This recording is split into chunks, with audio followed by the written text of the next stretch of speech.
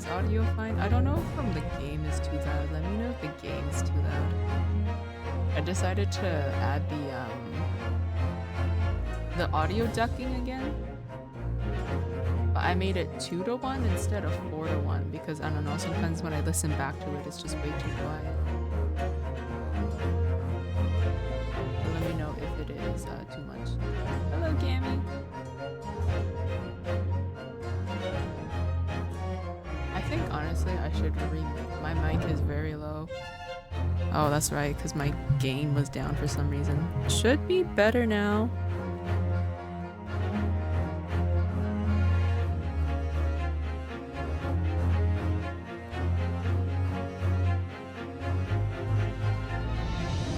Is it loud? It should be louder. I think it's good now, isn't it?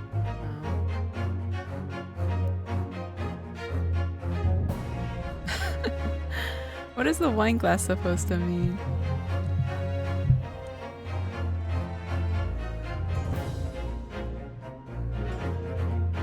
Okay, I'm gonna leave the audio ducking as 2-to-1 to see how I like it. Normally, I don't know, 4-to-1 is just a bit too much for me. But we'll see, because for some reason, Ace Attorney is always louder than all of my other games. Okay, we're starting the second game. I feel like we go back to Japan at some point. I feel like that must be it. Because I see the pictures. What happens if I click continue? Okay, no, well, I can't continue from there. We're gonna have to select adventure and we're gonna have to go to a new game for this one. Because I swear we finished. Actually, don't know what happens if I just click continue.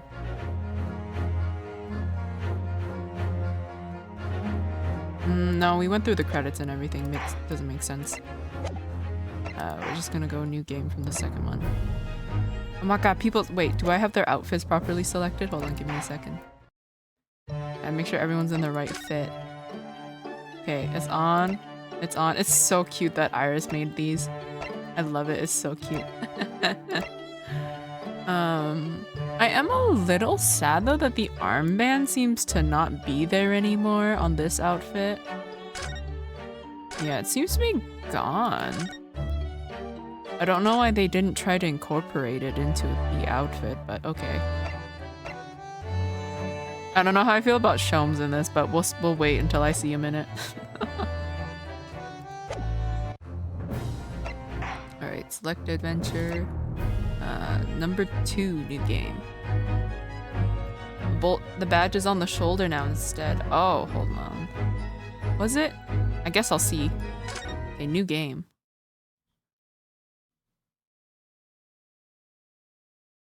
I got an achievement for the outfits.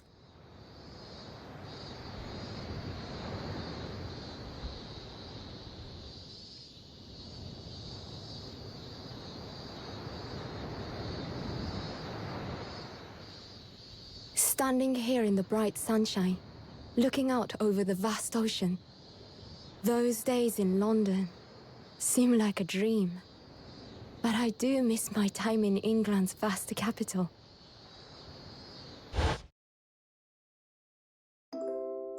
You know, he's flourished into a truly wonderful lawyer. I've no doubt that at this very moment, he's fighting some noble cause in court.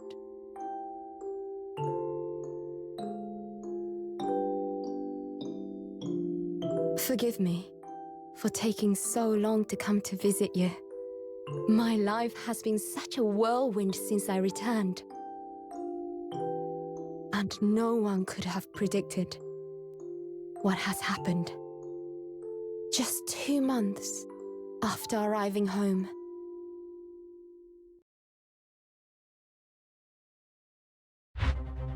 Oh, doesn't say it. Just says I find myself faced with another crime.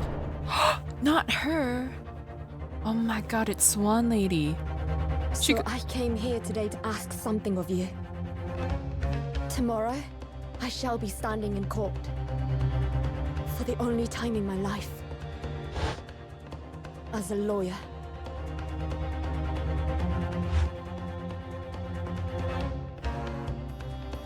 No way.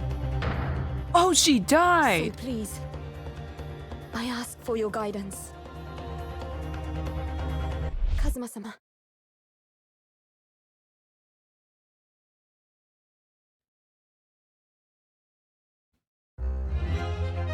I just had a very morbid thought. Because you know how the bird on her head is alive?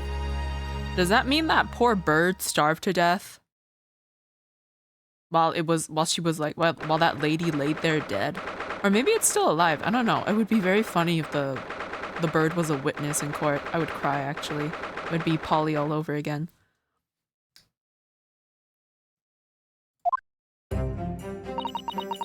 Here I am again after 9 months. For a second, I thought maybe her dad died and that's whose grave she was at, because she did get a telegram that her dad wasn't doing so well and that's why she went back. So I was like, oh no, he died. No, that's Kazuma's grave, so okay. The Supreme Court of Judicature of Japan. I feel so nervous, but I must steel my nerves and find a way to compose myself. Oh yeah, her dad's all fine. Oh, good. You're here. It doesn't do for a lawyer to be late. Oh, yes. Good morning, sir. I hardly recognize you. You got a fine figure, Counsel. But you look as white as a sheet. And those white eyes aren't doing you any favors, either. Oh, she's going for the Naruhodo look. Oh, dear. The truth is, I'm so incredibly nervous I feel utterly nauseated. I almost wish that I'd never been born. Goodness, not the sort of thing a father hopes to hear from his daughter, I must say. Yujin Mikotoba, professor of medicine at the Imperial Yume University. A man who, earlier in his life, traveled to Great Britain to study the latest advances in forensic medical science. And of course, my brilliant father. Excuse me. I don't know who said that. Oh. Never mind. Would I be correct in thinking that you're to be my lawyer in court today?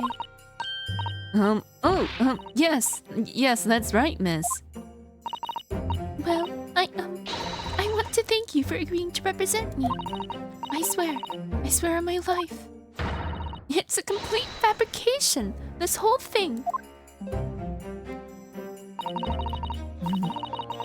Oh man, I'm gonna butcher these names. Raymond Bami, born the same year as I am my greatest friend.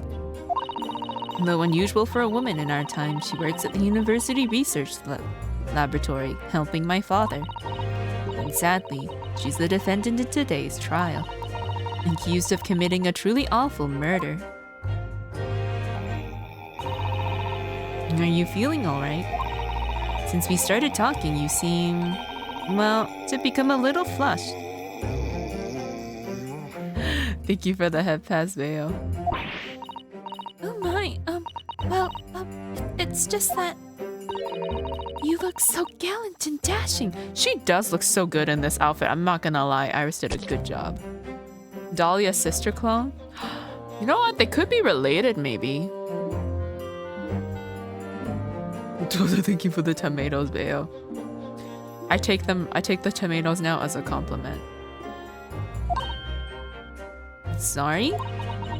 And when I fall under your intense gaze, it makes me feel rather bashful. Susato pulling the women. Goodness, I don't think she knows. She hasn't realized who I am. She hasn't realized I'm not gay. Or maybe she is, I don't know. She looks like Iris. A little bit. Gotta feed the cows. Do cows, I mean, well, they probably can eat tomatoes. I've just never seen one eat one, you know?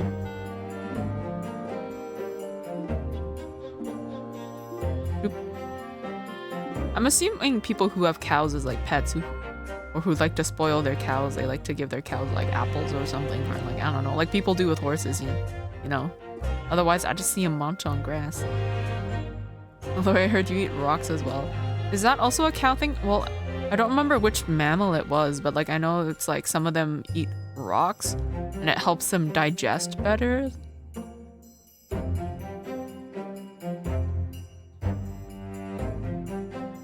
Sakura and royal family, distant relatives. That's Iris's family, so if that comes up, you know. Okay. What kind of laugh is this? It would seem our little plan for this trial is going to work. Oh, what do you mean, Professor Mikoto? Oh, no, that's not her. Oh, what do you mean, Professor Mikoto? If even your best friend can't see through the disguise, I think we can relax. Disguise? Oh, Yes, I've never tried dressing this way before, of course, so I wasn't sure how convincing it would be. wait, what does she look like? I hope my outfit doesn't override what she's supposed to look like because I would like to see it.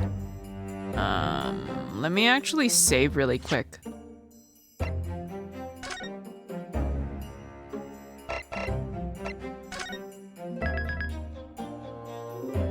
Because it seems like, I don't know, it seems like Susato, they're either referencing her outfit that Iris made or Susato's dressed as a man or something like that. Chickens eat sand and pebbles and grit. Okay, so it was chickens. Did you ever find your badger? No, I never went to like another Costco. Too lazy. And like, it's fine. I don't need it. Does that answer your question, Cammy, about what blender mode is? I got tempted into buying a 5-pound bag of Halloween candy at Costco. They do... I think my mom caved in and she bought a box. The thing with like Halloween candy is that like it's always a mix and like I don't know, I'm a little bit picky about my candy and chocolate, so like normally I'll like 1 or 2 things in the mix and then everything else just doesn't get eaten, so I don't know. Yes, I've never tried dressing this way before, of course, so I wasn't sure how convincing it would be. But this does make me feel a little relieved, as you say, Father. Father? What? Is that you, Susato? I'm so sorry I didn't say something sooner, Ray. It's just that... No! What are you doing? What's going on? What? That Veracity uniform, that Veracity cap, that Veracity cape, that Veracity badge. Look at you! You look for all the world just like a student of the Imperial Yuma University. A male student.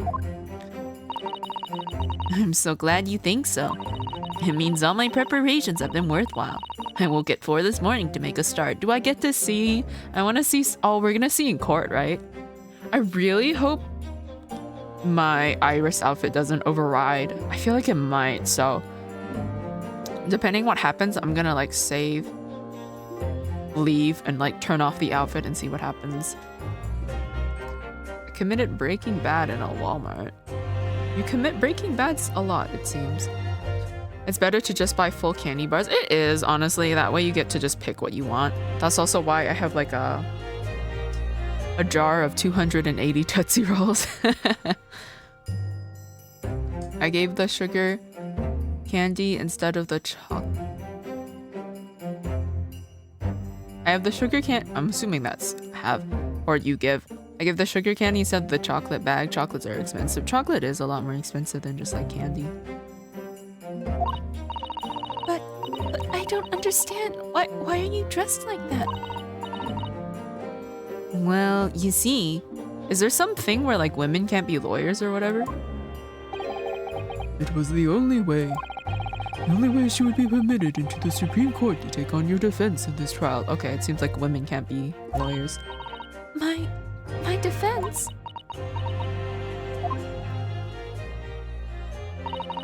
Never before in my life have I felt so frustrated at having been born into this body. Courts in Japan are barred to women. We're not even allowed to set foot inside the courtroom. Despite the fact that the laws of the land apply to all people, male and female alike. But women are forbidden. Just for today, I'll be leaving my true self at the courtroom door, so that I can act as your lawyer. Oh, Susato, you'd go to such lengths for me? Of course, you're my greatest friend.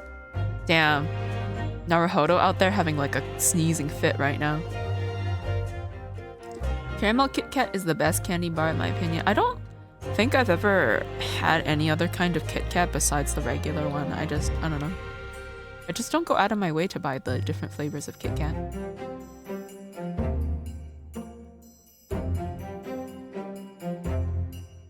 Yeah, I think that was the thing. Women didn't get the vote until 1920s here. Yeah.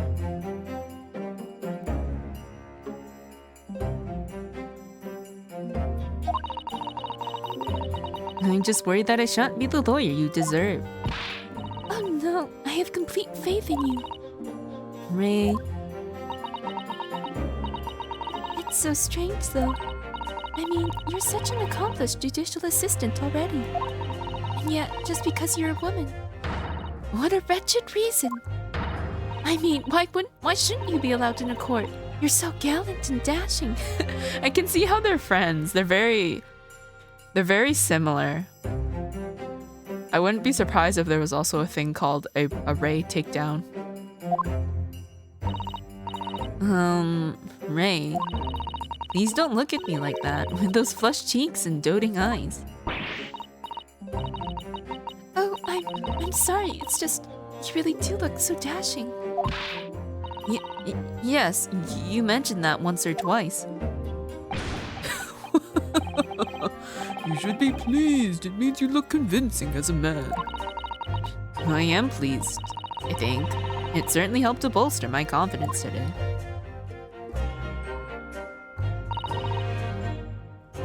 Ray, you're managing to put on a brave face in all of this, but I can see through it. I've noticed how your shoulders are slumped and how you're trembling ever so slightly. Susato, you do believe me, don't you? I didn't do it. I couldn't have. I mean, murder. Of course. You have nothing to worry about. Your conscience is perfectly clean. Isn't that right? Yes it is. Perfectly clean. I have absolutely no doubt in my mind about your innocence, which is why I'll stand by you until the bitter end in this trial. Whatever happens, I'll always be on your side.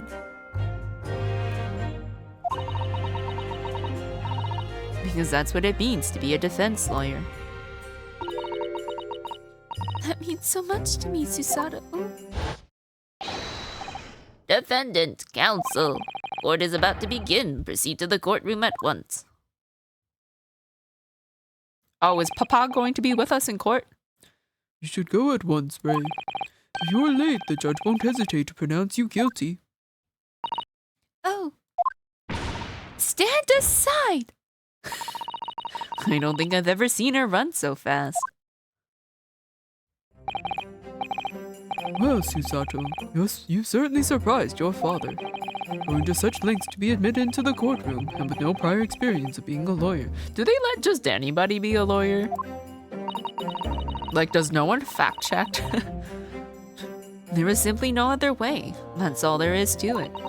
But father, you haven't told her, have you? I mean, I'm right in assuming that Ray doesn't know how it came to this. Yes, quite right. I've kept that information from her. It would only worry her if she found out that no other lawyer would agree to take her case. I didn't want to burden her with that. And is it true? The reason why every other lawyer is refusing to take the case? Is it really because of who the victim was?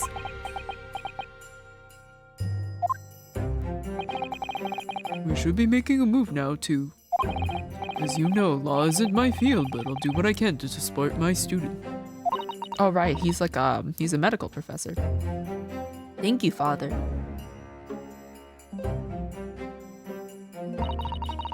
I'm Susato Mikotopa, a judicial assistant.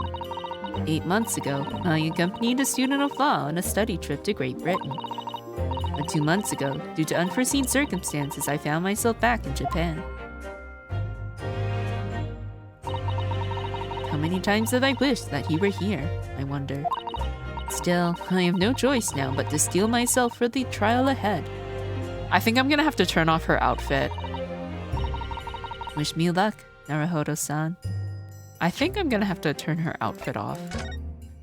because I'm pretty sure it's gonna override how she looks. Maybe not. Maybe they thought ahead about this, but we'll see. I have like a sneaking suspicion her outfit's gonna be overridden.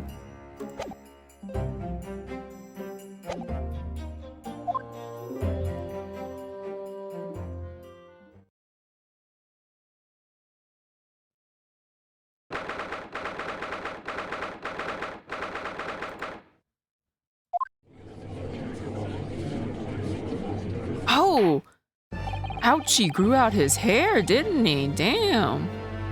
This court is now in session to hear the trial of Ray Membami. What is this? What is this hair? I don't. That's certainly a style. I'll give him that. The prosecution is fully ready to proceed, Your Excellency. Okay, yeah. Give me a second. I'm gonna go to the main menu. I'm gonna see what happens if don't say it. Has been gold. No. Why? He kind of do look like that though, don't he? Let me go to special contents. I want to just turn it off because I'm hoping to see her in the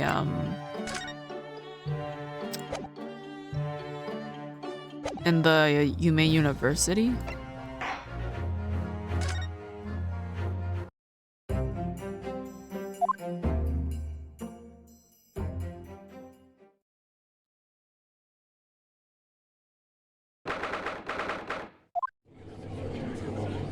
Oh my god, she looks so cool! Oh, I saw a little sneak peek, but look at her! Look at Susato! She's so cute. She's so handsome. I'm not gonna lie, she is so damn handsome. Ray was right. She's so gallant and dashing. Yes, Gammy? Defense counsel, are you ready? Yes, Your Excellency, we are ready. She looks like a villain? Not really. Maybe it's because of like the all black, but she doesn't look like a villain to me. She just looks very hot. Ready! She looks like she will beat your ass. She looks like she would already. Ah, yes, counsel. According to your registration details, your name is, Ryutaro Naruhodo, is that correct?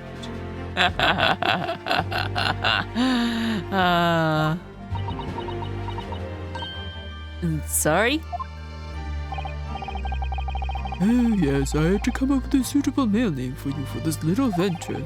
So I'm afraid to say I simply put down the first name that sprung to mind. Well, counsel. Yes, that's right. That's me. I'm, I mean... Yes, I am Ryutaro, he who has vowed to uphold the pride of the great Naruhodo clan.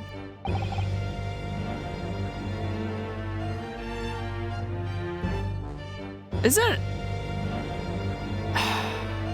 Oh no, I've been switching it around. Okay, never mind. I keep forgetting which is their first and which is their last name. So Naruhodo must be last then.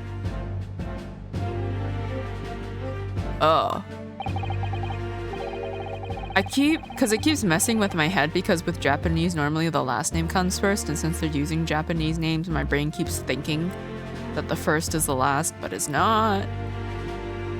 It seems Ryutaro may need to consider how better to uphold his manly act first and not overdo it. And those wild white eyes aren't doing you any favors either. Just relax and listen. Naruhodo? A fresh face in this courtroom if I'm not mistaken. With the name Naruhodo, would that perchance be? You may be thinking of Ryunosuke Naruhodo, currently in Britain as part of a study program. This is, This is his cousin. Yeah! His cousin! That's right. Ryutaro here has been studying in the provinces, but was called to the capital for this trial. I assure you, in matters of law, his knowledge rivals that of any of Tokyo's preeminent lawyers. Any of them. What a pitiful situation. Having been rejected by every lawyer in the capital, the accused has to call in a country boy. How dare you! Susato's every bit as gallant and dashing as any of your Tokyo attorneys. I won't have you making fun of her. Her? Oh, Please be careful, Ray.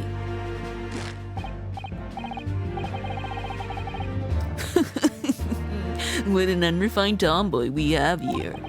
But I wonder, is your gallant and dashing lawyer up to the challenge of defending you? His wide, skittish eyes very much suggest that he is not. Ugh, I'm so nervous. Now that I'm standing in his shoes, I'm starting to understand what Naruhodo-san goes through. Cammy, you say a lot of things that aren't very relevant. I'm very sorry, but like, I don't mind it if it's once or twice, but it happens a lot. And if it happens again, I am going to time you out.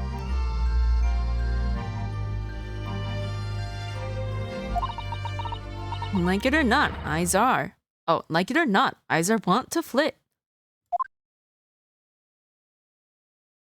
The case to be heard on this day is a matter of great significance to our national interests. In fact, it would be reasonable to assume that the outcome of this trial may well affect the very future of our empire. Just like the trial 9 months ago. And yet for proceedings of such importance, we have this unknown yokel by the dock? Dear me. Perhaps this would be an appropriate moment for me to assess the defense, to determine whether you are sufficiently competent to practice in this courtroom. 9 months ago, when a certain other Naruhodo stood where you're standing now, the same judge tested him as well. And even though he was just a student at the time, not even of law, he passed the test with flying colors. I don't even remember what the questions were about. For a trained and experienced judicial assistant like you, this will be easy. Watch him ask me a difficult question. I hate it when that happens. So, counsel, do you consent to answering some simple questions? All right, it's time to prove myself.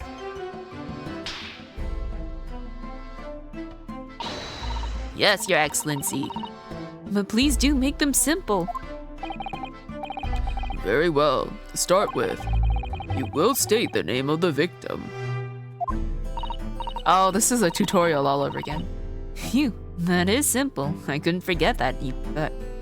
I couldn't forget that if I tried.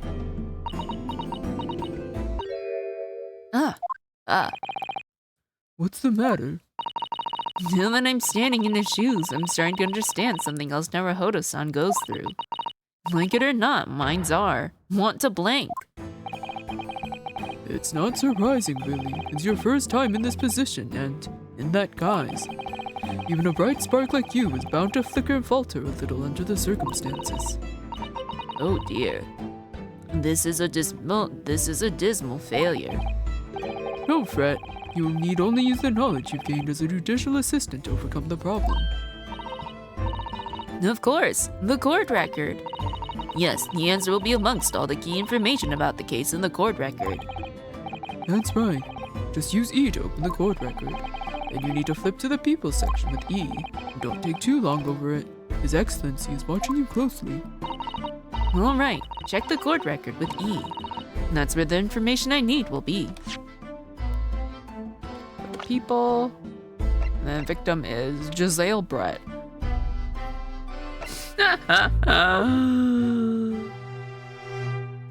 I can't. Like, his hair, like, that has to be a fashion crime. Like, please. Can I present this? Or I'm just supposed to look, I guess. I'm waiting, counsel. What is the name of the victim in this case? Yujin Mikotoba? Yeah, my dad is the victim, even though he's right beside me. And then there's Aochi, Giselle Brett. Yes! It's so cute that they're reusing all the animations. The name of the victim who lost her life in this case is Miss Giselle Brett.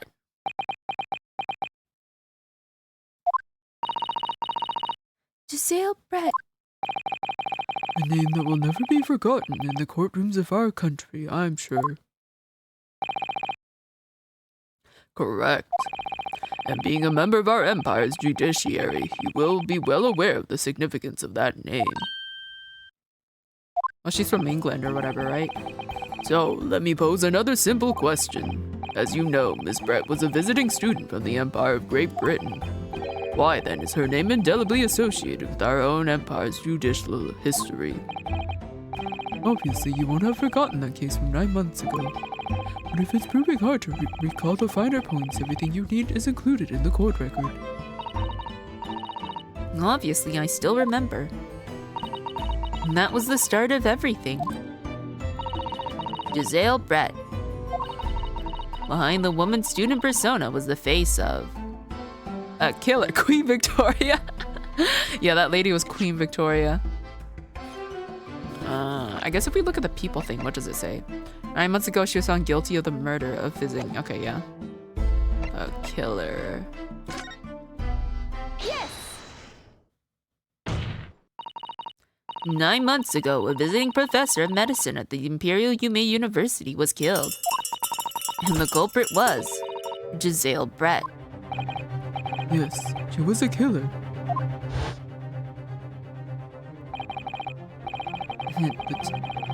I'm guessing this is her dad talking. Also, thank you for the follow, Horrid. At the time, our country had just signed a new treaty with the Empire of Great Britain. And it was in the midst of this delicate diplomatic situation that the incident occurred. An Englishman, Dr. John H. Wilson, was shot dead. I believe he was an associate of yours, Professor Mikotoba. Oh, wait, no, this is the judge talking. I wish they would specify. I believe he was an associate of yours, Professor Mikotoba. Yes, I was indebted to the man. He'd been my mentor when I went to London to study forensic medicine. Indeed, it was I who invited him here to Japan as a visiting professor at the university. Naturally, the murder of an Englishman on our soil was a matter the government wished to resolve rapidly. Indeed it was, which is why a secret trial was conducted here at the Supreme Court. A student of the Imperial Yume University was arrested on suspicion of murder. A second-year English language student by the name of Yunosuke Naruhodo. Oh, he was an English student. I feel like I've forgotten that very little detail. With the help of his friend, a student lawyer, the accused conducted his own defense. It exposed the despicable crime committed by Miss Giselle Brett.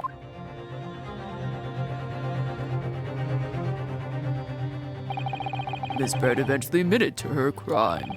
However, when questioned about the motive that drove her to take Dr. Wilson's life, she gave no satisfactory answer before the trial reached its conclusion. Is it gonna be another thing where like the very first case is like tied to all these other things? Because that's what they like to do. Immediately after the trial, the British government brought its consular jurisdiction into play. We were unable to sentence Miss Brett according to our empire's laws. It was decided that she would be removed to Shanghai, China instead. Why Shanghai? There's a British consular court there. Correct. I oversaw the negotiations personally. The date of her transfer to Shanghai was finally settled upon only last week. Oh, so she was supposed to go to be tried, but then she was killed before then. All that remained of our empire's obligations was to see the woman safely on board a steamship. And yet the very day before her departure, the English woman was killed. Only the day before.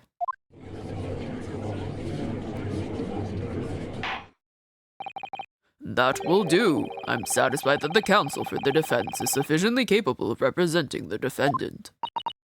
Oh. Thank you, Your Excellency. Over the first hurdle. Now, a summary of the incident, if you please. Prosecutor Ouchie. As is your wish, Your Excellency. The repugnant crime took place on the 11th August in broad daylight. Seagulls! On the outskirts of the imperial capital, under a bright blue sky, at a secluded bathing spot by the sea. The incident occurred inside a small beach hut, erected for bathers to rest or change their clothes. The cause of death was a single stab wound to the posterior abdomen that pierced the victim's lung. Oh, ouchie. An injury which proved fatal. Yeah, once your lungs are pierced, you're done for. Although, with enough help, do you think you could survive a stab to the lung? I don't know. I don't know. That sounds pretty bad to me. There were two persons alone together and Why am I stumbling so bad? in the beach hut at the time of the victim's death.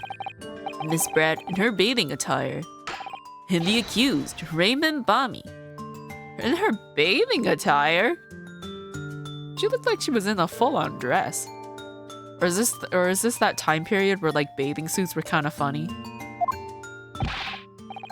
Accordingly, there can be no doubt of the accused's guilt, especially when we consider she had a powerful motive. The police arrived rapidly at the scene and promptly arrested the young lady.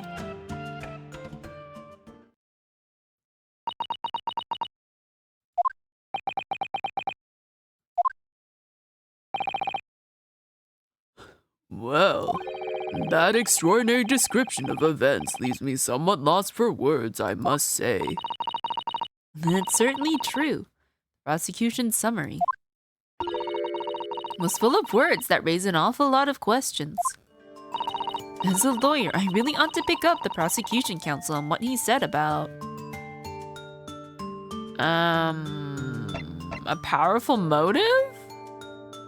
I'm assuming it doesn't matter which one I pick right now. You're clearly exaggerating. Powerful motive is a blatant overstatement. Is the yokel boy using long words he doesn't fully understand? I beg your pardon? No matter, let us put this to the accused, shall we? Nabami-san, you are a research assistant at the Imperial Yume University, I believe. Yes, I am. I'm working with Professor Mikotoba in his laboratory at the moment. I can confirm that. The defendant is an excellent assistant with a strong sense of responsibility. Fascinating to hear. Now, another question. Prior to your work with Professor Mikotoba, whose research were you assisting then? Oh, I was studying under Dr. John H. Wilson. Dr. Wilson. I mean, that could be a motive, but it doesn't sound like a good enough motive. Like you killed this lady just because, you know. The visiting English professor who was murdered by Miss Brett 9 months ago.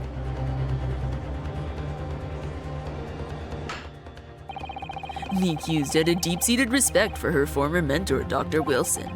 Is that not true? Yes, Dr. Wilson was a wonderful man. Interesting. Then tell the court what deep-seated feelings you had towards the Englishwoman who killed him. Well, obviously I was filled with hatred for what she'd done. A powerful hatred. Oh no, Ray! Be careful of what you're saying. Ray is basically the new Larry, isn't she? The motive was revenge. Plain and simple, Your Excellency. Well, it was clearly a trap all along. How wicked of him to use Ray's undying respect for her former mentor against her like that. I must find out more details and something we can use to bolster our defense. As a lawyer, I really ought to pick up the prosecution counsel when he said about being alone together?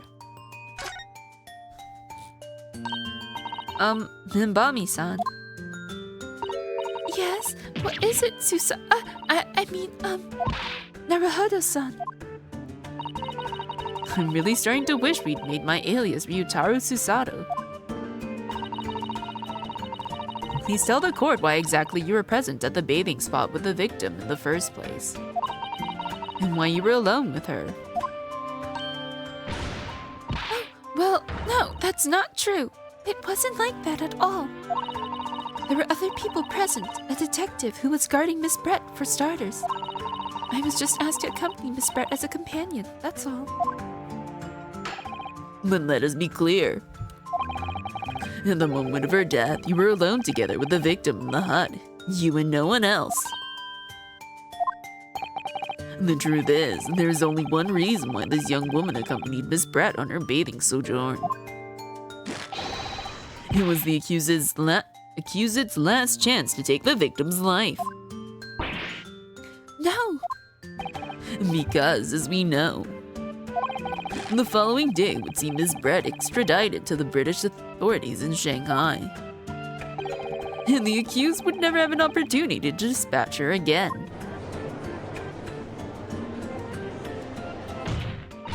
Kindly refrain from conjecture, counsel.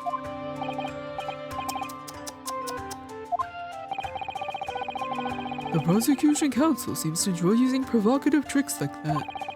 But for now, at least, we need to assemble more facts. Try not to let him goad you. Oh dear, this is really terrifying. But Father's right, we need more information. As a lawyer, I really ought to pick up the prosecution counsel and what he said about. I guess we were supposed to ask everything then. If I may, Prosecutor Ouchie. What do you want, you fresh-faced young yokel student? You're just upset I have more hair than you. There, I said it. You're just upset I have more hair than you. I wonder, could you explain, please? You mentioned a bathing spot. My apologies. Clearly my modernity has confused the poor country bumpkin's simple mind. Bathing spots are the very latest trend in health practices from the West. We are told that bathing in the water of the ocean is curative, therapeutic, and excellent for the skins. No, that's not what I meant.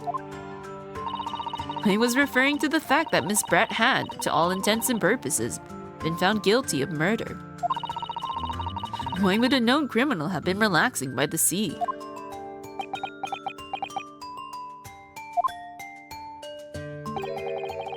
For old time's sake, I believe. Sorry? Miss Brett was to depart for Shanghai the following day. Her final wish, as it were, was to enjoy a day at our country's wonderful coast. And the British Embassy put extreme pressure on our government to comply.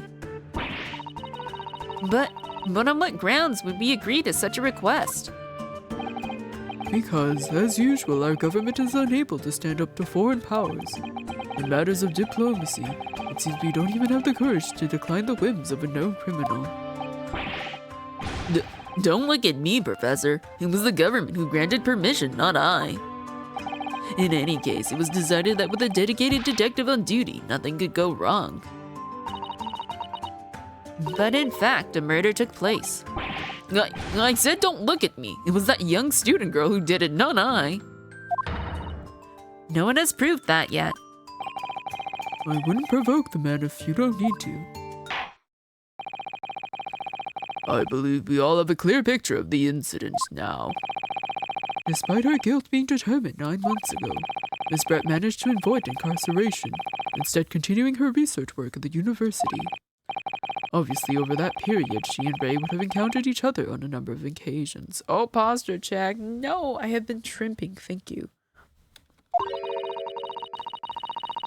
Seeing the murderer of the mentor for whom she had such great respect enjoying such undeserved liberty. Yes, even if it was only temporary until Miss Brett's extradition to Shanghai. You can hardly blame Ray for her feelings of anger and resentment. Poor Ray. So, Your Excellency, if you'd be so kind as to peruse this exhibit. A photographic print that shows the scene of the crime immediately following the grim incident. Oh, okay, yeah. I can see... Well, it's not bathing suit. She's got like a robe over it, but yeah, okay. Also, rest in peace her bird, man. That thing is for sure dead. Yes, thank you, Counsel. A tragic image. Is there a command for nosebleed? I think so. Let me double check. I think there should be. Because normally when I add, yeah, there is. Normally when I add something, there's always a command for it. As you can clearly see, there was nowhere within the hut that anyone else could have hidden. Oh my god, what is that? That's so Chris. This is spraying around like a fountain. Not everybody's covered in blood.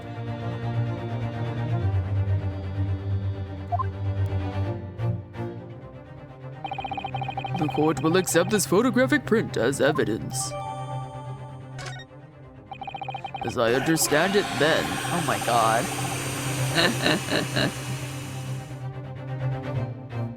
As I understand it then, the victim and the defendant were alone inside the beach hut at the time.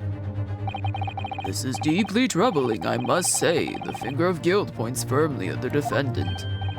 Well, Your Excellency, naturally the prosecution has much more to its case.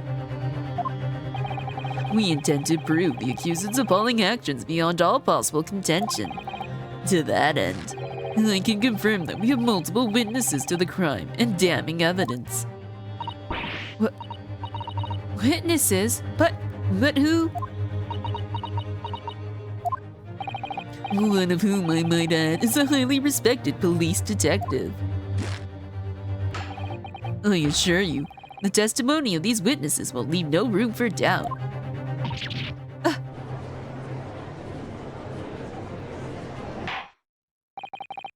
Very well then, Counsel. Bring forth your witness.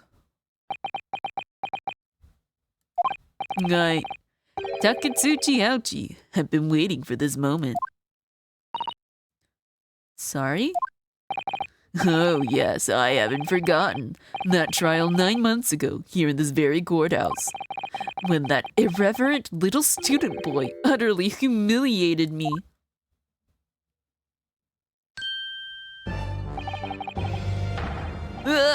Ryunosuke Naruhodo? What? Yes? This insult to the Ouchi family name will never be forgotten. You become conceited with age, Counsel. The old have to stand aside and make way for the new. It's the way of the world. May you never forget that. Oh, right, this happened.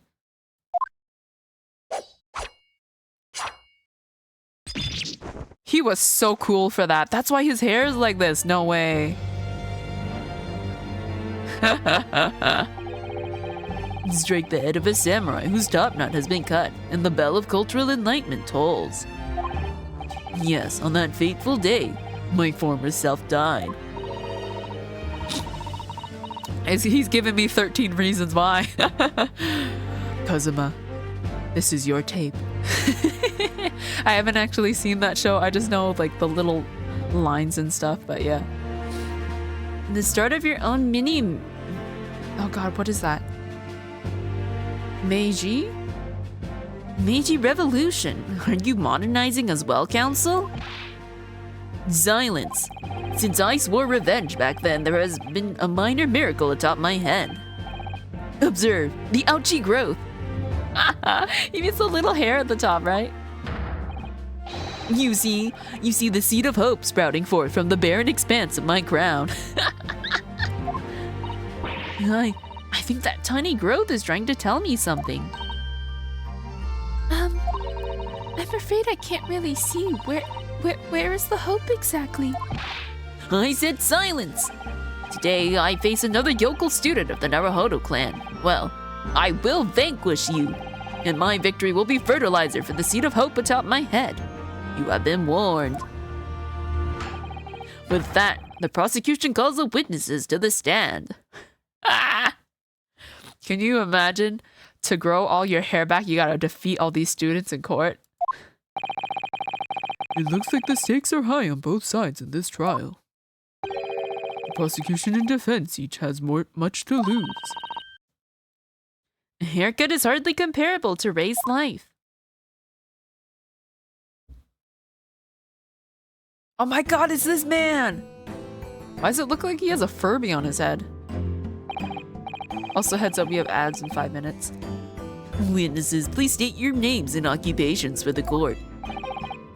Chief Inspector Satoru Hasanaka, Imperial Police. Oh, he's got a turtle! He's got a turtle on his head! Oh! And it's so cute! Did you see that when he bent down? It was a little turtle. What was I reading again? Imperial Police Bureau. I'm in disguise, obviously, so I can go undetected. Of course, because no one's gonna question the man with the turtle in his head. That's perfect disguise. My university might be the only university that I know of that allows alums to keep their email and doesn't gate their library access to current students. Really? I'm trying to read a magazine. I don't know if I get to keep my email. I do think though... Yeah, I think the library thing though is the same, probably. Oh, wait.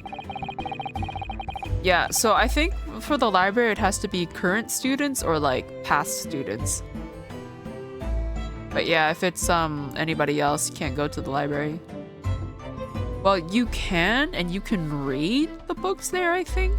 But like, you can't take anything out and you can't access the database. And I am, well, the next big thing in books. An author renowned throughout the capital. In fact, yes. Soon to be sold out. The satirical I Am a Cat. A sensational success by Sosuke Natsume. Who is this man behind him? Who's your friend, Sosuke? Oh my goodness. Struggling student from the provinces. Please, you needn't be in awe of me. I need it? It's only natural that you feel nervous in my presence. But all of you, please relax. Call me Sosuke even. I'm gonna have to change his voice a little bit because everyone sounds a little too similar. Yes. What on earth is Sosuke-san doing here? Oh. What on earth is Sosuke-san doing here? Online database is most of the time gated, yeah. But I think anyone can literally walk in and like take a book off the shelf and read it in there. Pretty sure. Like, nobody stops you. Tread carefully, Susato. That author fellow knows you from your time in London, doesn't he? If he exposes you for who you really are, this will be over before it's begun. Yes. Yes, of course. I presume Sosuke-san won't have forgotten about me. I could certainly never forget him. Although he does seem to have changed somewhat in the 6 months or so that it's been since I last saw him. And as for Inspector Hosonaga, that amazing outfit is hard to believe. Do I have something on my face? Well, your glasses for one, although they don't seem to be helping you see. Thank goodness he hasn't recognized me either. Ah, I suppose it's this disguise, is it? I thought that appearing here in the clothes I was wearing at the time would make for a more faithful testimony. Why does he also still have a rag on his arm? It is my guiding principle to carry out all testimonies flawlessly. Well, I can appreciate why an Imperial Police Bureau detective might have been present. But what business did a writer such as yourself have being at the scene, Sosuke-san? Ah, well, you see, I had been asked that day to give a lecture on the morning of the incident in the Imperial University's Grand Lecture Hall, no less. Yume University. After the lecture, I had a very pleasant conversation with a researcher from the medical science department. The professor over there, in fact. With Professor Mikotoba. Yes, that's right. It was arranged by one of the newspapers. They wanted some story or other about 2 former students who'd studied in Great Britain. Oh, about Susato and Ryunosuke. Maybe Kazuma, although like they wouldn't have known him. Also, so it's been 5 minutes. I did hit the snooze so I would have a little bit more time, but I'm gonna go run the ads now. Those are gonna be 3 minutes and we will continue with the game. I will actually save right now, but yes, I will see you guys in 3 minutes. I will probably grab something to snack on. I'm starting to feel a little bit hungry, but yeah, feel free to do the same. Go to the bathroom, whatever it is you need to do, and I will see you in 3 minutes.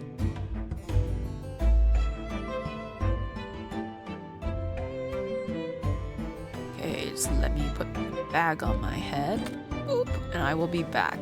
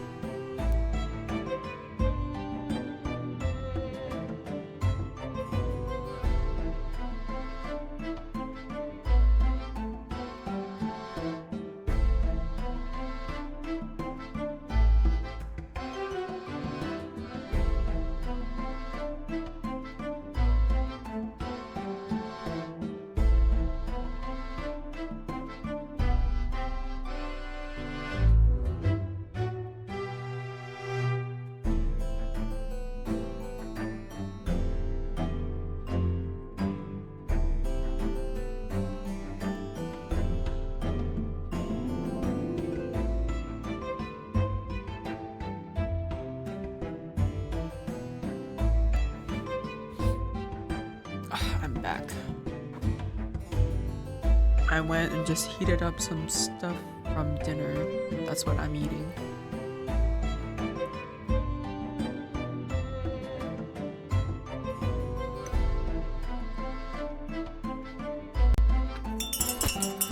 Oh, thank you for the follow, Alleged.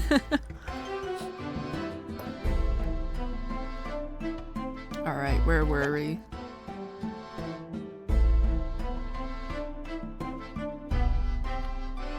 You know what, since I'm eating, I'm just gonna talk a little bit.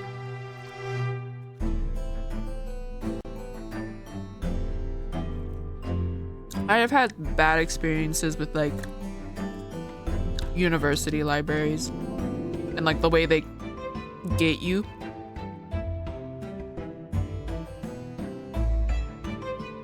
So back in high school, I had to write a research paper because I decided to take the honors course for English, and so I had to write a research paper. I had to write one, and I was in like 10th grade at the time. And so basically the stuff I needed was like all in the university database.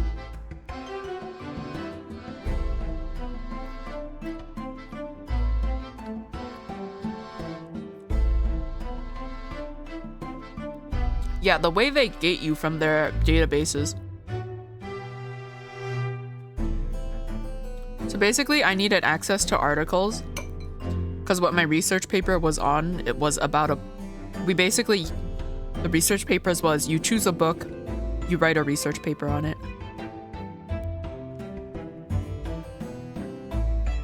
I don't think I microwaved this long enough.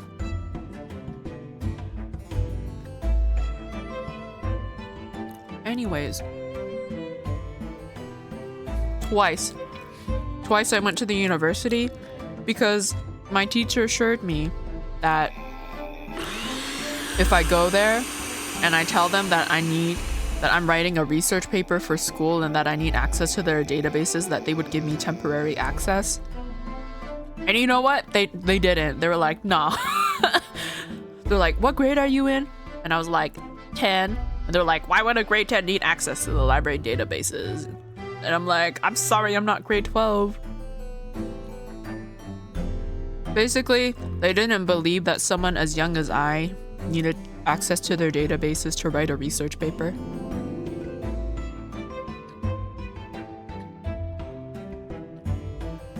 And so after 2 failed attempts, my English teacher went on the phone and fucking screamed at them. She like gave them shit apparently. Like apparently she gave them so much shit for it. and then like the next day she was like, okay, next time when you guys go there, they'll they'll give you the they'll help you. And so yeah, the next time I went, they gave me like temporary access. It was so funny though.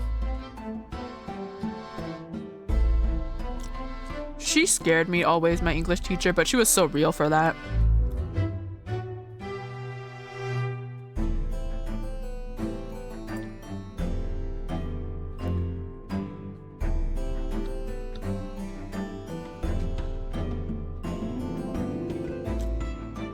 I was enrolled at grade 12 before I visited the college library. Do you mean, is that when you went there? Did you, like me, also need access for like an English paper or something?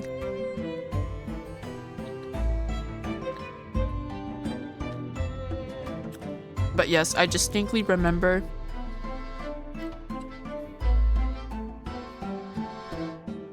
enrolled at the college. So you were... I don't think I'm quite following. You were enrolled in grade 12 and then you enrolled at the college?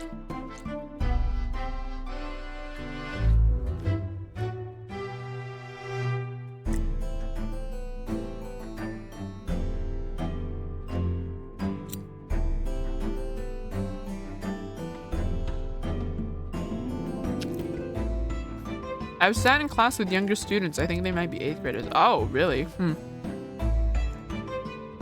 But yeah, I don't know. You're in high school and college in grade 12. How does that work? You needed the Hogwarts Library Forbidden section? Really? You know what? That's what most... I feel like that's what most university online databases are. They're the forbidden section for everyone else in the world.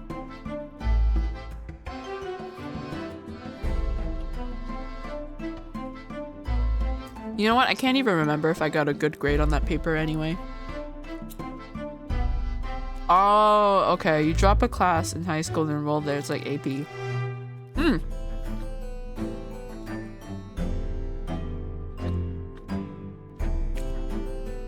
Except you don't need to take the AP test at the end. Oh my god.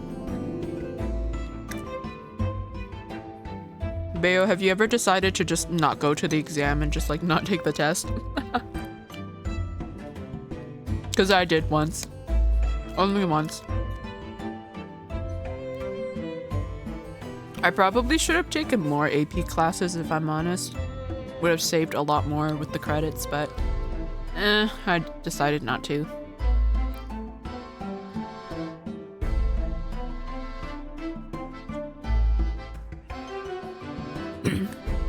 I still have the first paper I wrote for college. I don't think I have any of mine. I think anything I've written is just gone.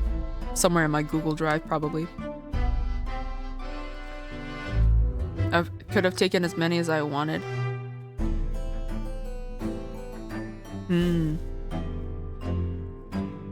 So why didn't you? What was stopping you? No, my head is getting too big. Remember waiting for the bus in the rain at night to go home. I hate, like, I try to avoid evening classes if I can. I just don't want to be on campus at night.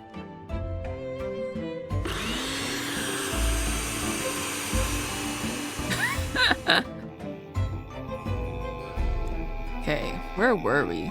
Oh, right, I read this line. Spin! Hi, Roderick, how you doing? It's nice to see you.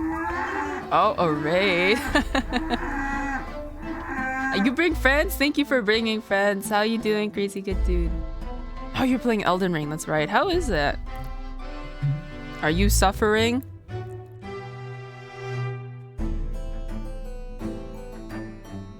Elden Ring is still on my to-play list.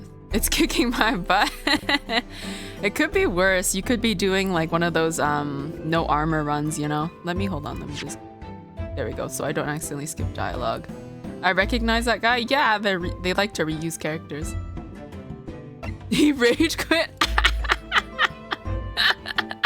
I don't blame you. I feel like with Elden Ring, it depending on how well you do, it requires a lot of patience and stubbornness. It was a timeout for the mental health. You gotta look out for the mental health.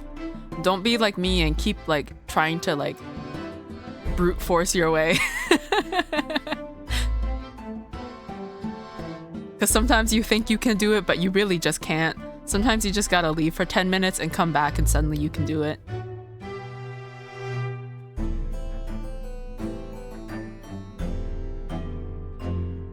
I had to play Mage / Caster in Elden Ring because melee is hell. I don't know if I could do melee. I probably would have to do some sort of range class in Elden Ring. He tried to see what the dog was doing and then he got beat up for it. Is that what it was?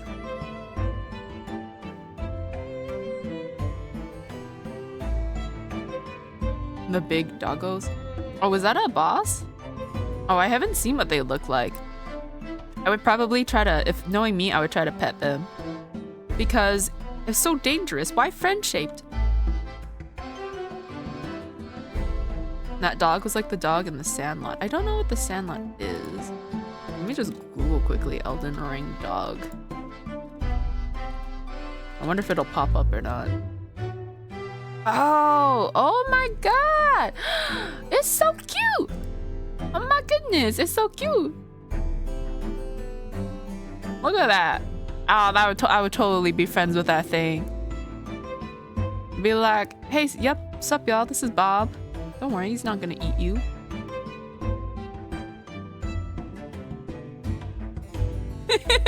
Yeah, I'm not that old. I'm a boomer, I guess. Yeah, I did not, in fact, know what a CRT TV was. I know if you showed me a picture, I know what it is, but as for the words, I cannot. Tyrannosaurus Rex. That it does look like a T-Rex. It looks like he's hungry. Like he looks like he needs a steak or something. I'd feed him. I don't know, he looks so cute though. This feels very on brand, where it's like, if you show me an abomination, I'll just call it cute. What was it? There was like, Half-Life, those like face head hugger thingies, and I called those things cute. Hi Gold, how are you doing? Marvel didn't own a Game Boy Advance and it showed, listen, the first closest thing to that I could say I owned was like a DS. And that's partially because my parents did not, they didn't want to buy consoles. So like, yeah, the first thing I ever owned was like a DS. But yeah, I was around for the Game Boy. I think my cousins had it and like I got to play on it a little bit. But yeah, as for like the first thing I owned was like a DS. I didn't get a Game Boy Advance because I was poor. I got a DS years later. Pong is very based. I think it's like one of the first games I made. Because normally one of the first things they teach you to make when you take a course in like making a game is Pong because it's very simple.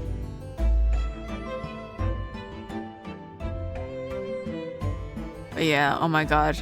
Rest in peace, my Nintendo.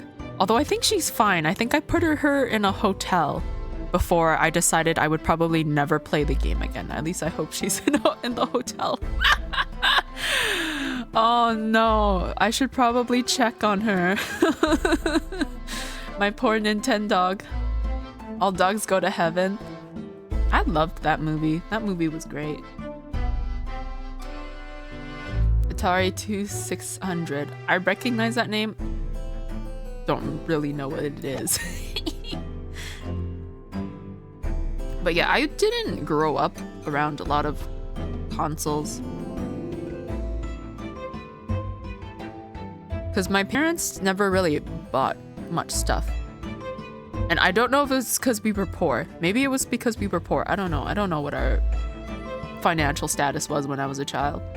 I just know that I had my stuffed animals, I had some of my dolls, and that was a good time for me.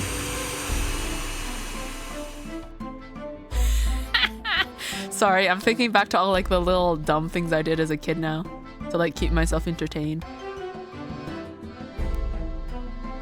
Because one of the things I used to do is like, because you know when you're in a kid, you're playing in the bathtub, right?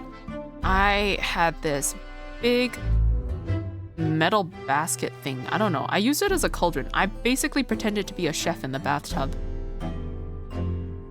The things you had to do to keep yourself entertained as a child.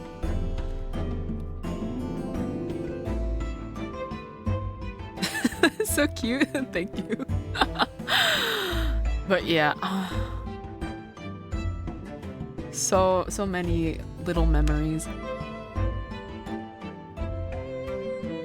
I remember bathtub toys. Yeah, I don't think I ever had toys specifically for the bathtub. I just, whatever was waterproof became my bathtub toys. I was very fascinated with miniature toys, so like miniature tea sets. Hence my bathtub chef arc. You lost a marble in the bathtub. Yes, you did. I'm still in the drain. I'm still waiting for you to take me out. I don't think I've ever lost something in the drain. I do know that one of the things, oh my god, bubble baths as a kid. I think I probably gave my mom some gray hairs from that. Cause like I like to do a thing where I would build a bubble throne. Like I would push all the bubbles to one side and I would have like a bubble throne. And then I would proceed to probably give myself a beard. I lost Legos. My Lego toy submarine. Oh no! Legos are so easy to lose. They're so tiny.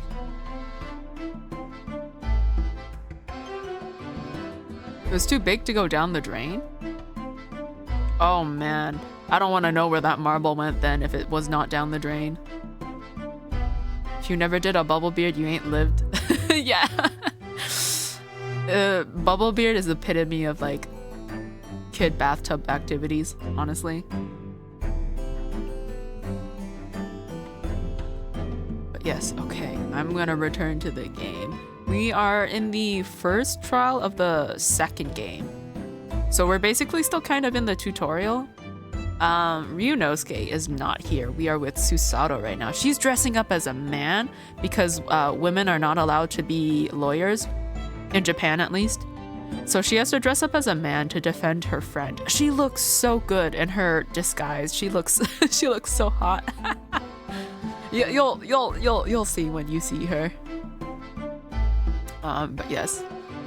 What was it? Sosuke was bragging about him being... I think the fame got to him a little bit. He used to be so shy, and now it's like he's super famous. Ow! What? You should know by now that I appreciate beautiful women. Of course, being a renowned author, the press never leave me alone. They secretly spy, snapshots, scribble stories, and scupper my privacy. Ah, look at her. Yeah, here she is. Look at her. She looks so good. I forgot about this man and his JoJo poses. As you can see, the conversation was written up in this newspaper here. Read it at your leisure, my provincial struggling student friend. I have plenty of copies. He gives me... You know what he reminds me of? He's giving me a little bit of Guild Wars Lockhart vibes, you know? Like the... Look at me, I'm so famous, I'm so great. I keep many pictures of myself autographed in case people ask me. Thank you very much. He practically threw that paper at me. JoJo's dad? Could be a little bit. I don't remember what he looks like, it's been so long. Anyway, following my interview with the professor, the lady in question appeared and made a very unexpected announcement. I should like to go with everyone to see your country's coast. Those were her words. My working theory right now is that she went to the coast somehow to... I feel like she meant to go there as some sort of escape plan, but then she ended up getting killed.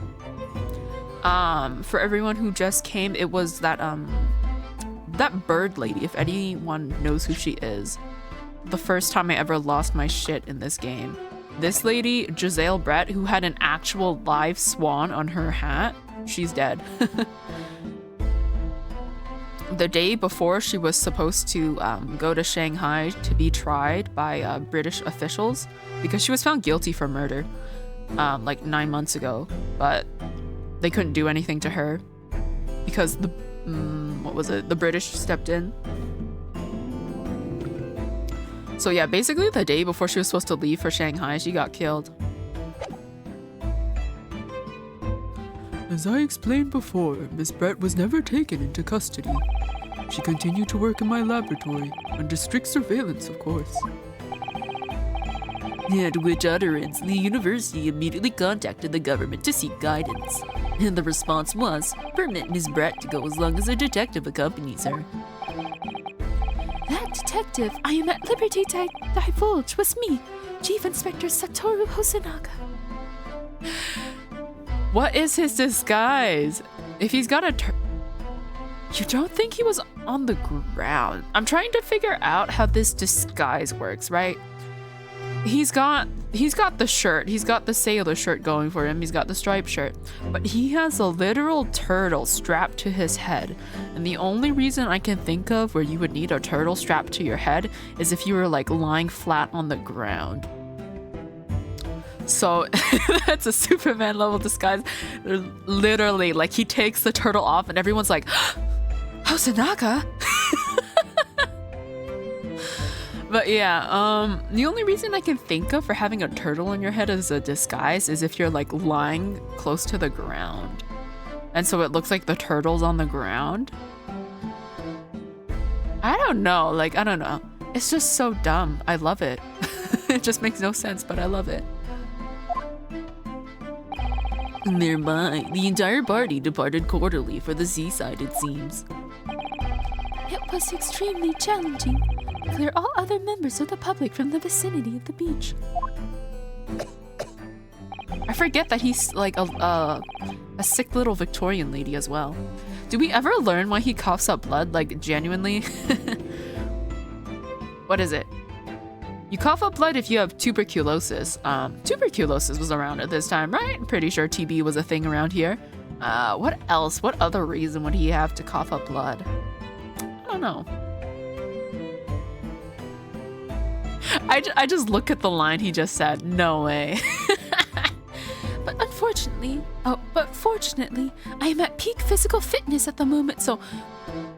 He says this as he's coughing up blood. My guy, you are not at peak physical fitness. You cannot tell me that you are fit when you're coughing up blood.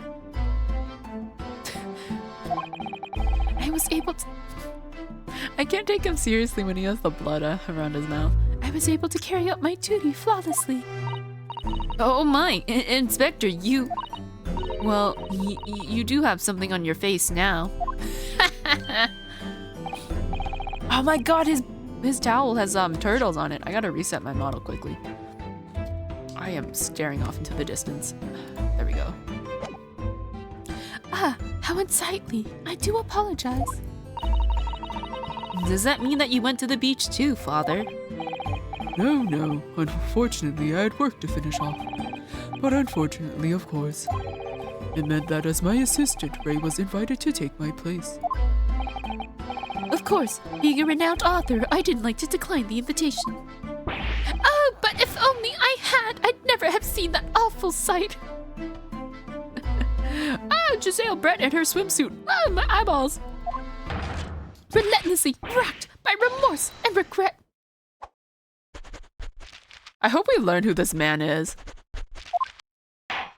Like, obviously he's like a reporter or journalist or whatnot, but like, I want to know this man's name. Very well, I must now ask you to present your formal testimony to the court. You will give an account of all that you witnessed on your impromptu excursion to the coast. Of course, Your Excellency. Did that guy just do one half of the Super Saiyan fusion pose? He probably did. He does a lot of poses, and I think a lot of them are references, but like, I am not cultured enough to understand. Relentlessly racked by remorse and regret, I am.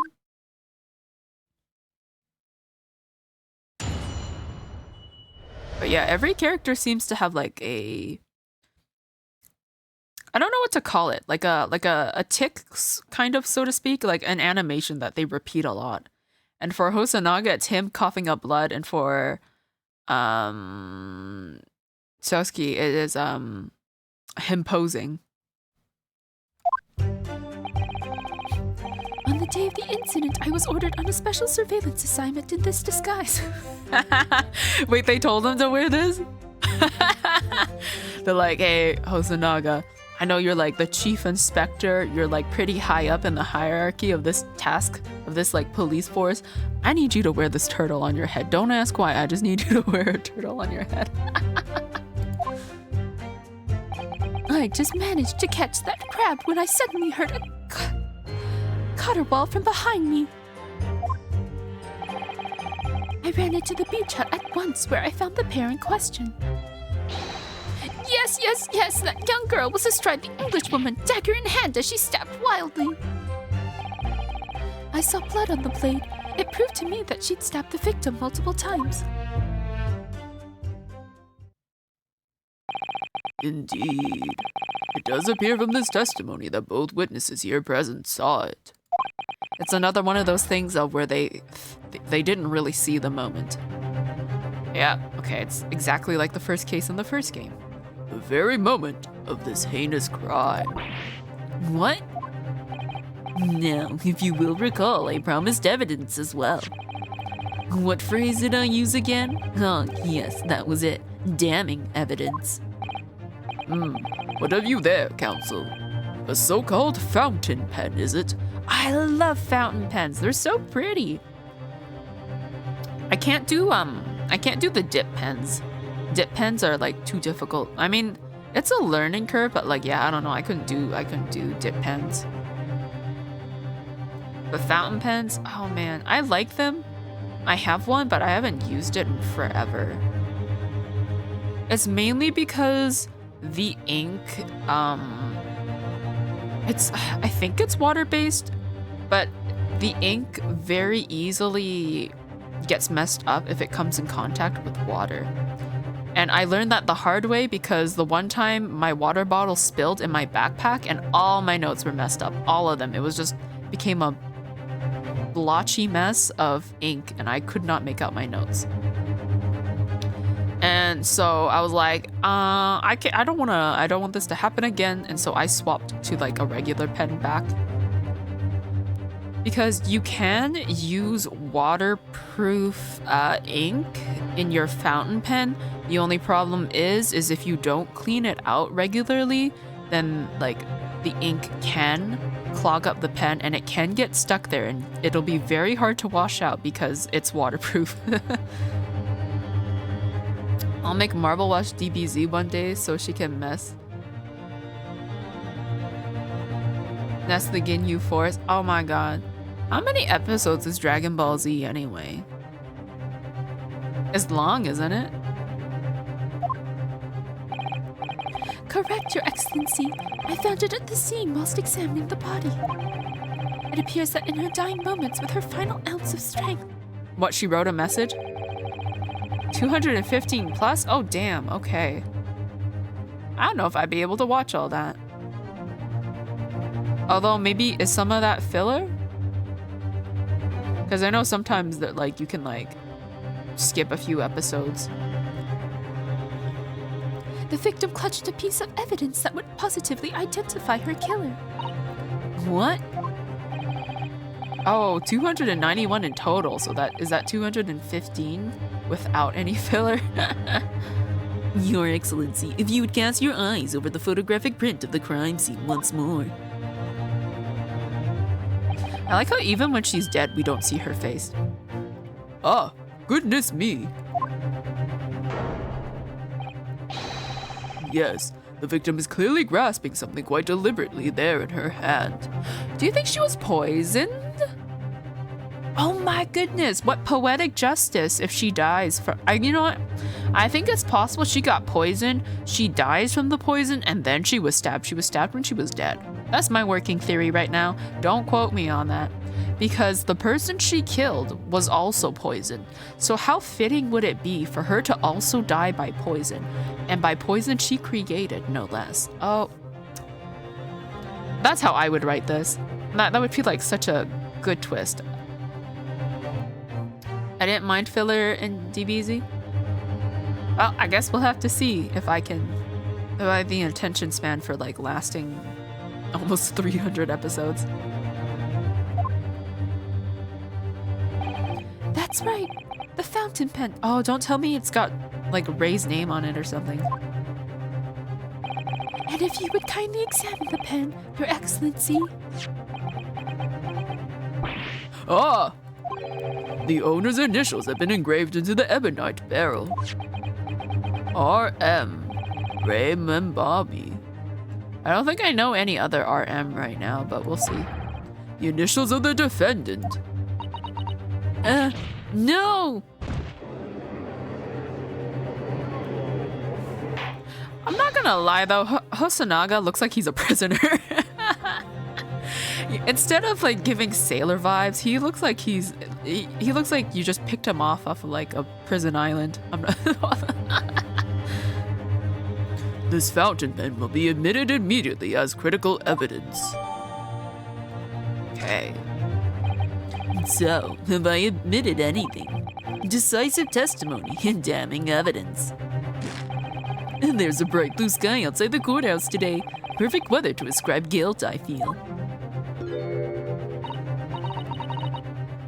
I don't understand. The prosecutor outed you 9 months ago. And none of this man's poise. It's amazing what a little bit of hope can do to a person. He's grown a bit since we last saw him, and by that I mean he has this one curl of hair. He grew this one curl of hair here on his head. Counsel for the defense, you may begin your cross-examination now. Naruhodo-san! Naruhodo. That means... Oh, yes, me. Is there another Naruhodo in my courtroom? Actually, there isn't even a single Naruhodo in your courtroom. Cousin Ryutaro, pull yourself together, please. All right, I've seen this countless times as a judicial assistant.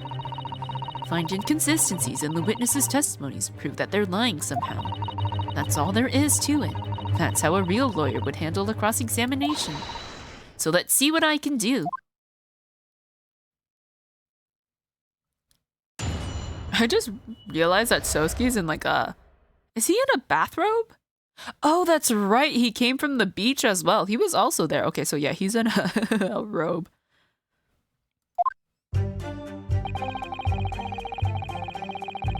Okay, I read all this. I'm just gonna press everything. In that jaunty disguise. Correct.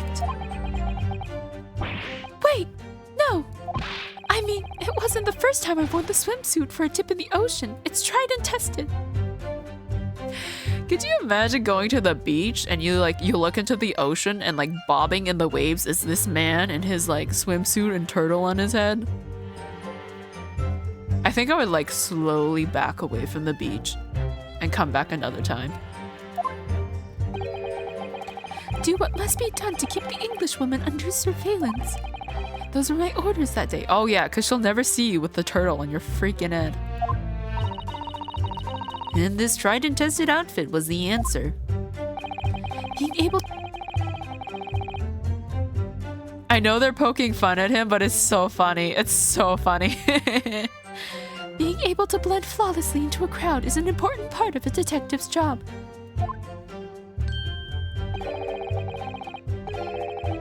He did what I thought he was doing! No way! I submerged myself in the salty water, leaving only Mr. Turtle floating inconspicuously on the surface. Mr. Turtle loves the water. I love this lore. But there was no need for you to blend into the background on this assignment, really, was there? If that made you late arriving on the scene, I think perhaps you had your priorities wrong.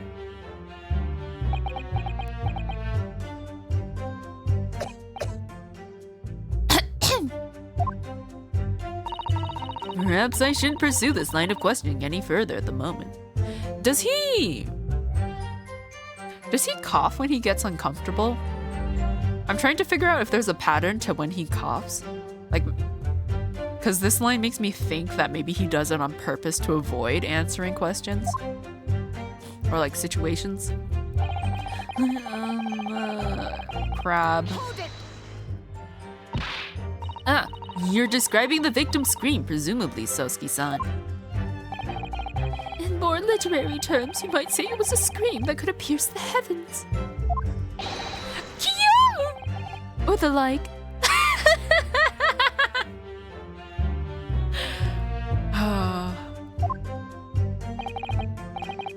Of course, that's just a metaphor. We renowned authors are wont to describing things so. Sosuke-san wasn't at all like this in England. Anyway, I spun around at the noise and the beach hut immediately fell under my gaze. Yes, the beach hut. The area is popular with government ministers. Many have seaside retreats there for rest and recuperation. It's pretty though. I'm not gonna lie, it is a pretty place. Locals are prohibited from entering the area, so it's always very quiet. The beach hut is a simple structure, erected as a place for people to change or take refuge from the sun.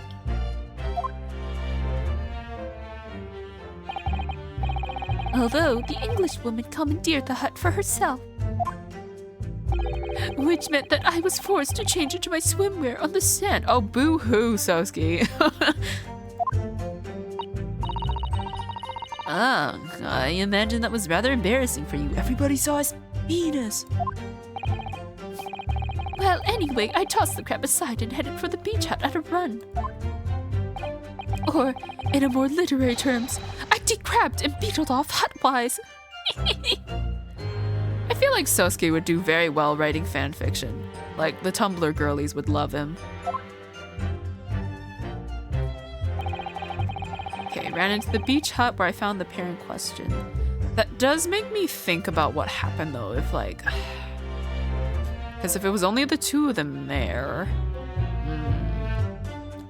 I mean, I guess I'm pretty sure what it is. I don't know how it happened, but somehow Giselle gets stabbed, right? I think what happened is Ray goes in there, or like, I'm pretty sure Ray was pulling the knife out, and that's what they walked in on. Was Ray, after she had pulled the knife out and she's like holding it, they're like, "Ah, you stabbed her!"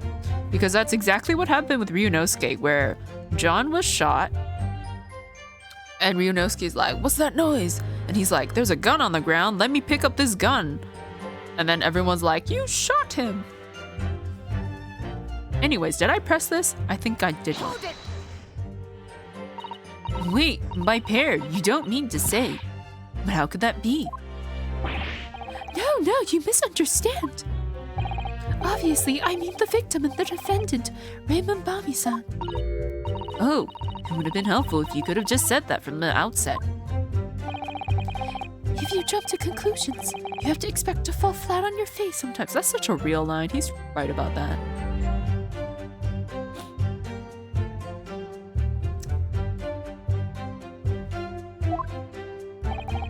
Dear me, pinning your hopes on such an outside chance. Foolish, very foolish. It really was an outside chance. I just wish I'd realized that before I said something silly. So, Inspector, why don't you tell the court how exactly you found the aforementioned pair in the hut? Well, it was a sorry sight. A really grisly scene. I parted the Nord curtain hanging in the doorway and stepped inside, only to see the defendant leaning menacingly over the lifeless body of the victim sprawled on the sand. Oh, damn. One of these days, he's just gonna die in court. My glasses very nearly cracked at the ominous sight that met my eyes. Could you imagine your glasses breaking because you saw something so awful? I would be so poor. My glasses would break all the time. If he dies, we get the turtle. Oh my god. You're so right. I hope he dies soon. No, I'm kidding. No, I'm kidding. Hosonaga has helped us out a few times. I think he even got beat up because of something he tried to do to help us, so he's not too bad. But I do want Mr. Turtle. I think, from what I saw, Ryunosuke's alternative outfit, he has like a little mouse on his shoulder, and I don't know if it's real or not, but I need to see him. I need to confirm if it's real or not. I've seen enough animal hats die. Oh my god. You know what? He really was twinning with Giselle, wasn't he? Look at that. You can't really see, but yeah, Mr. Turtle, Giselle with her swan hat. Or you know what? If I go into the picture, you'll see. Yeah, Giselle with her swan hat. I feel like I guess the bird is also dead, which is too bad. But like, how could it have died? Maybe it died from the impact of falling to the ground, but I don't know. I don't know.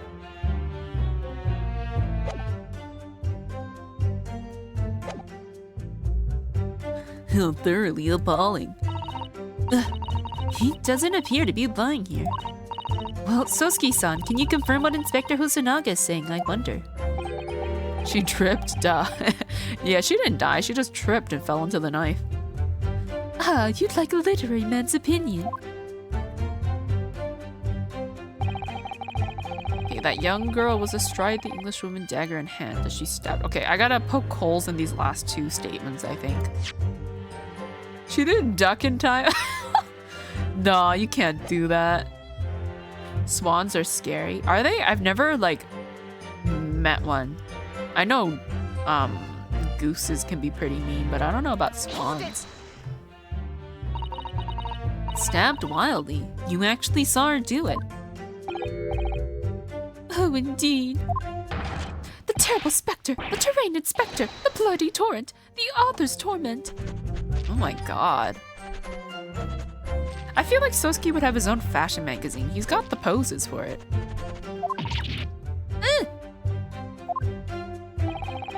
Every sight and every sound is so carved in my melancholy memory.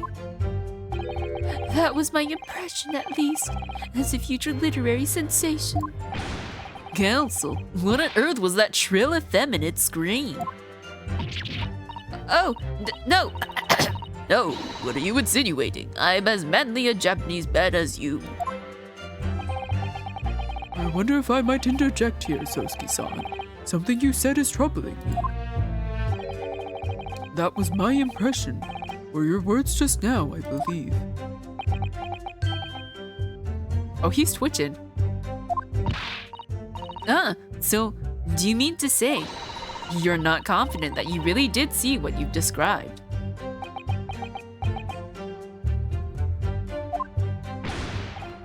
No, I mean, yes, I know what I saw. My ears didn't deceive me when I heard that scream, hence my eyes didn't deceive me either. I could describe everything I saw vividly. I could publish it all in tomorrow's newspaper serial. What is this pose? It sounds as though the next installment of I Am a Cat may take a macabre turn. I think this is a fool's errand. The more we press our author friend on what he saw, the more entrenched he's going to become. Oh dear, how awkward. Okay, which means our only hope is Hosonaga then. Let's press him. She was stabbed multiple times. How can you be sure of that? Very simply, from the blood on the blade. The blood? When I entered the hut, I saw the defendant holding the blade raised up in the air. Yes, that's right. I saw it too. Oh, And I noted that there was blood on the blade already at the point. In other words, the victim had already been stabbed at least once by the time I arrived on the scene. yes, that's right. I saw it too. And the victim was already holding the defendant's fountain pen in her hand too. All of which means I can be sure the victim did not die instantly. I wouldn't be surprised if that swan cushioned her fall a little bit. Well, I'm pretty sure she was poisoned, but I guess if they didn't... No, well, they didn't pick up that John was poisoned, so I don't know if they'll pick up if Giselle was poisoned. Yes, right. I saw it too. Maybe a year in London was too much for him. He sounds like he's forgotten how to speak Japanese. The logic of your argument is sound, at least. Well, as I said, it is my guiding principle to carry out all testimonies flawlessly. Perhaps it should have been your guiding principle to protect the victim flawlessly. That's just my personal opinion, of course.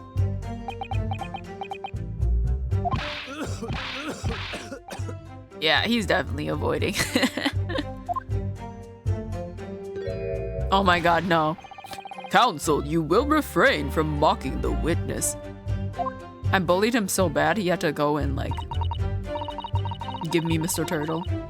Oh no, I just have so many thoughts swirling around in my head. It's all I can do to stand here, wide-eyed and mute.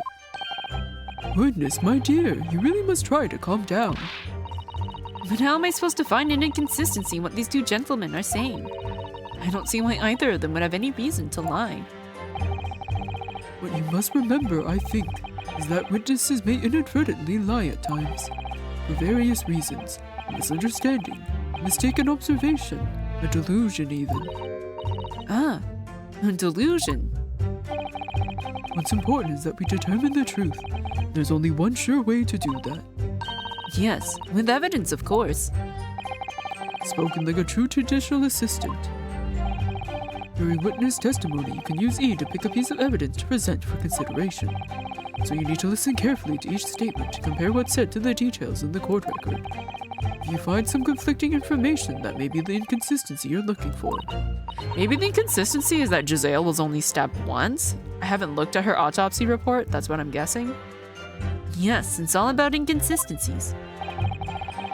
Once you have identified a witness's statement that appears to conflict with a piece of evidence, present the evidence to the witness with R, and the way ahead will present itself to you, I'm sure. Yes. All right then. I'll consider the details of all the evidence in the court record against each statement to an inconsistency. I hope I'm up to the task. Don't forget that you can have the witnesses repeat their statements as many times as you like. Everyone has to start at the beginning, remember, so those wide eyes are quite forgivable. And besides, there's no one else to defend the poor girl. You're right. I need to listen to the testimony again from the start. Alright, let me quickly look at the court record. Post-mortem report. Victim Giselle Brett, female British. Time of death, 11th of August at around 2 p.m. ascertained by examination of witness statements. Cause of death, a single deep stab wound from behind, piercing a lung and resulting in a fatal hemorrhage. Death would have occurred within minutes. Would that mean that she was also, like... Well, she bled to death, but do you think she would have also been, like, breathing in her own blood? That doesn't sound like a fun time. Notes, extreme meiosis, pupil constriction was observed in the victim in both eyes. She was poisoned. You can't tell me that, like, because she bled out, her pupils were, like, constricted weirdly. Because what is it? Pupil constriction? So that must mean her pupils were, like, really small. That's what I'm assuming meiosis is. But yeah, okay, so it is a single deep stab wound. I am gonna have to catch Hosonaga on that. Where was it?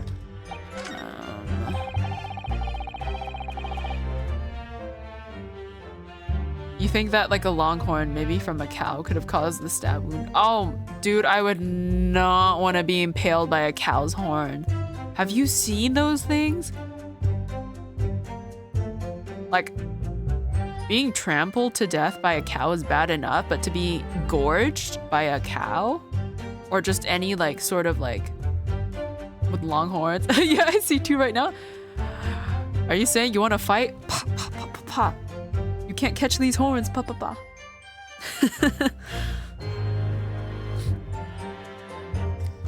But yeah, if anything, I would probably stick sausages on my horns and like spin around a fire like a spit roast. No, I swear I had nothing to do with this, Your Honor. I did not, in fact, ram into Giselle from behind with my horns. Okay, I think it was the last statement I saw blood. It proved to me that she stabbed the victim. Okay, yeah, it's here, and I present the post-mortem report. Take that! Objection!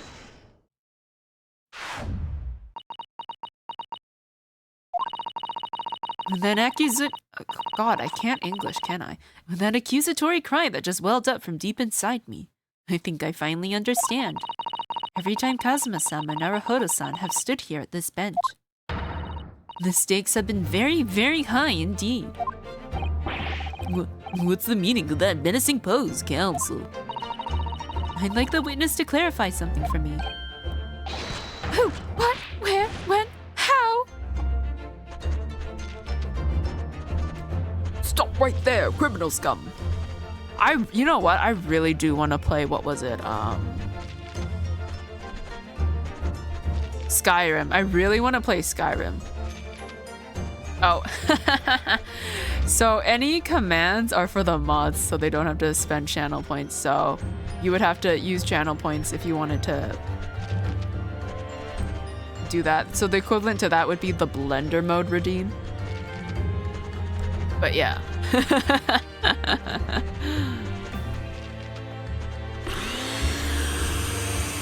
But yeah, commands are for the mods so that they don't have to spend money. Well, not money, but channel points. Maybe, do I even own Skyrim? I don't. I think I might own one of the later games. This is power abuse.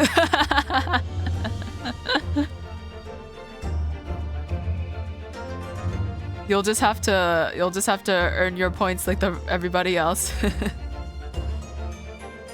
Or yeah, you could just ask Shiro to do it. Not you, Sosuke-san. This query is directed at Inspector Hosonaga. At me? In your statement just now, you said that the victim was stabbed multiple times. Yes, that's right. As I said when I entered the hut, the defendant was already standing over the victim, bloody knife in hand like a murderous demon. And yet, that cannot be. What? Get to the point, please, counsel. In the post-mortem report, it clearly states that the victim was stabbed one time only. Ah. In other words, Inspector Hosunaga's testimony is clearly flawed. Ah! And Sosuke-san, Me? you claim to have seen Mbami-san in the throes of stabbing the victim. Yes, I did. Wildly. But both you and the inspector confirmed the same point, that there was already blood on the knife that you saw the defendant holding. Yes, and? It's quite simple. You know, the murder weapon was used to stab the victim only once. Therefore, there's no way there could have been blood on the knife if that single stabbing hadn't already occurred. True. Then, what exactly is your contention, Council? Are you ever going to tell us? I don't know. How about you grow a brain first? Yes, Your Excellency. There's only one logical conclusion. What Sosuke-san in fact saw was not the moment that the defendant stabbed the victim at all, but the moment that the defendant in fact withdrew the blade from the victim's body.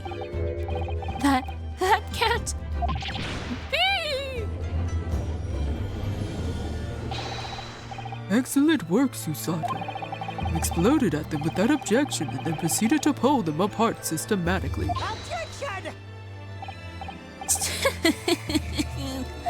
Well, this takes me back. Yes, I seem to remember your cousin staged a scene much like this in that trial 9 months ago. A half-witted child with a half-baked objection attempting to steal the show. You're right. There were certain similarities. Except that so-called half-witted child managed to outwit the prosecution. Was only half a head of hair. Oh, sick burn! You give him it. You get him, Mikotoba. Slander! My head is quite adequately dressed. Sure it is. He's inhaling the copium right now. In any case, all this talk of stabbing and withdrawing and multiple wounds, it makes not a jot of difference. What? Why not? Engage your brain, young man. When the accused first plunged the deadly weapon into the victim, that was the fatal blow. And it was that moment, just as she had withdrawn the blade ready for her next strike, that the witnesses saw. The knife was already tainted with blood because the accused had already stabbed the victim. All you have successfully shown with your little display is that the mustached author is prone to moments of extravagance.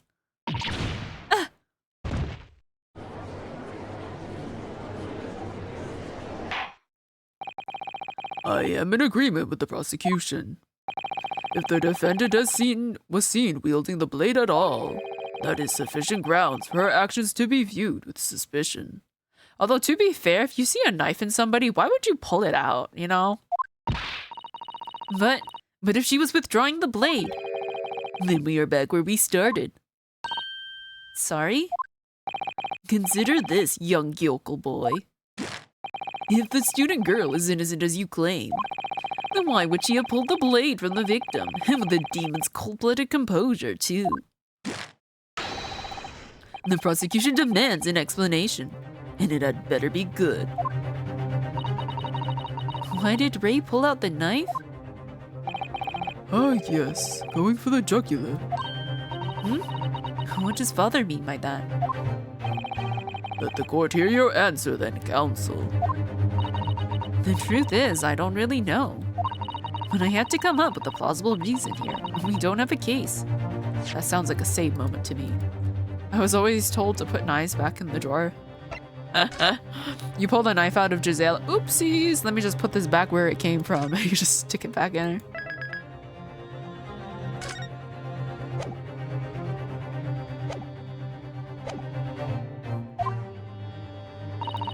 The reason why the defendant pulled the knife blade out of the victim's body was surely so she could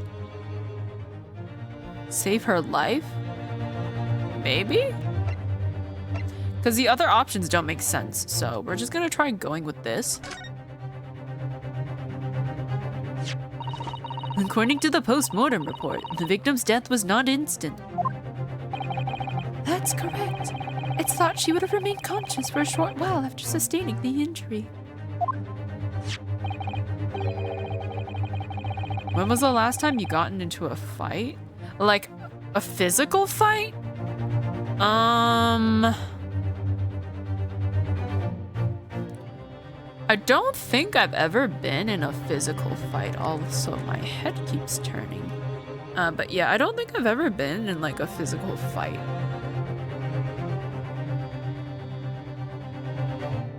I was very close to being caught up in the crossfire of one.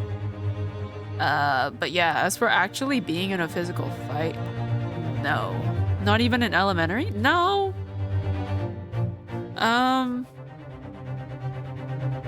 As far as I know, physical fights weren't very common.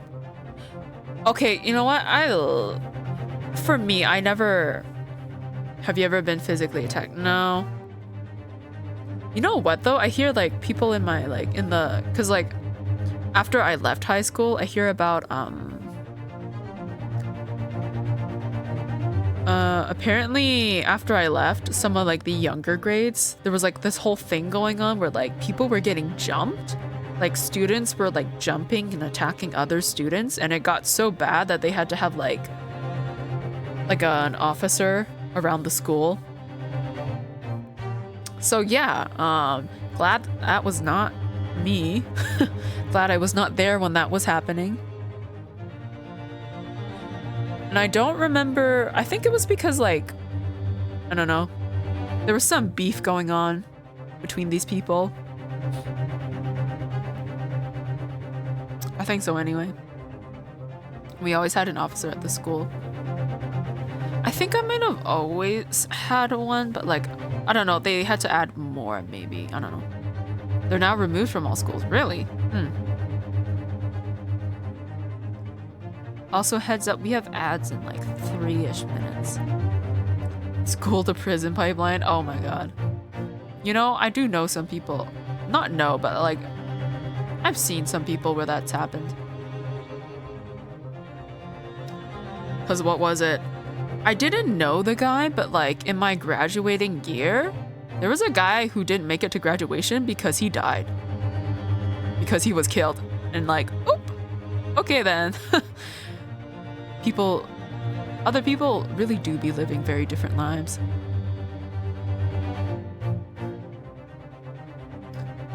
You went to school and ended up in prison. Sounds really bad at the school board meetings. Oh, you mean like students being arrested for...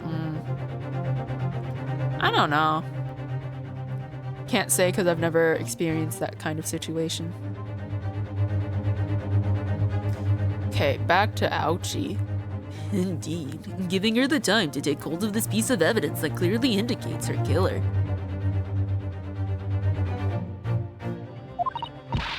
The point is, being a medical research assistant, Mabami-san was compelled to act when faced with the wounded victim. Instinctively, she pulled the blade out in an attempt to save Miss Brett's life.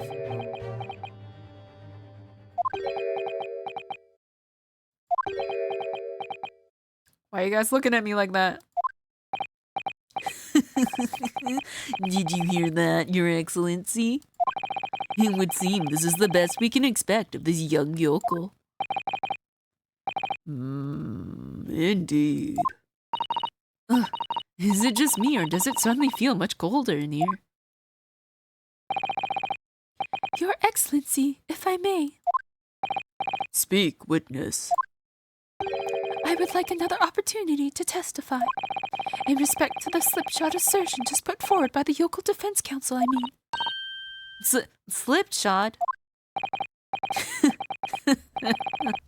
An excellent idea, Inspector. Our young yokel hopeful has a modicum of knowledge when it comes to the law, it seems. But in matters in medicine, he appears to possess not one iota of common sense.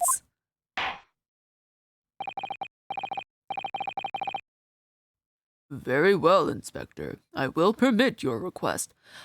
The thing is, when someone is impaled by something, isn't it worse to pull out whatever they were stabbed with? Because don't you risk... Because, like, doesn't that cause them to bleed more? I don't know. I don't know anatomy. I am just a casual CSI enjoyer. It is worse? Okay. Also, thank you for the follow, Woody. Yes, do not remove a knife. Yeah. Oh no, it's another bot. Okay. Goodbye. I was so sad. They really do be coming for me. I hate it when that happens. Or an arrow. Yeah, okay. Because I remember the one time I was watching a show or whatever. I'm going to hit snooze. Somebody was like impaled by like a pole or something. And they had to be like really careful about removing it. I'm pretty sure this also came up in another case where, like, if you pulled out, where they mentioned if you pulled the weapon out, it would be worse. Bot follows or still follows, I guess.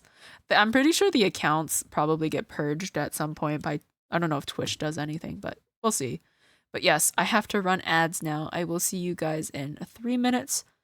I have dishes to put in the sink, and I was debating a snack, but maybe not. I can still see message. Ban him. I'm pretty sure it was deleted. I can see on my screen it's deleted, but yes, I will see you guys in 3 minutes.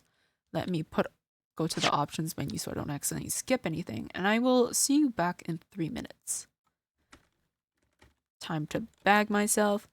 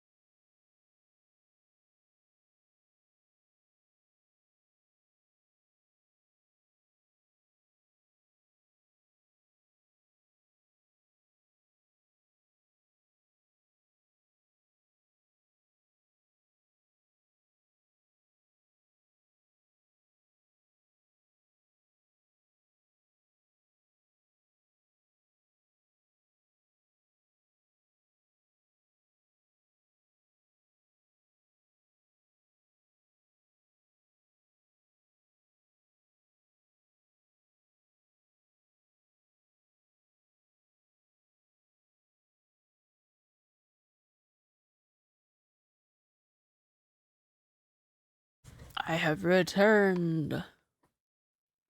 I come back bearing goldfish crackers and Kit Kats. That's one thing I'm sad about. I was really looking forward to making a Kit Kat house. Cause I didn't realize that's a thing. You can buy kits for Kit Kat houses. So like instead of a gingerbread house, it's a Kit Kat house. And I didn't think they would be sold out so quickly. Cause like I saw the box like maybe like a week or two ago, and I'm like, oh, that's fine. I can wait to buy it. It'll still be there, right? And so when I go to buy it, it's gone. It's literally all gone, and I got so sad. I should have known. I should have known people would have wanted it. Y'all see the Metal Gear 3 trailer? No, is that new? Or are they remaking it? I don't know. I'm not familiar with the Metal Gear series. It's just... Yeah, how many games are there? It's a remake? Okay. Because I know... I remember hearing about a 5, so yeah, 3 had to have been like a remake. What is one word that only you seem to use? I don't know about word. But like in terms of pronouncing words a specific way, I do have a bunch of those little like, I don't know. I have like tendencies to pronounce certain words funny. But I don't know about like a word itself that only I seem to use. I can't think of one off of the top of my head. No, don't make fun of me for my Canadian pronouncing. Stop it, okay? All right, all of you in the chat right now, do you pronounce it basil or basil? Because I say basil, and apparently it's offensive.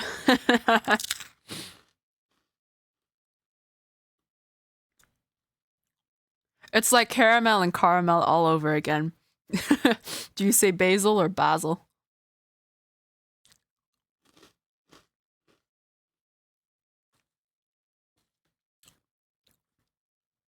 You have to play it.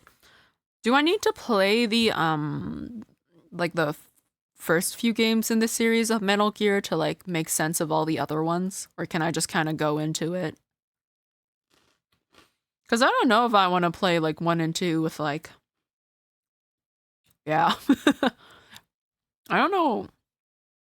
Can you still buy them? 3 is pre. Do you mean prequel?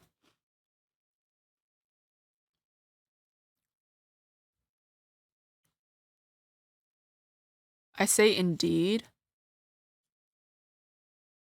Really? People don't use Indeed more? They're releasing all on Steam. Oh, okay.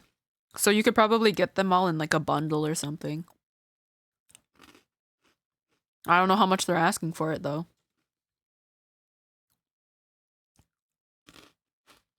But welcome back from the ads.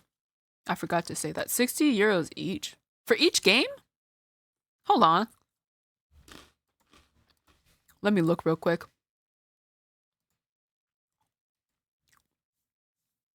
I was the only one saying it, then my students started saying it. That's when you have to pick another unique word again.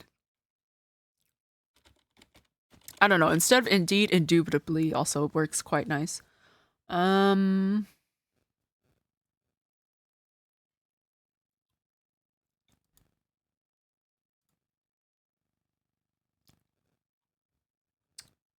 If you're talking about the set, there's this set I found. What is it? It says Master Collection Volume 1. And it seems to be games 1 to 3? Something like that. And it's like, yeah, it's like $80 for me.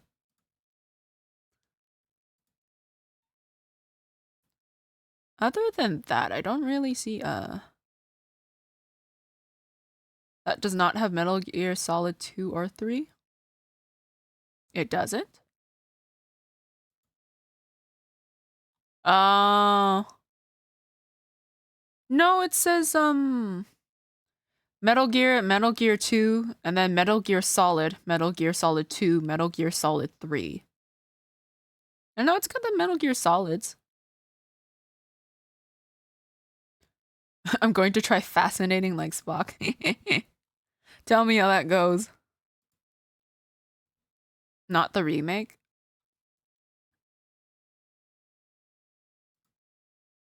Oh my god, I forgot. I have the Phantom Pain in my library. I think because someone bought it for me for my birthday, and that's why I have it.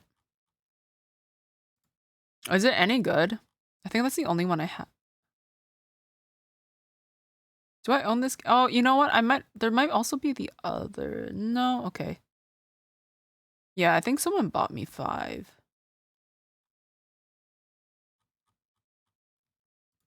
No, I think someone also bought it for me, and that's why I also own it. Yeah, I own it myself. Pretty sure because I remember someone buying it for me. Watch me skip everything and just play number 5. Alright. I have... What was it? Oh, right. The inspector was going to testify again. Very well, Inspector. I will permit your request. You will testify again before the court on the subject of the defense counsel's assertion. Yes, sir. I will do so flawlessly. I love the little turtle on his head.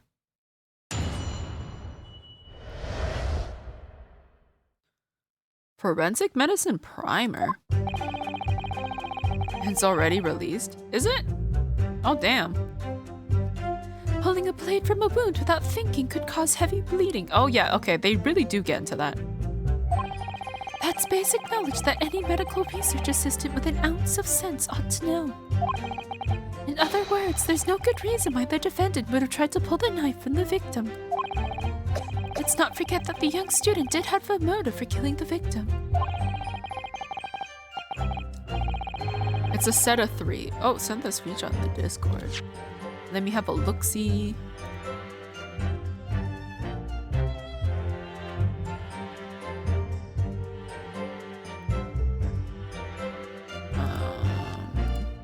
Oh, okay. Master Collection. Damn. Those are the remakes. Damn. Big monies. Couldn't be me. The man the victim murdered 9 months ago, Dr. Wilson, was the defendant's highly respected mentor. Is what you just said true, Inspector? Could pulling a knife from a wound really cause the wound to bleed heavily? I hate to break it to you, Susato, but that's kind of common sense. $60 for 3. No, those are not the remakes. Oh, they're not. Okay. Black Friday sales coming up. I don't know if Steam does Black Friday though. Do they? I know they have a fall sale. I don't know if they have a Halloween sale. But Black Friday, I don't recall. I suppose maybe some game. They do? Oh. They just have too many different collection deals. Too many collections for me to sift through. That's when I normally buy my games for the year. Damn.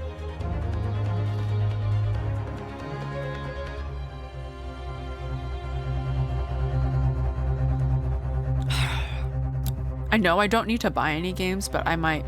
I don't know. Something might catch my eye. And when in doubt, you could always Jack Sparrow it. Yes, think of the weapon itself as a stopper in the wound that prevents excessive blood loss. Until a doctor is ready to provide proper treatment, that stopper shouldn't be removed. Well, wouldn't it also be plausible that Ray knew how to treat it and so that's why she took it out? Because maybe she knew how to, like, provide the proper treatment.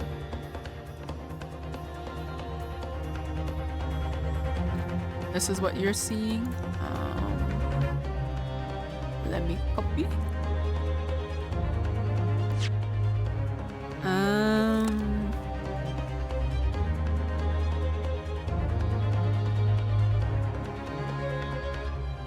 That just takes me to the front page. Let me check for me.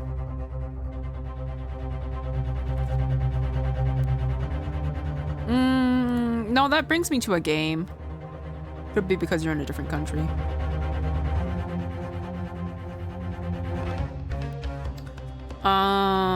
That's what I was looking at, yes.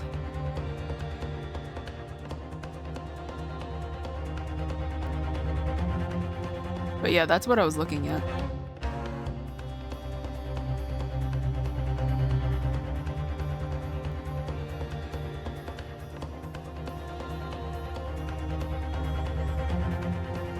Damn, there's a lot of mixed reviews on these, huh? I wonder if it's because they were like ported over poorly. Because I mouse over and I see that like the overall reviews are mixed. Bad ports? Okay. Release date October 24th, 2023. Oh, so like basically yesterday.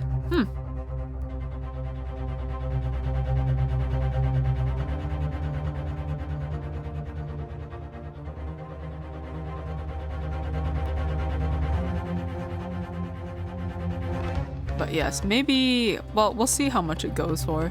Probably not. I don't know. I don't know how much they'll put it on sale for. Maybe it'll be dirt cheap for all I know. Comes with the OG too? Oh, that's what that is? Okay. Because I wasn't sure what that was. I'm hacking dark. Good night, Marvel. Good night, Roderick. I hope you sleep well. Thank you for stopping by and bringing your friends with you.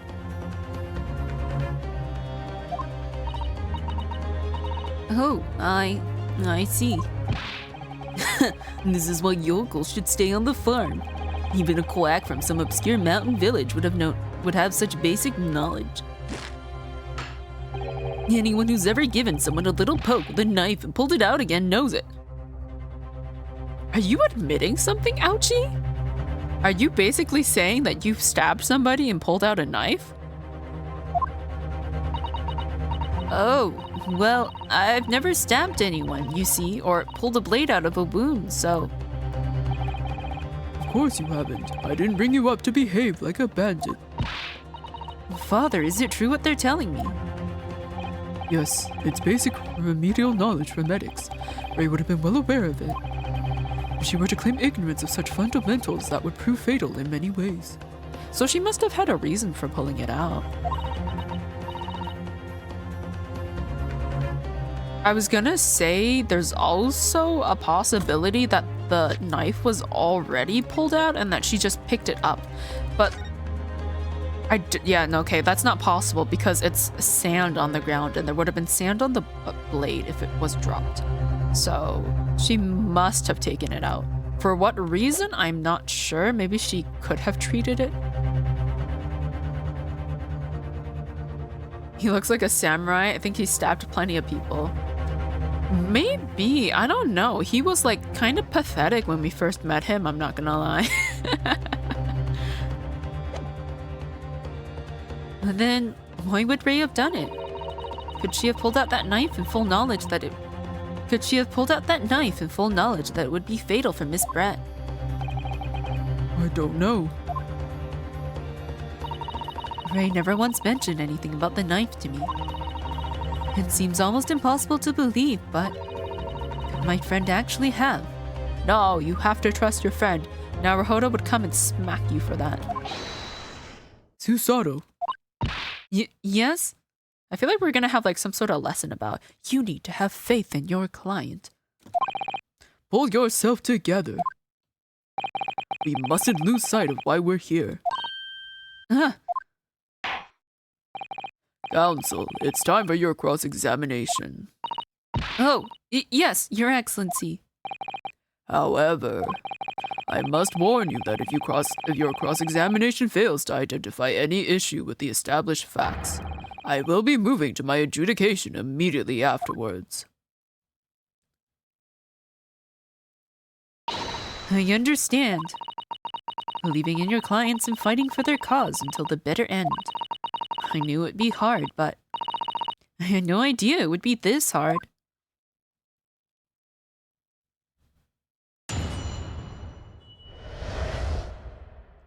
All right.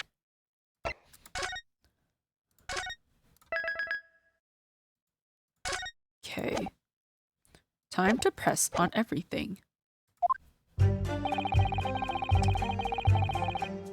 Oh, I didn't mean to do that. I meant to I wanted him to finish his sentence so I could press. You say doing it without thinking could be a problem.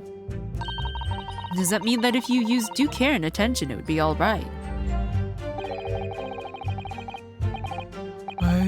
I wouldn't have thought this would need it spelling out, really, but the blade is like a stopper in the wound. Remove it and a serious hemorrhage will occur. In other words, a medic would need to be present before any attempt was made to withdraw the blade. Doing it without thinking would be madness. You just can't do it. Oh, well, thank you for such a thorough explanation. You see, Counsel, when you act without thinking, the result is a bloodbath. Ugh. Back to the witness testimony, please. Okay, basic knowledge. In that case, there's an obvious explanation here. Which is? Clearly, the defendant Rei Membami-san does not possess an ounce of sense. I don't think that's a good defense. What do you think about that, Professor Mikotoba? I'm not sure that you should be labeling your best friend as lacking in common sense.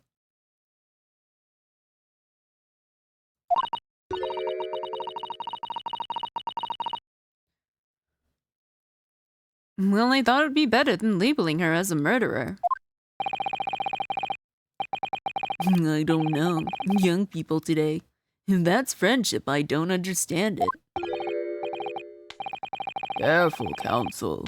A lack of common sense can be a very dangerous thing. This is the first time I've seen him use his animation. Oh my god, he's so menacing. Oh dear. That recoiled on me rather badly. That's life, I'm afraid. A lesson everyone must learn. Hopefully you can see now that this is really basic medical knowledge. Being involved in medical research, Membami-san would certainly have been aware of it.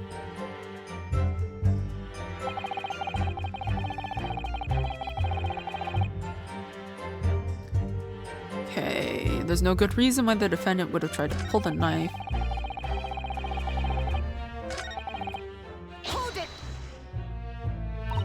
But the defendant had suddenly encountered somebody she knew lying on the ground, bleeding to death. The sight could have shocked her delicate sensibilities, causing her to remove the blade inadvertently. I really don't think inadvertent actions can explain this. The woman is a medical research assistant. I can't imagine she would behave so irrationally. Oh, but irrational behavior is a woman's prerogative, isn't it? Oh dear, you have a lot to learn about women. Ah! Only a small-minded man could have such bigoted views. Oh dear. Perhaps I'm letting my male persona take hold a little too much. Well, have I managed to convey the basics now? That should cover the medical side of the argument.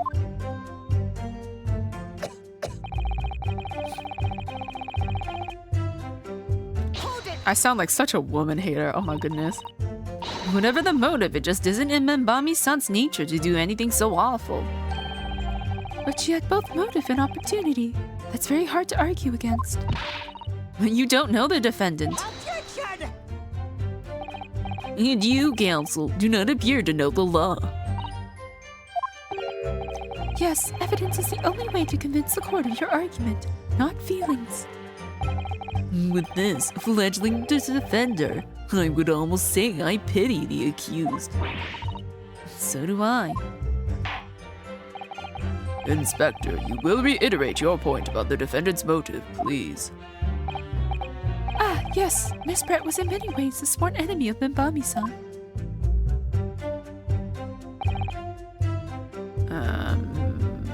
Victim murdered 9 months ago was her mentor.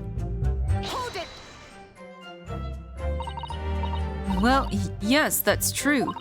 Dr. Wilson recognized Membami-san's talent and offered her the position of assistant despite her being a woman. She was extremely grateful to him. Yes, the Englishman appears to have been a very broad-minded individual. Dr. Wilson had no time for outdated traditions. He met with opposition, of course, but he believed firmly in Membami-san's abilities. Clearly, the defendant was in the man's debt, which only serves to prove my point. This is hopeless. I can't find a single crack in this testimony anywhere. If Ray knew that withdrawing the knife from the wound would threaten Miss Brett's life further, I just can't think of any way to explain why she did it. Susato, it's at times like these when it's especially important to remember the fundamentals.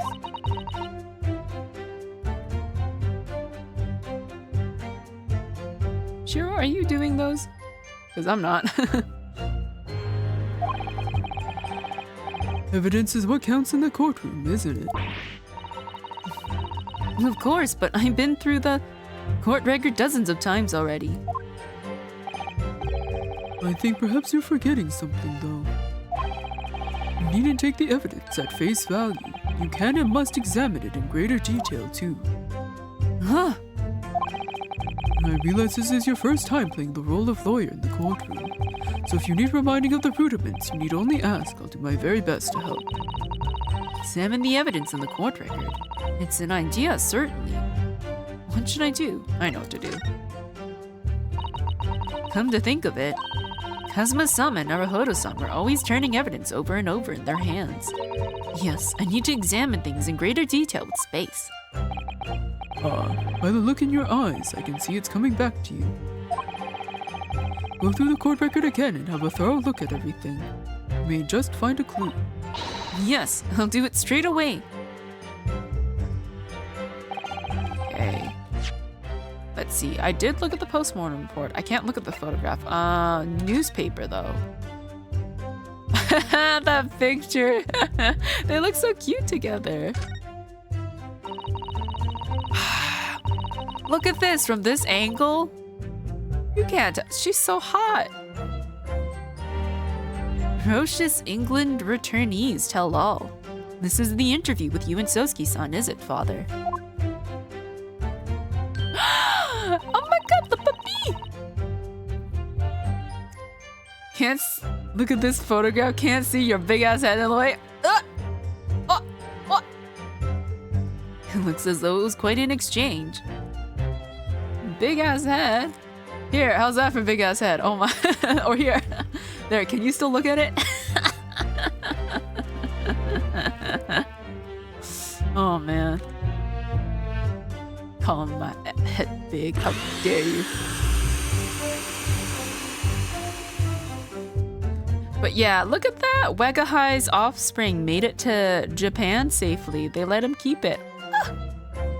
God, I miss Wegahai. She was so cute. She had the cutest little meow.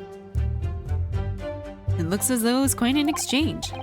Yes, he became a little over-animated when he was talking about his time in England. The photographer managed to capture the moment his hand karate chopped me on the neck. Oh man, poor Papa. I do hope you weren't hurt. That's so funny. I wonder what the picture was like after this, right? Because obviously he would have hit him in the neck, right? And he would have like choked or whatever. Oh, I would have paid to see that picture after. All right, what's on the back? This is the newspaper from Sosuke-san. There seems to be an important article on the back page as well. Exclusive. Deadly poison stolen from Yume Medical Research Laboratory. Oh, she was poisoned. Yume's Medical Research. Father, isn't that your lab? What the? Let me see that. The poison's been stolen. It's this morning's paper that Sosuke-san gave us. Are you saying you didn't know? As embarrassing as that is for the head of the laboratory, I didn't. I've not heard any such thing. Where on earth could the reporter have gleaned his information? Come to think of it, there was no article mentioning this story in our paper this morning, was there? It's a highly toxic poison we've been working on in the strictest confidence. I'd put Ray in charge of the project. Ray? She was managing it. If what's written here is true, it means that she tried to hide the theft from me. And moreover, the details were leaked somehow. I don't believe it. I recently learned that all your banknotes are plastic now. Are they? I didn't know that.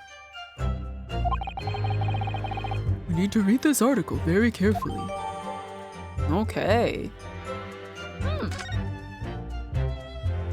Don't know how we'll bring that up. Okay, what else? We haven't looked at the pen, actually. I did not mean to go back, dear lord. Okay. If we take off the pen slid. Oh! The tip is broken. Is it not? No, I think I'm just crazy. Yeah, no, the tip is fine. I don't think that's broken. Are we gonna unscrew the pen? Do you think maybe the pen was how she was poisoned? How did you not notice? I actually haven't really handled bills in a while. It's mostly just been like, it's just so much more convenient for me to just tap my card. The RM initials are very clearly engraved here. And the fact that Miss Brett was clinging to this pen in her dying moments is very clearly a message too. To identify her killer, you mean? I don't think there can be any doubt that this is a key piece of evidence in this case. I just realized you can't see Susato very well from that angle. But yeah, she's very pretty. She's so pretty. Anyways, I think we can unscrew the pen. How did you... They're not made out of cotton and linen like our bills. And that you have dollar coins and actually use them. Dollar coins are not popular here. Listen, the only time I ever use a dollar coin is when I have to use a shopping cart and they're locked because you're forced to put a dollar coin in. My money's made out of dust. Oh no. Okay, unscrew the barrel. Okay, it's empty. This must be the little reservoir that holds the ink. Yeah, you know what? Let me move myself. Like, no, wait, look at Susato-san. She's so pretty. Like, from this angle, she definitely looks like she could be a man. I would date her. She's so pretty. I might get a bonk for that. Yes, you fill it by drawing ink from a bottle up through the nib. Have you seen the king on your $20 note yet? Not that I recall, no. Oh god. Ow! I'm gonna start seeing him on it, aren't I? Oh wow, that's gonna be so weird, like... Elizabeth has been on there for so long. Oh, it's gonna feel so weird. I'm gonna look out for that next time I see a $20 bill. Is something wrong, father? Him and his sausage fingers. I haven't seen them. Are they really sausage? Like... Just, there doesn't actually appear to be any ink in there, that's all. Oh, yes, you're right. It's pretty much empty. Well, it could be on the verge of running out, I suppose. I think what...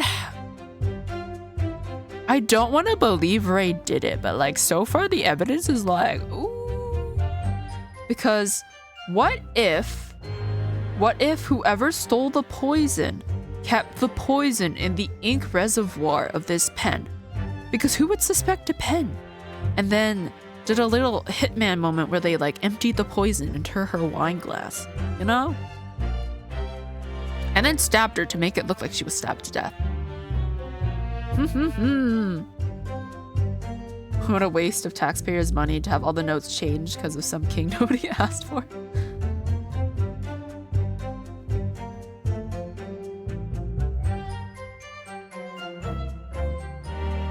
Yeah, I don't know how much money it would cost to change how the notes are printed.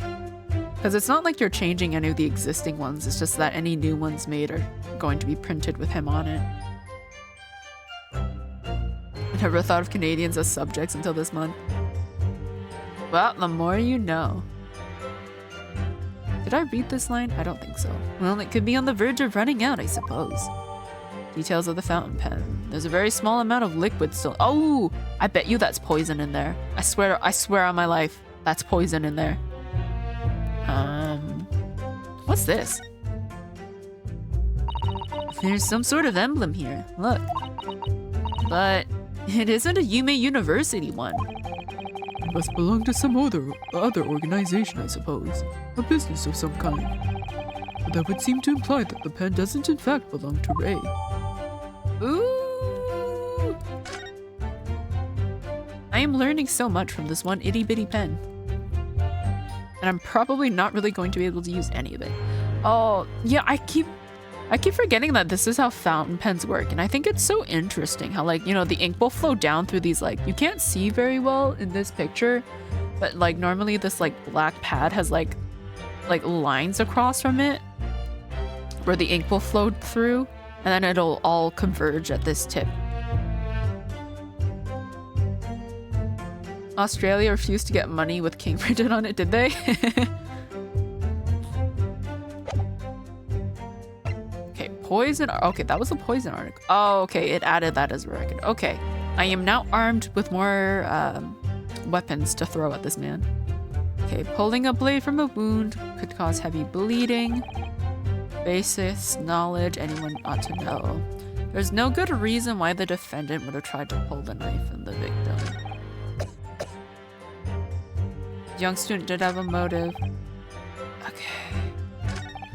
I think the suspicious statement is probably this one. There's no good reason why the defendant would have tried to pull the knife from the victim. Let me see what I got.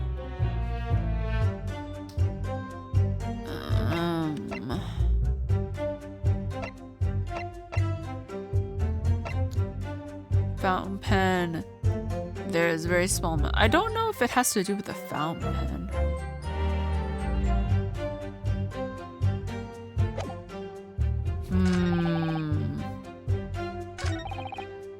Okay, the first two statements I can't present anything on because they're basic facts.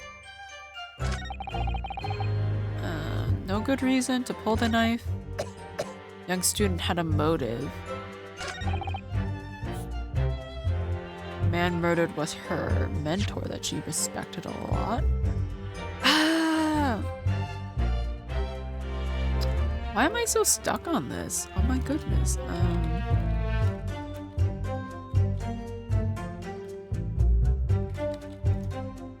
I'm gonna just have a quick look-see at the walkthrough because I actually cannot.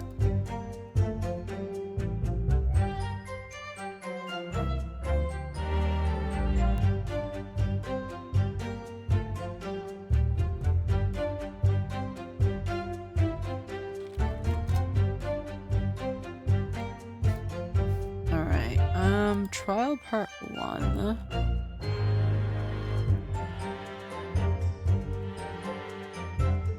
Where is it? Okay, I am here. Okay, once you have the article, present on the 3rd statement. I mean, I guess? My brain is struggling to correlate. So you're supposed to present the poison article on this for why there's no good reason why the defendant would have tried to pull the knife out, but like, I mean, I guess we're implying that the knife was poisoned. So we present this. No, there is one possibility.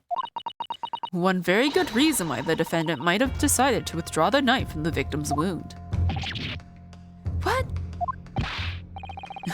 The yokel not only has a poor grasp of the law, but is also a poor loser. So I'm assuming Ray had nothing to do with the theft. Like, what I mean by that is someone else stole the poison. So I'm guessing she assumed that whoever stole the poison poisoned Giselle.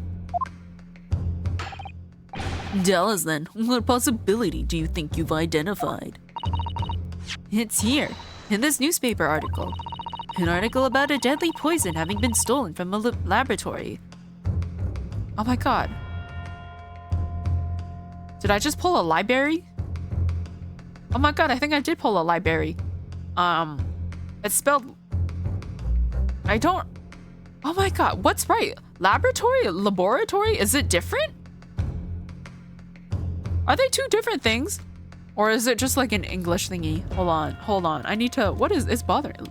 Laboratory versus a laboratory? What is the difference? Sephiroth theme song? I don't know. I don't recognize it. The proper word is laboratory, not laboratory. Laboratory is a common misspelling of laboratory. Oh my god, this entire time I've been stupid. Okay, well, you know what? Today you guys learn it is not laboratory. It does not exist. It does not exist. There is no laboratory. It is laboratory. I'm gonna Google it. Oh, yeah, let me know if they, like, sprinkle that into this game. An article about a deadly poison having been stolen from a laboratory at the Imperial Yume unit. The victim perished from a stab wound. Poison has no relevance in this case. But... Prosecutor Ouchie, you will let the defense speak. But a newspaper article. The court cannot rely on the kind of hearsay those wretched publications carry. Counsel for the defense. I am going to need some tangible basis for your claim. You will indicate to the court precisely what part of the newspaper article mentioned affirms your assertion. Your Excellency. Yes, of course. Thank you. Ray would never have done something to further endanger Miss Brett's life without just cause. The reason why the defendant pulled a knife from the victim's body explained in the article, where it says, why is the poison being developed? Deadly in tiny quantities. The article reveals the following property about the poison in question. It's not mentioned anywhere. So maybe it's not used in there? When the toxin enters the body on a knife laced with the poison, it's rapidly absorbed and causes death in minutes. So I guess the knife was poisoned then and not her wine. Oh yeah, because I think if she drank the wine, it would have taken a lot longer for her to die. Are you suggesting If the knife used to attack Miss Brett was laced with this very poison, it would explain why the defendant, Ami-san, would have withdrawn the blade as soon as possible. Yes, the truth is, it was an attempt to stop the poison from entering the victim's body. What?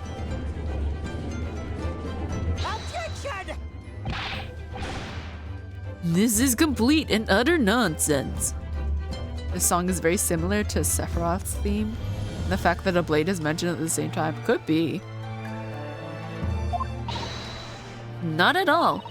The defendant withdrew the knife blade from the victim's body not to accelerate the woman's demise, but to save her life, and the prosecution cannot deny the possibility. Have you not read the post-mortem report? The cause of death was hemorrhage. The word poison appears nowhere in the document. Well, that's because by acting quickly to remove the blade, the defendant prevented the poison from taking hold. Oh, please, this is clearly desperation. The weasel's last breaking of wind. Poison has nothing whatsoever to do with this case, as I believe the defense is well aware. We have no proof that the information in this wretched newspaper article is at all reliable anyway. In that situation, what the student should have done is wait for medical assistance to arrive. But instead you claim she suspected poisoning and took the potentially lethal decision to remove the blade. She must have had a strong reason for her suspicions then, or the argument makes no sense. Exactly. Well put, Inspector. On what grounds did she do it? Yokel? Ouchie is so... Oh god, I want to smack him. Why did Ray suspect the stolen poison was involved? If you want grounds, I'll give you grounds. What? You can't possibly. I haven't saved in a while.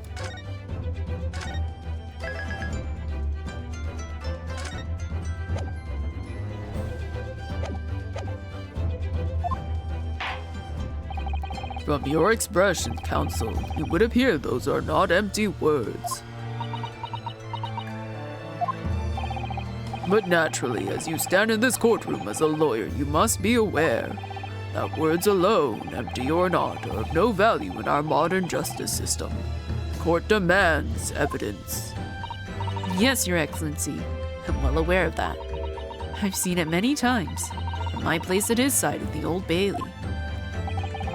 In that case, counsel, you will present the proof to the court now. What evidence demonstrates a clear link between this case and the poison in the newspaper article?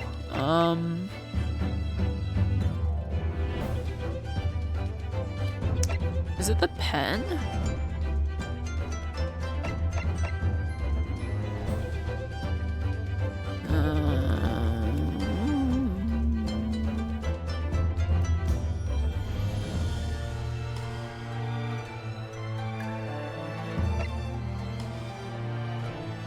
Oh wait, it was what was it? Extreme meiosis. That was mentioned in here. Extreme meiosis. Clear link between this case and the poison. So it would have to be the postmortem report then. I would ask the court to refer to the notes section of the postmortem report, which reads, "Extreme meiosis, pupil constriction, was observed in the victim." Clearly, being a yokel with no knowledge of forensic science, I have no idea, so please do tell me. Presumably, the fact that this condition of the victim was noted in the post-mortem report means that it's an unusual symptom of death. Well, Under normal circumstances, the pupils dilate when someone dies. Do they really? Huh. I am learning so much today. I did not know that. Well, if I ever want to write about someone dying or someone dead, I will make sure their pupils are dilated. If there was extreme constriction instead, that's most certainly unusual, yes. what are you doing, you yokel detective? In the newspaper article, there's the following information about the stolen poison. Onset of symptoms occurs in minutes, ending with acute contraction of the pupils prior to death. What? The defendant, upon seeing the victim stabbed in the back, happened to notice that the pupils of Miss Brett's eyes had constricted severely. Yes, as a medical research assistant, you would have suspected poison immediately, without doubt. It just sounds like he needs to poop. Prosecutor Ouchie, I think you'll agree. This is very compelling evidence. You, yokel student and yokel professor. Is the same vibes as you meddling kids. I believe the defense has expertly demonstrated a credible reason for the defendant's actions. No. Eugen Mikotoba. Yes, Your Excellency. I believe you are best placed here to confirm or deny the veracity of the defense counsel's argument. You will tell the court the truth about the details reported in this newspaper, please. It pains me to have to admit it, but I'm afraid I don't know. You don't know? The toxin was kept under lock and key in my laboratory, certainly, but I was unaware of any theft. Do you mean to tell the court that the reports of this theft are unfounded? No, Your Excellency. Without returning to the laboratory to investigate myself, I couldn't say. Listen to the bumbling academic. Unaware of the theft of secret state research from his own workplace until he reads of it in the newspaper. I take full responsibility for the incompetence of my supervision. Father. A pitiful situation for a university professor. You should have more control over your students, rather than allowing them off on killing sprees. That's totally unfound.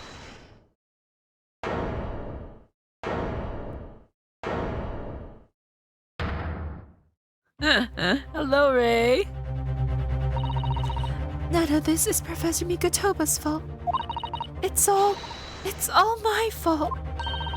Ray. Mbami-san, you stand accused here. Outbursts like this will not be tolerated. But it was me. I was the one who noticed that the poison we were developing had been stolen that day. What? So you knew? I'd been placed in charge of overseeing the project. It was the day that the professor and Sosuke-san were interviewed together for the newspaper. That's when I noticed that some of the poison was missing. Just a tiny amount it was. Why didn't you let me know immediately? I was scared. The whole project was supposed to be confidential, but some of the toxin had somehow been taken. So I decided I'd try to get it back before anyone else found out. Because I had a very good idea who the thief was. The thief? You don't mean? Yes, of course. It was that dainty English woman. Miss Giselle Barrett. That's why I decided to join the little group of people going to the seaside. Inside the beach hut, I confronted Miss Brett. But she just sat on a stool at the back of the hut, smiling sweetly at me as she knew she was untouchable. Maybe she was already dead. I know it was you who stole the poison. Oh no, she's still very much alive. Well now, whatever do you mean? And then she suddenly got to her feet before falling to her knees in front of me and then collapsing on the floor. That's when I saw the knife in her back. I couldn't understand what had just happened. You don't think she killed herself, right? I mean, that's a possibility. That's the only one I can think of right now, because Ray obviously didn't do it, so that must have mean that Giselle did it to herself. And then, a moment later, I was seized with fear. The pupils of her eyes they'd shrunk to tiny pinpoints. I don't believe it. In other words, you realize that the victim was suffering the effects of the stolen poison. My mind started racing. I hadn't seen anything past Miss Brett's lips while I'd been with her, which left only one possible way for the poison to have entered her body. On the blade of the knife in her back. That train of thought was what spurred you to withdraw the blade. Yes, if the amount that had entered her bloodstream was small enough, she might still have a chance. That's what I hoped. Really, I'm so sorry for staying silent all this time.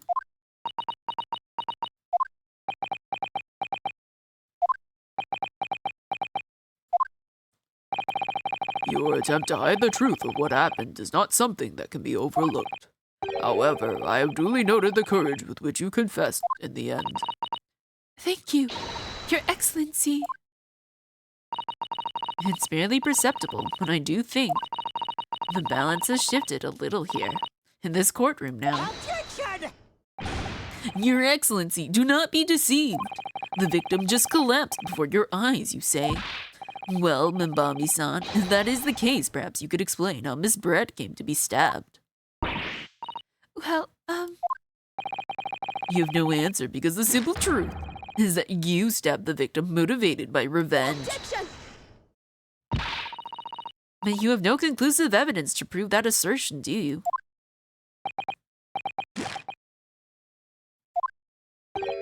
Oh, I have evidence, and it is very much conclusive. What's the prosecution counsel up to? It was brief, but he hesitated for a moment there. I'm almost sure of it. You will produce the aforementioned evidence at once, Prosecutor Aochi. Could you imagine if this whole second game was just us playing as Susato? Perhaps some praise is due, young yokel student. What? Well, you'd imagine there would be no need for me to submit this evidence. But you brought this on yourself. Oh shit! What the? Could a more damning shot exist? the cruelty in the air on that beach is almost palpable. This evidence, more than any other, reveals the true extent of the accused's murderous nature. For it shows the precise moment that Mbambi-san plunged her dagger into the victim's back. No, that's not true. No. I don't believe it. Huh?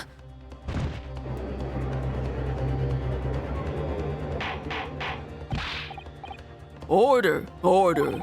Counsel for the defense, was it you who was responsible for that shrill scream that just pierced my courtroom? Perhaps his voice is yet to break. These yokels are slow of mind and slow to mature.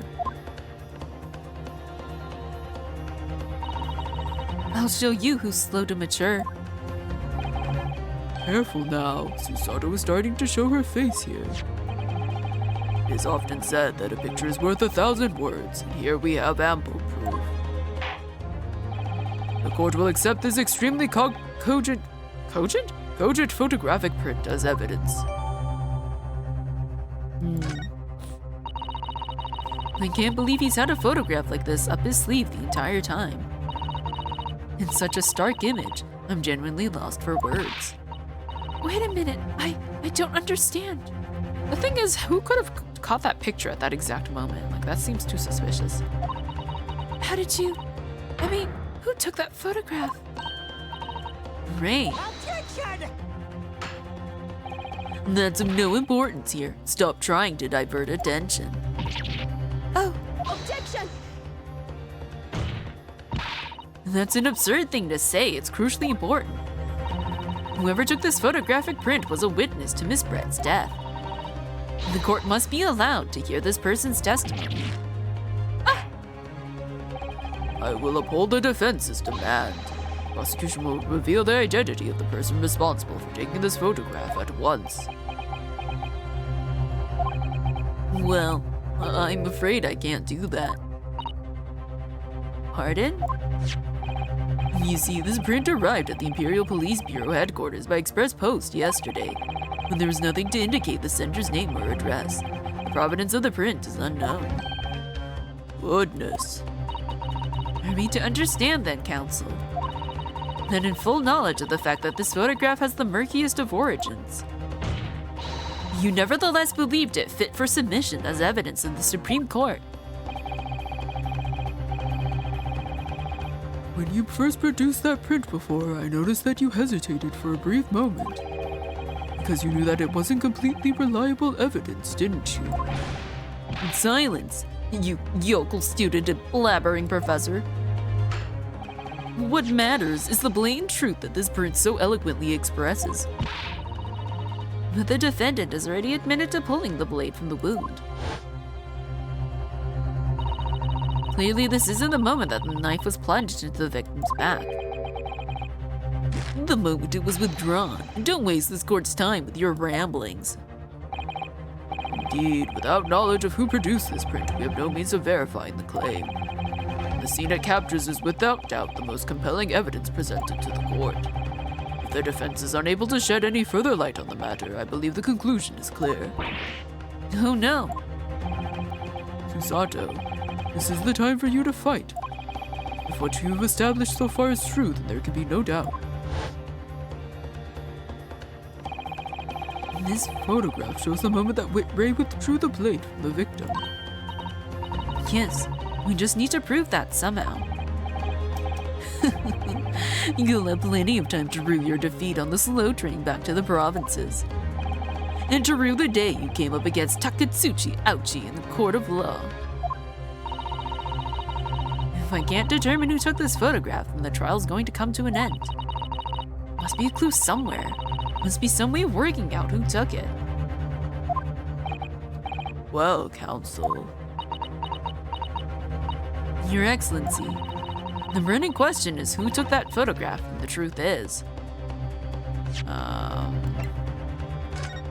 Well, it has to be I have the answer, otherwise I don't think we'll progress. But let me see. Let's see. Let's look at our court record. Let's look at this picture. Okay, it was taken from this corner of the room. So if we look at this one,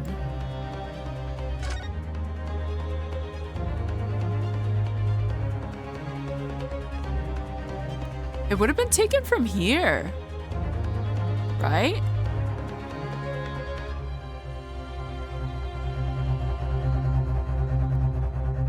So we're here? Oh! There's a... I just realized there's a slit where the chair is.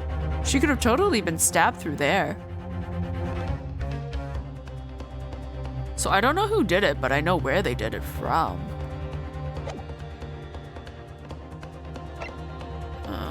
There is that fountain pen of RM. I don't know if that means anything.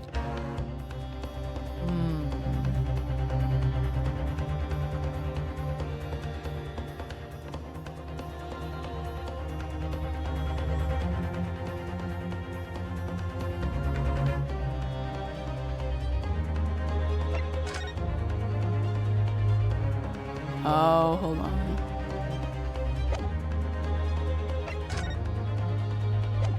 Okay, not this one. Oh, wow. Okay, they really do make you look for it. I'm not ashamed to say I had to wiki it, but when you look at this picture, there's like this little crack in the corner of the screen of the image. And if you look at this newspaper, there's the same crack in this picture. So whoever took the picture took the...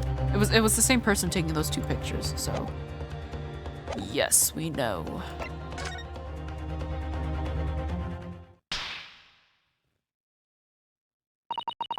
This isn't about whether I can or can't come up with the answer now. I simply have to. The identity of the person who took this dramatic photographic print is, I assure you, something the defense can and will reveal. What? No, you can't possibly. But as you so boldly claim that you can, please enlighten us. Unfortunately, I'm unable to present a name. How utterly underwhelming. Did you really believe you could? However, I am able to present evidence. The fence is a piece of evidence that reveals important details about the photographer's identity. What? Very well then, counsel. Present your proof to the court. Also, heads up, we have ads in 5 minutes. Which piece of evidence do you claim reveals something about the identity of the mystery photographer? What was this one? What is this? Review scene? Okay, never mind. Return to question. We will present this. What is that? The newspaper again. Roche's England returnees tell all. It's not the headline that's relevant here, Your Excellency. It's the photograph. If you look at it closely, you'll notice that there are some white lines on the right-hand side. Ah, yes, indeed. They had already caught my eye as it happens. What of it? A shadow of some kind, presumably, from the branches of a tree or the like. There are no trees growing inside my laboratory at the university, I can assure you.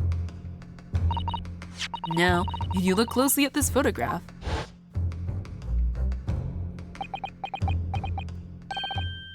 good gracious. Yes, exactly the same pattern of lines is present on this photograph, too.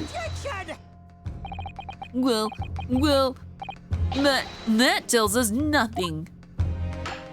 Ha, ha! Yes, it's a shadow of some kind, definitely, from the branches of a tree. There wouldn't be any trees growing inside a hut at the beach, Council. What's quite remarkable about it is that the two patterns are absolutely identical. Hello, James. How you doing? I hope your what day is it today? I hope your Wednesday's been going well. We are still going through the first case in the second game. How could such an extraordinary similarity have transpired? A curious matching pattern that appears on both photographic prints is a result of not a technique, not tree branches, so it has to be a defect. Obviously, it must be due to a problem with the camera used to take the photographs. With the photographic device? Yes, we can confidently say that the camera's lens must be scratched. That the scratched lens causes unwanted lines to appear on every print taken with the device. In short, the two photographs under consideration here were taken with the same camera. Someone get this man a laxative. But there must be hundreds of such camera devices here in the capital. It would be utterly impossible to identify the owner of this particular one. Objection! I think you're forgetting, Prosecutor Ouchie, that one of the photographs featured in a newspaper article. A newspaper? That's right. Ryutaro, who is this fool? Where's Nosuke? Well, currently Ryutaro is taking the spotlight for now. We're back in Japan. Ryunosuke is back in England right now. Is it England? London? Well, he's in Britain right now. So we're in Japan. And Ryunosuke is in Britain. Do you know anything about the second game? That's right. The author of that article is the mystery witness to this crime. What?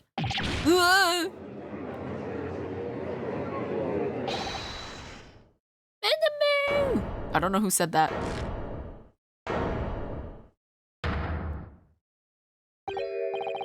This is all a blind. Oh my god, it was Sosuke. This is all blind, just like Grady is Attorney 1. That was a fun ride. Oh, it was. Okay, so Ryutaro is actually Susato disguised as a man. She is defending her friend in court. And let me hit snooze for a little bit so I can explain. But basically, women are not allowed, they're barred from court. So she can't act as a lawyer defending her friend if she presents herself as a woman. So she has to disguise herself as a man. So she disguises herself as a Yume University student, I believe. so that she can, yeah, defend her friend. She looks so good in that uniform. Like, even her friend couldn't recognize her and was like calling her handsome and stuff. And I was like, yeah, she is. But yeah, we are getting to see Susato in action as a lawyer for the first time. And there are a lot of parallels to the first case in the first game. But you would not believe that the victim is Giselle, that swan lady. Also, hello, Metal Ghost. Thank you for the raid. Welcome, everybody. You were saying, oh, you're still playing Spider-Man 2. How is that? I don't know how long the game is. Did you make much progress? Are you almost done? But yes, we're still on the first case of the second game. But yeah, Susato, she's so cute in that uniform. But yeah. So, Giselle, she was actually killed a day before she was supposed to be shipped off to Shanghai to be tried by British officials for that murder she committed. This is Ray, Susato's friend. Ouchie has grown a little bit of hair since we last saw him. And then we have these two reoccurring... Well, there's also obviously Susato's dad. But like, there are these... I can't English. There are these two reoccurring characters. I fucking love how Hosonaga has a turtle on his head. Trying to cut that hair off? No, I bet you though when we win the court case, it's gonna fall off or something. I feel like, I swear. Something's gonna happen with his hair. I feel it. I feel it in my bones that something's gonna happen to his hair when we win the case.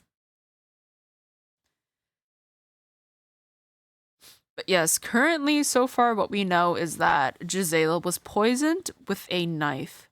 So she was stabbed, and then the knife had poison on it, so it would enter her bloodstream.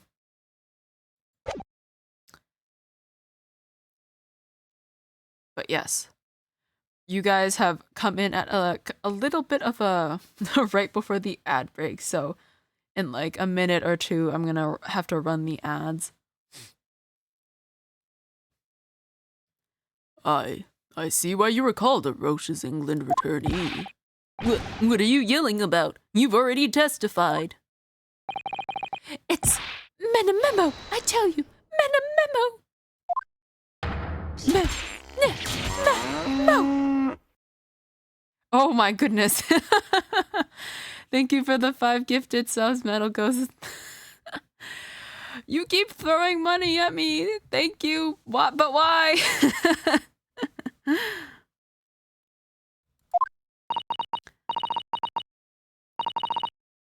I feel very undeserving, but thank you nonetheless.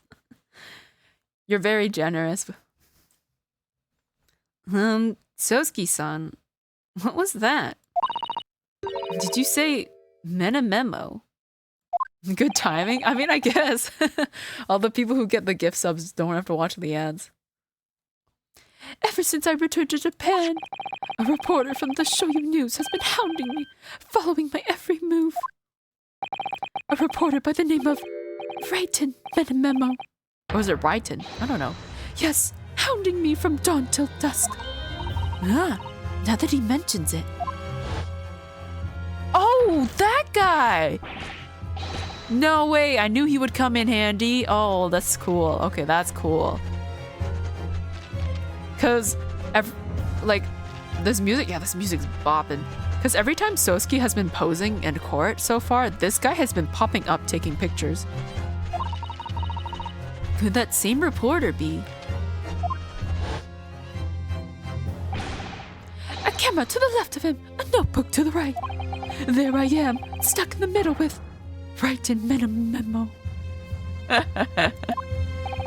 So you're saying that this picture was taken by Menamemo! Yes, my lord, your excellency, Esquire. Officer, find this newspaper reporter at once and bring him to my courtroom. We will adjourn for a short recess in the meantime. Oh, yes, Your Excellency. Yes, as you say, Your Excellency. And one more thing. I want this knife, the murder weapon, examined for traces of poison. Sosuke has a nice stash. That he does. You will solicit the assistance of the Imperial University's medical department for the task. Understood.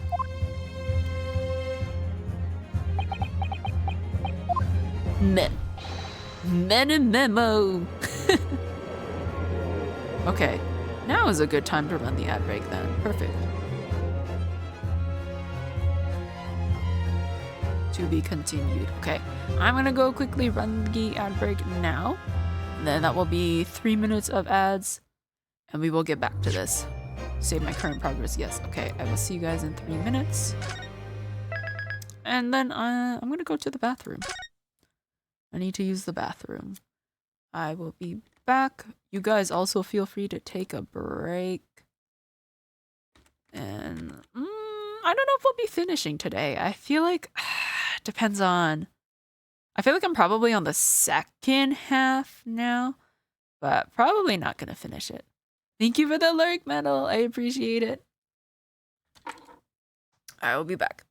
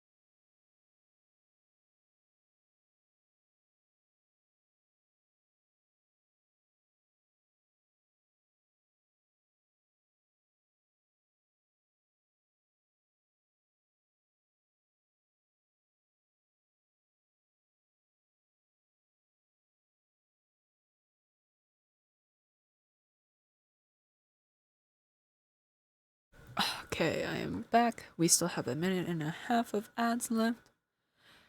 I've been meaning to because I can add textures to this bag on my head.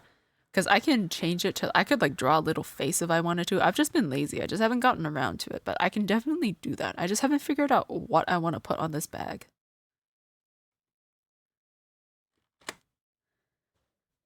But theoretically, I could draw anything and slap it on there as long as it's within Twitch terms of services or whatever it is. Their guidelines.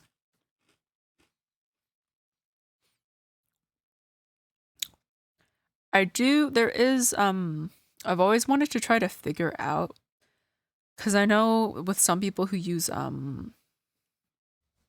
VTube Studio or whatever it is, people with 2D models where they'll have like the sticky notes where people can redeem them and like write something on them. And I kind of want to try to figure something out for this, but I haven't gotten around to it.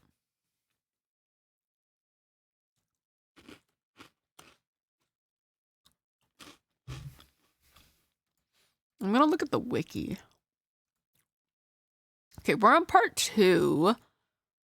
Okay, I think we might be. There's a slight possibility we might be able to make it through. We might be able to. But it's already almost 11 p.m. So maybe not. Maybe like halfway through the second part. Also, welcome back from the ads, but I think we can get at least halfway through the second part. Depends on if this one will drag out as long as that first case in the first game. But I think we'll be able to at least get halfway through. But as far as finishing it, I don't know, man.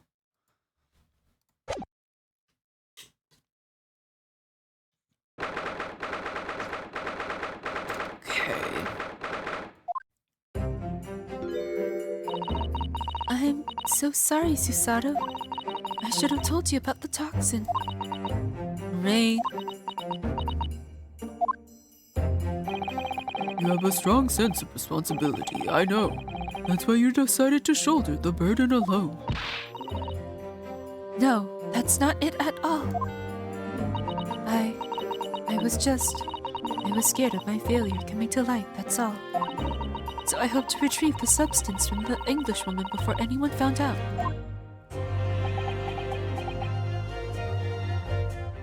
Wouldn't that mean that the reporter... I'm just saying that, like, the reporter was in a very convenient spot where he took the picture is basically where the person who stabbed her would have been standing. Before the trial started, do you remember what you said, Susato? That you had no doubt in your mind about my innocence, that you'd stand by me to the last. I remember. And yet I didn't deserve your trust in me. I hid important details from you, Susato. I completely betrayed your faith in me. Hit me, Susato. I deserve it. No, in fact, throw me to the floor. Exhibit B of why they are friends. No, that's too good for me as well. Drag me through the city streets. I'm no better, you know. Oh. Even though in my heart I knew that you'd pulled the knife blade from Miss Brett's back. There was just a brief moment when, in my mind, I doubted you. Very random, but I suddenly have this big craving for watermelon. And I'm so sad. I don't think watermelon is even in season, so I can't do anything about it. Why? I just randomly really want to eat watermelon. This is terrible. I will forever have to yearn until I can eat watermelon now. Susato. I'm sorry. After I stood here and promised you that I'd stand by you and always be on your side, I betrayed your faith in me too. And as such, I've even failed you as a lawyer. Oh, no. I think this situation has taught both of you a valuable lesson. Placing your unbridled faith in another is no easy task. Yes, Father. That fact has certainly struck home. Which is why I can see more clearly now. So, Ray, Yes? can you find it in your heart to forgive me?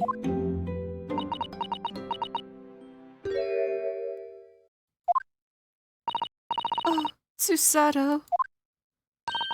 You know you'll always be a gallant, dashing lawyer in my eyes now. Oh, Ray.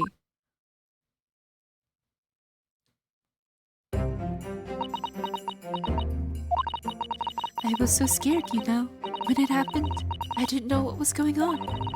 The Englishwoman was sitting at the table at the back of the hut, listening to what I was saying. I know it was you who stole the poison. Well now, whatever do you mean? And then, a moment later, she suddenly got to her feet. What kind of heating do you have? Gas or electric? I have electric heating. The kind that is like under the floor, you know? Where like the heating is underneath the floor. It's got its pros and cons. On the plus side, also hello, Yukoldo, hello, how are you doing? Thank you for the lurk, I appreciate it. What was I saying? Yes, the heated flooring. I don't know how expensive it is. I try not to use it.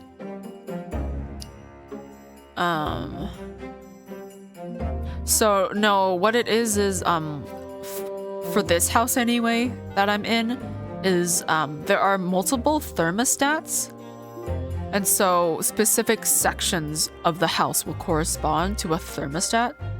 So say when I'm turning on the heating for me, it's only turning it on for my room and like a little section outside of my room. The rest of the house is not affected by it.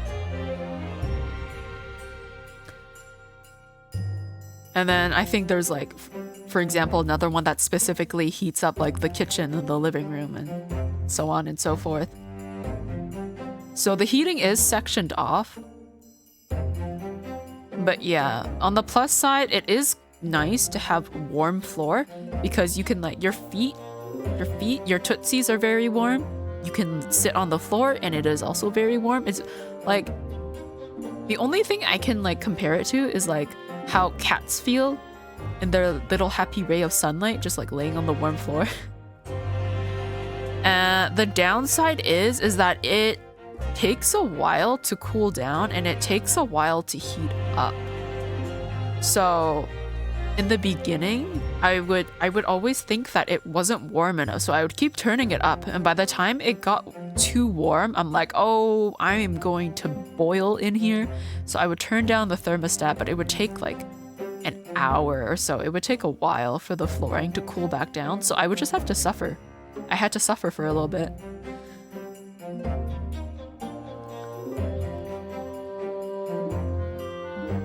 Electric is kind of expensive gases for the kitchen.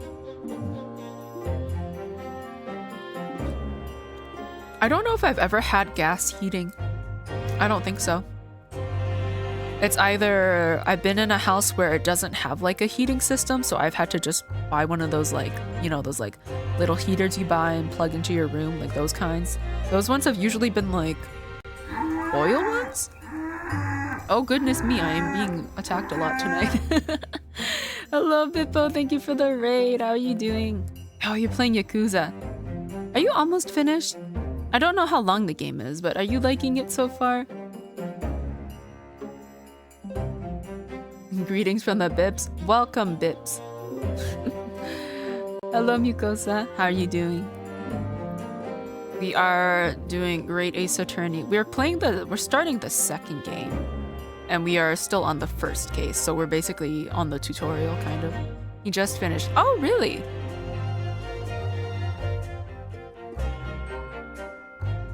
Finished at 170 hours. Wow. Also, thank you for the follow, friend citizen. Welcome, friendo. 170 hours sounds like a long time. Is that like with finishing all the side quests and all that? I feel so ashamed. I haven't even finished 0. I think, what was it? Yeah. I need to get back to Yakuza. I really do. Because it is fun. I do like it. Oh, I will save, I suppose. But yeah, I do like the Yakuza series, even though I've only like played some of 0.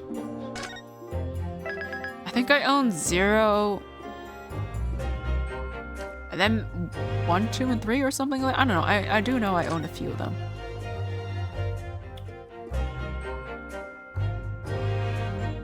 I watch all trilogy except 5 deal. Oh, okay.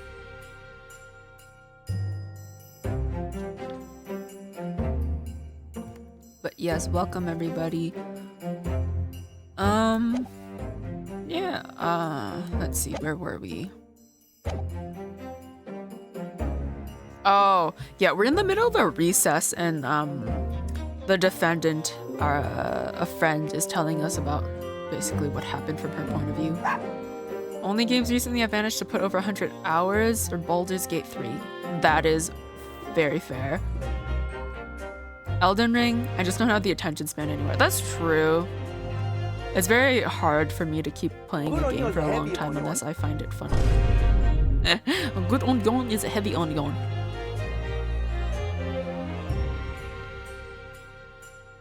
Hello from Bippo stream. I've never played or seen anything about Ace Attorney. Hello, K Money to the max. I like that name. Do not worry. I do suggest playing it yourself or like watching it. It's very fun. Chronologically, this game takes place first.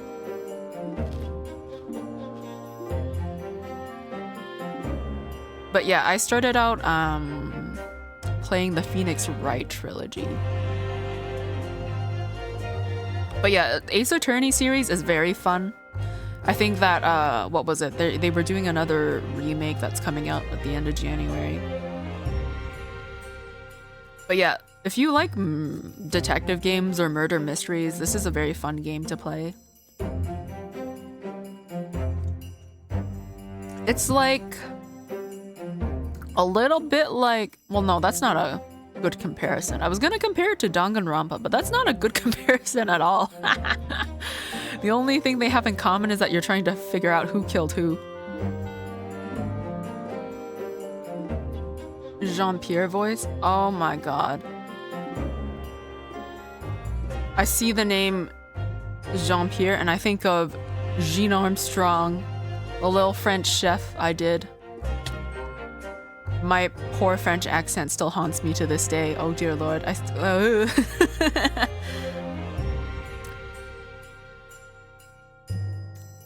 Simply old games are easy. That is true. I see you guys are rifling through my redeems. Have fun with that. But I've only played the Phoenix Wright trilogy, so I've never played any of the other Ace Attorney games. But yeah, I think between the Phoenix Wright trilogy and Great Ace Attorney, I am preferring Great Ace Attorney. Is that on the Marble Move odds? Oh my god, yeah, if you want to rifle through. Because I do play, I'm assuming you mean Jean Armstrong. My very terrible French accent. Because I did play through the Phoenix Wright trilogy, so... Yeah, I don't know which VOD it is, but for whichever one that covers that case, I did a... Put on yours a heavy onion. I did I don't even want to say best attempt. I didn't try to make it good. I just was like, this is gonna be bad and I'm okay with that. I do miss Jean Armstrong. I do miss him. He was very flamboyant and fun to do.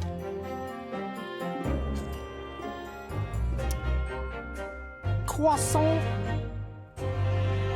Alright. But yes, my working theory, I'm pretty sure it was the photographer who did it, but yeah. So, she was found, so apparently she was sitting here, she got up, and then she basically collapsed. And then there was a knife in her back. So my theory right now is that someone stabbed her through this little opening, but we will see. I'm pretty sure that's what it is though. So this is Ray recounting her perspective of what happened. What was it? Thank you for the follow, K-Money to the max. Before collapsing on the floor in front of me with a knife in her back. It all happened right before my eyes. And you were the only people in the hut at the time. I really should clean my monitor screen, huh? You know your monitor screen really needs to be cleaned when you accidentally misread text.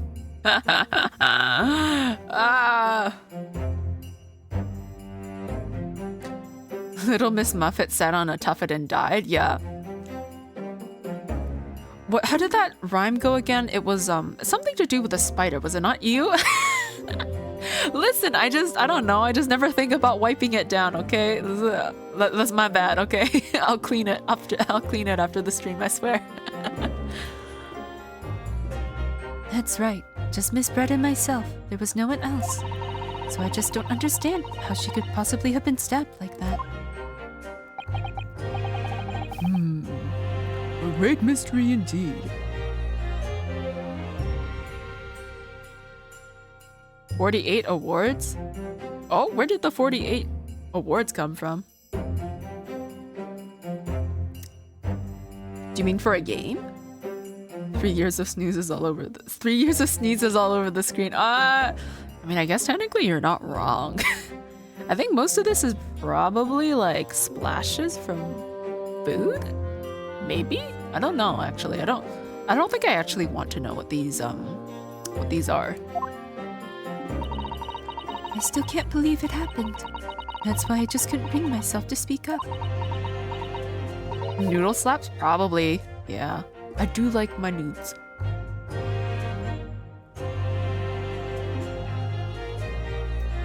Awards for ES. I do not know what ES stands for. My ability to recognize acronyms is really bad.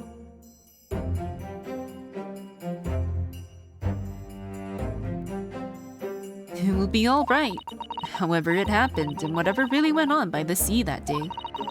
I promise you, I'm going to prove everything you've said you saw is true.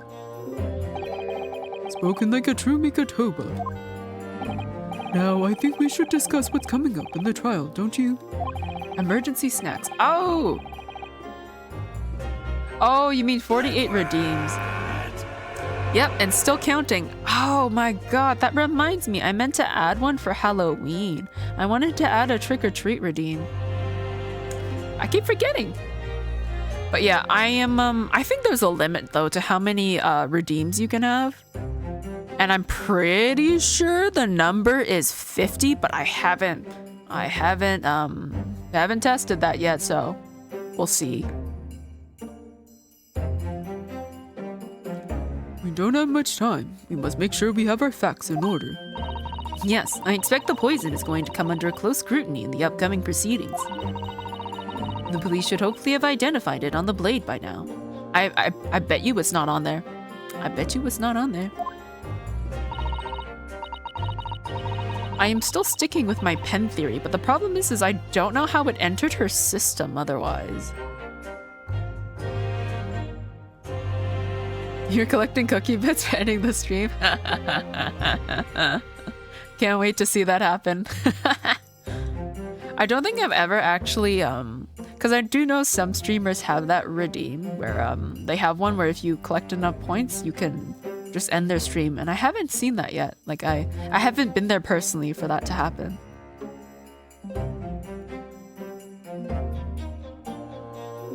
The trouble is, it's a completely new laboratory. Oh god, I keep forgetting. Laboratory synthesized blend of alkaloids. For anyone who does not know, today I learned that the word laboratory does not exist. The correct word is laboratory.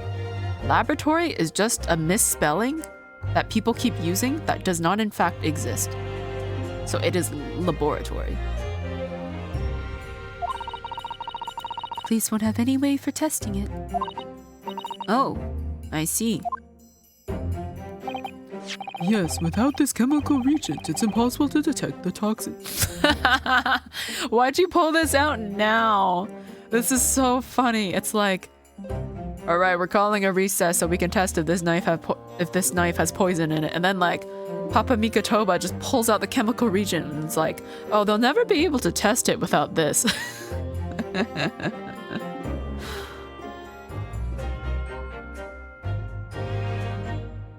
Basil is a word that people keep using that does not exist. Listen. It's still right. It's just a different way of pronouncing it, okay? You can have your basil and I can have my basil, okay? There's nothing wrong with that. It's like caramel, you know? You just sometimes you just gotta leave it be. But it's British. Well, I'm not British. Pecan and pecan, yeah, pretty much. Basil from Amori. I haven't played Amori. I've seen a little bit because like I saw a friend play it, but like I want to, but I don't think I'm ready to be emotionally destroyed. I don't know what happens. Please do not tell me. I just know that like something emotional is going to happen and it's going to mess me up. But yeah. I've seen, I don't know what that number is. I'm assuming it's bigger than 1 million. But yeah, that is a lot. I feel like that is like, you would need to watch for so long. Did I accidentally miss a dialogue? I don't think so. Let me actually pause. There we go. It's really emotional? Yeah. Maybe in the future, but for now, I think it would destroy me. Chemical reagent.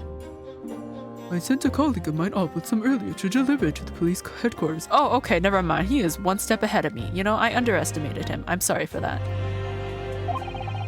I think perhaps you should have some as well, though, just in case. Woo! What is this? Liquid, I guess? My second favorite game? Oh, really? Okay.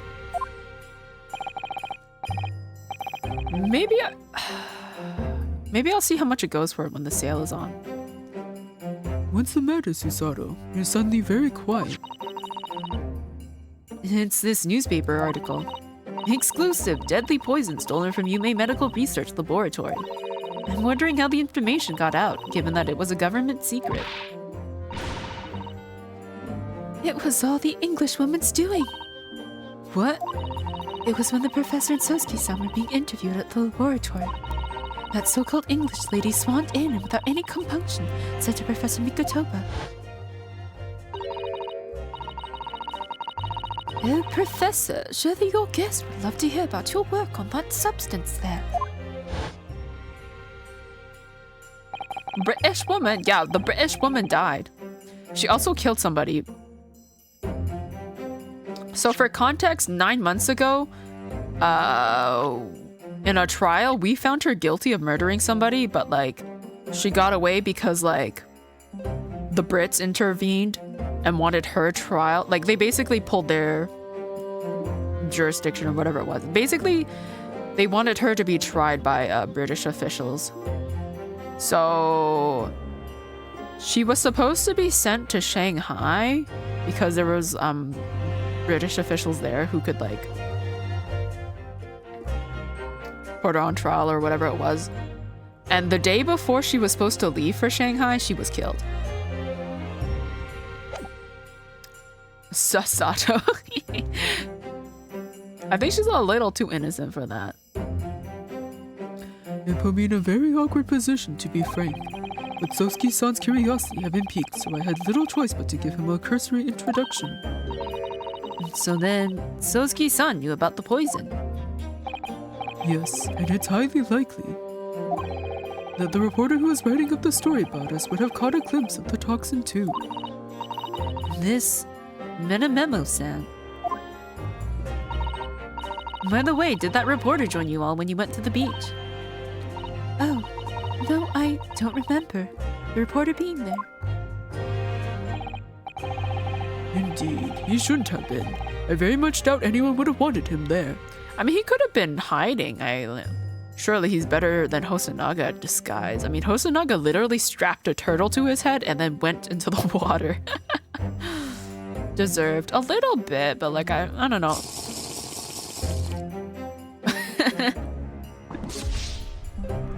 It's always that thing that like happens when like criminals die before they're like given their sentence. It's like, well, yes, they died and they like, you know, she did kind of deserve that, but on the other hand, would it have been better if she was tried for her crime properly and given a sentence? And like, eh. No? Susanoo out? A known criminal had been given permission by the authorities to bathe by the seaside. Sosuke-san pointed out that inviting a reporter might be problematic, so the man was sent back to his office. Yet he obviously didn't go back. He secretly followed the party to the beach and took this very candid photograph. I will let you guys know that that big brain redeems stacks. That's all I'm saying. And then presumably he posted it anonymously to the police.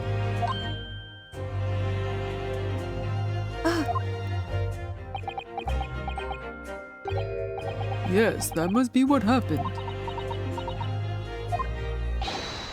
Counsel, we've just heard that the new witness is now ready to testify. The trial is about to resume. Please proceed into the courtroom at once. My bed is calling me, but I'll watch on phone, but I'll be back in a bit. Okay. Chitoba. It's time to steel ourselves once again then. Defense attorney Ryutaro Naruhodo. Yes. Ray has put her faith in me now and told me everything. So I can't let her down. I have to prove that what she's telling the court is true. I have to prove what really happened that day.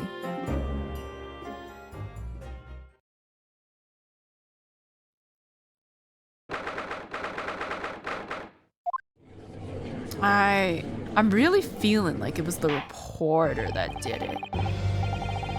But what his motive would be, I have no freaking clue. Because it has to, whoever killed her has to have been someone that's already been introduced to us by now.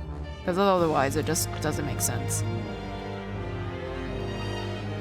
Wasn't Hosonaga, definitely wasn't Sosuke, so. At least I don't think it was Sosuke. No, I don't want to do my boy dirty like that. I don't think it was him. And it's not Ray, we know that. Could you imagine an actual Ace Attorney trial where the person Okay, well, no, that did happen. I was gonna say where like the person you're defending is actually guilty, but that did happen. We did do that. I hereby call this court to order as we reconvene to continue the trial of Ray Membami. Prosecutor Ouchie, have you summoned the new witness? Before I address that question, Your Excellency, I have some very important news to share. Oh? What news? Why does he look so happy about it? During the recess with the collaboration of Professor Mikotoba's laboratory at Yume University, the police re-examined the knife that was used to end Miss Giselle Brett's life.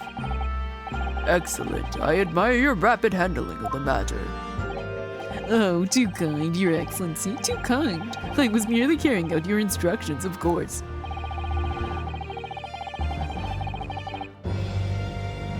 I had the regent delivered to police headquarters by rickshaw so it would be there in good time. But judging by the man's swagger, I feel we might need to brace ourselves for the inevitable. And counsel, what were the results?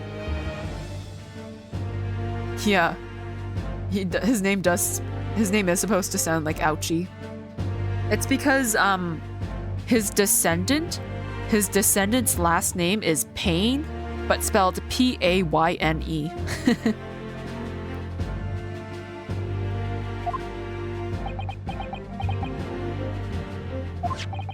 This dagger, which was so cruelly used to end the life of the victim, has no trace of poison anywhere along its blade.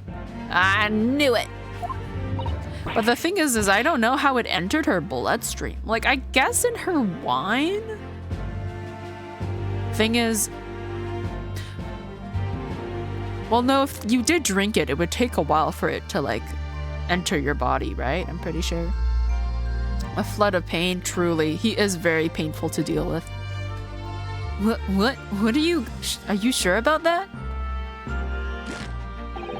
I would stake the reputation of the police on it. With the regent, the test is extremely simple. They couldn't have made a mistake. Damn, okay. But that means we can test the liquid in the pen. In short, the accused's feeble excuse earlier has been utterly destroyed. Could the poison be on the back of the pen? Well, the thing is, when we opened up the pen, when we opened up to check the cartridge, we see that it's practically empty. But it says in the description that there's a little bit of liquid left in there, and I'm pretty sure the poison was being carried in the pen because it is very inconspicuous. And who would think that somebody would be carrying poison in their pen cartridge? Like, she put the pen in her mouth. I don't think she would willingly kill herself. Like, she doesn't strike me as a person who would willingly do that because she doesn't gain anything from it because she dies. Because the pen, first of all, the pen doesn't have her initials in it. Unless she was trying to frame that lady, but like, I don't know. I feel like it was some other person. I'm pretty sure, I feel like it's the reporter, but I could be wrong. I'm pretty sure it's the reporter who poisoned her, but we'll see. Now the prosecution is ready to call the new witness. I'm gonna type in chat and count seconds. Seconds for what? What are you counting? Should I be worried? The newspaper reporter who managed to capture a photograph of the crucial moment. Good. Watch this man's initials be RM as well. Very well, officer. Bring in the witness. No trace of poison on the knife. But if that's really the case, how could the toxin have entered the victim's body? There's literally a spilt wine glass next to her. Guys! Oh my god! I just realized he has an ink stain on his hand. I thought maybe it was like a lead smudge from like a pencil. No, that's ink on his hand. And I'm pretty sure that's poison.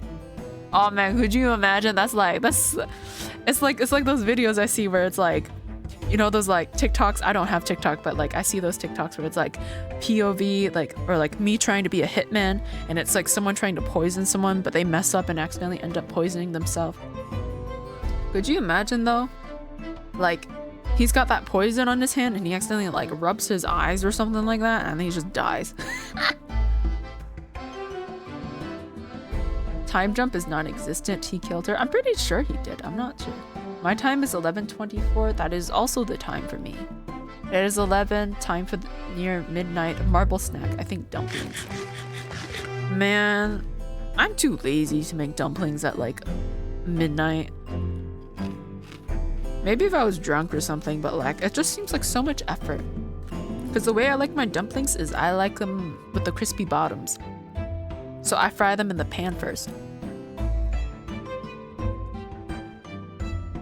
Witness, please state your name and occupation for the court. Oh, there it is! RM! Bro. Okay, case solved, everybody. We can go home now. Goodbye. I'm gonna end the stream. I'm kidding. Right in a memo of the Show You News. I'm what people like to call a journo. What's a journo, Father? Do you know? Hey, as long as it's not a porno, it was all good here. It's simply a contraction of journalist.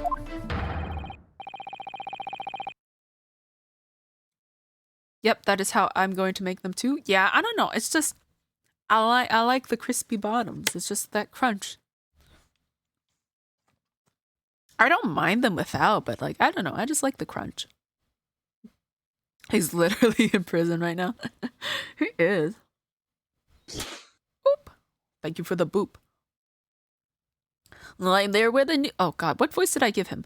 I'm there when the news breaks, putting pen to paper to catch those scoops so they're in print the next morning. That's a little clue. Ow! I felt that. Ow. That is a little too close to ouchie. They don't call me the hero of the Herald for nothing. The nice guy of news. Oh, so it was you who took this photograph, was it? AKA pot stickers? Yeah, pot stickers are great. Deja vu. Is that a reference? Maybe. Must have missed it. Oh, so oh, I read that line already. Well, well, well. What have we here? I'm sorry? Oh, brace yourselves, people. Meta Memo sends us a scoop on the offing. Female student up to foul play, defended by curiously handsome young lawyer in Supreme Court. The readers will lap this up. We'll set it above the fold at 72 pointed, 5-leg format for the morning edition. I don't know how I read that without stumbling. Huh? Right then, let's start with your name. Oh, it's Ryutaro Naruhodo. Nuts! What made you want to become a lawyer? I wanted to reform our country's legal system, I suppose.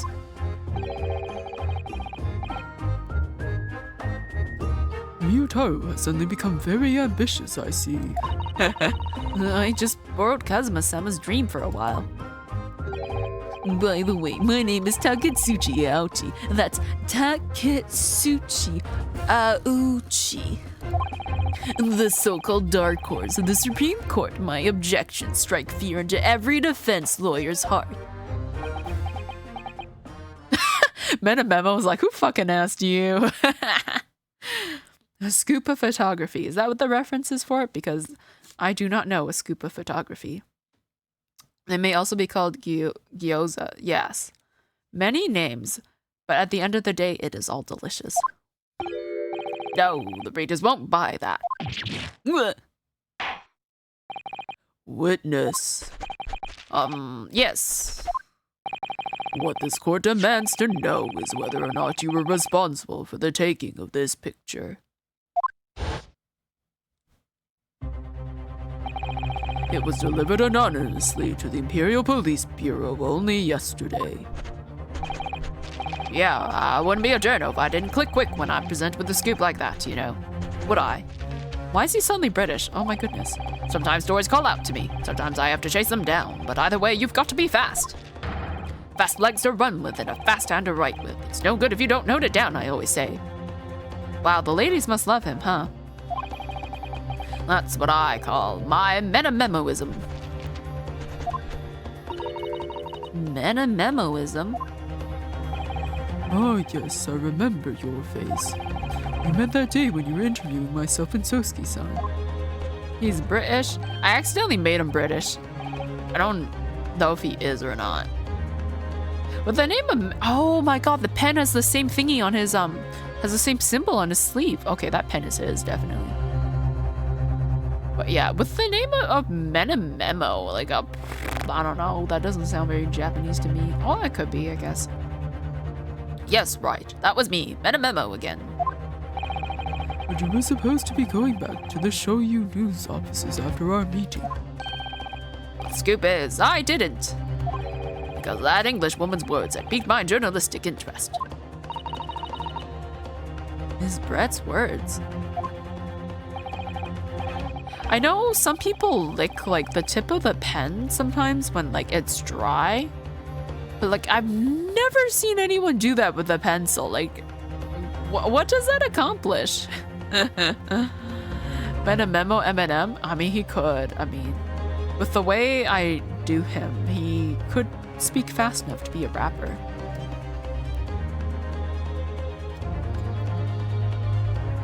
A criminal left to do as she pleases just because she happens to be a British citizen. It's horse dung. This country's judiciary is rotten to the core.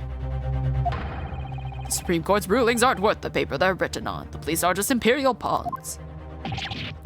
Stay your tongue, young man. There are complex political issues at play. Well, anyway, I quickly jotted down those words she said in my memo pad. Are you ready? I'll read it out. It's all right. It's all here. Right, here goes. I should like to go with everyone to see your country's coast.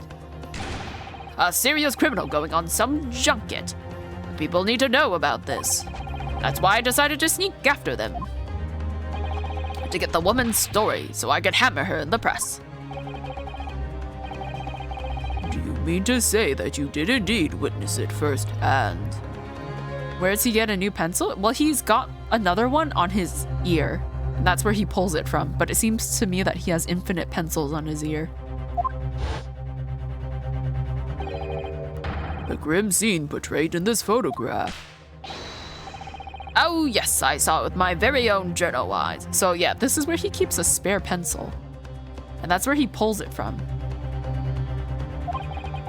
From start to finish, through the viewfinder of my trusty camera.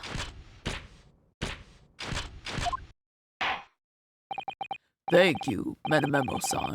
You will now give us a formal testimony before the court. You will state exactly what it is that you witnessed of the events surrounding Miss Brett's death.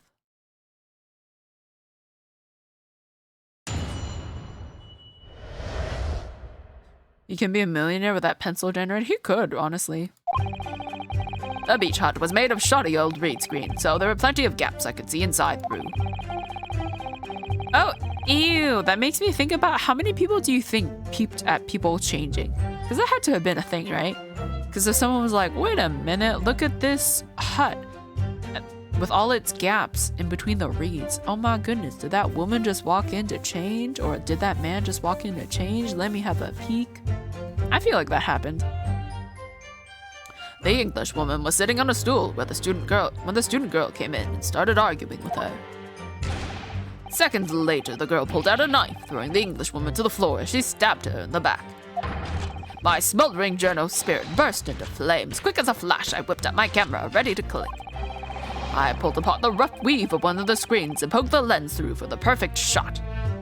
I hope you get, like, whiplash or something from this. I hope this actually... I bet you he gets off on that, though. Because he wouldn't have done it unless he likes it. Oh my goodness.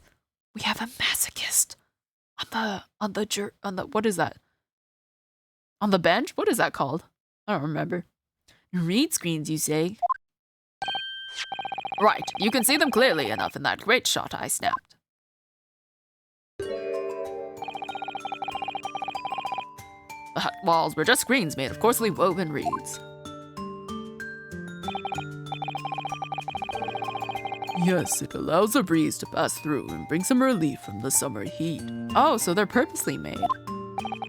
And it was a breeze for me to poke my camera through and see the whole thing hotting up. Ignoring for the time being the appalling invasion of privacy involved. Did you witness everything that happened from the moment the defendant entered the hut? Oh, yes, I saw it. I saw the whole thing from start to finish. And you see that you took the photograph through a gap in one of the screens. Luckily for me, they were pretty shoddily woven. I pulled the reeds apart and thrust the lens of my camera through the gap. Would I get away with it, or would I be seen?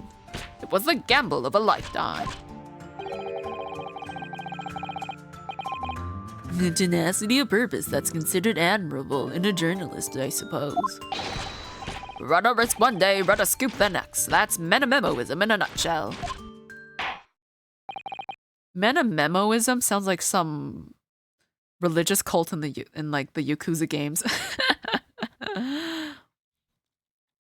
At last, it would appear we have a genuine witness to this wicked crime. The evidence and testimony are extremely compelling. I believe we may be close to a verdict. No! Wonderful news, Your Excellency. Wonderful! Nevertheless, it cannot be denied that this testimony begs one very large question. What question?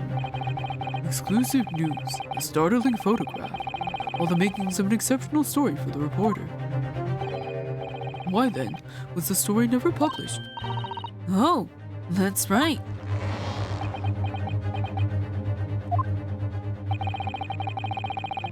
It seems clear to me that there are circumstances at play here that are yet to be understood. Oh, I felt a sneeze creeping up on me, but then it disappeared. I'm gonna go get macaroni with the sausage. Oh, that sounds delicious right now. Man, now I want macaroni. Enjoy your macaroni. More pathetic excuses. Very well then, counsel. Proceed with your cross-examination. Yes, Your Excellency. There's more to this reporter than meets the eye. He's keeping something about this case very close to his chest.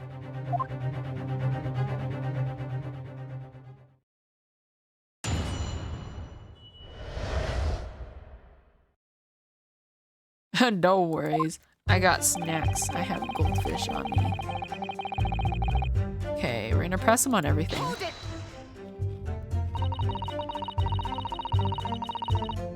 Hello, Kylie. How you doing? What made you want to see what was happening inside the beach hut in the first place?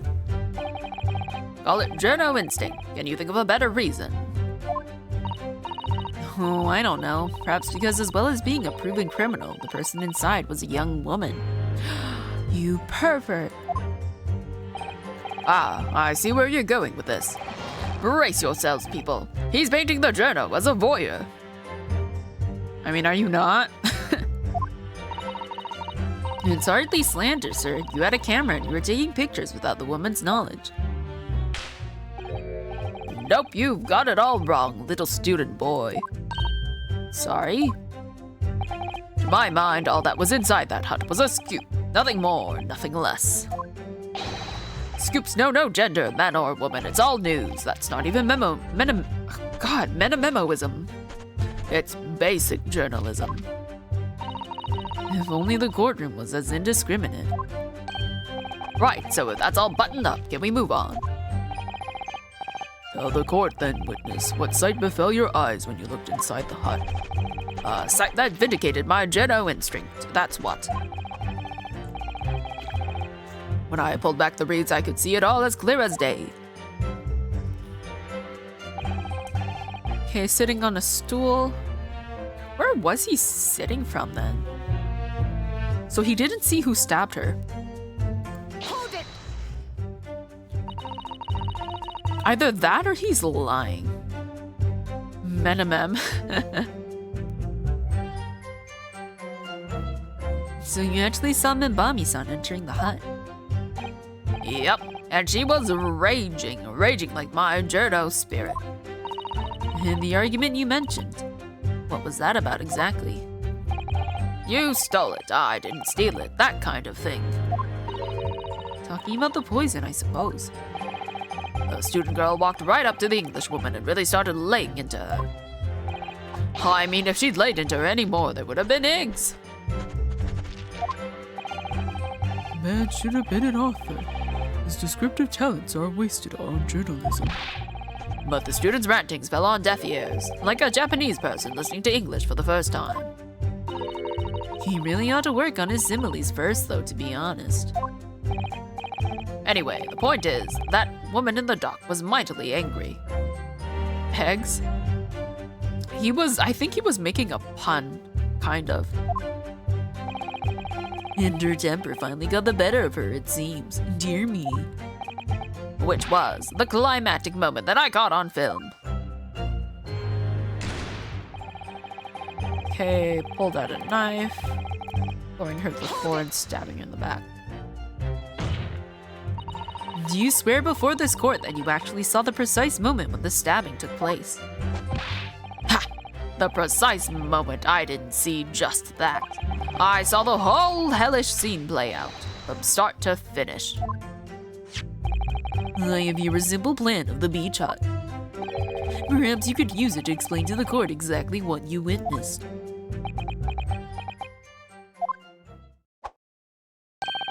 Right you are. It's all here in my memo pad. When I first peered into the hut, I'm sure that the English woman was on the stool at the back of the hut here.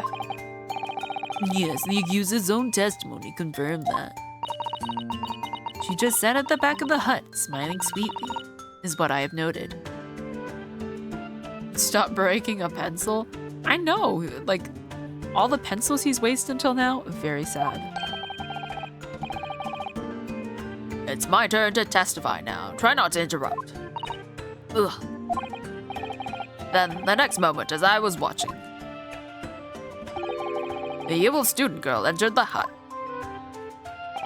After a while, the pair of them ended up in the middle of the hut, arguing furiously. The English woman went for the student, but the girl... Oh my goodness, sorry. I got attacked by a yawn. But the girl dodged out of the way. And in a flash, plunged the knife into her adversary's back as the two passed each other.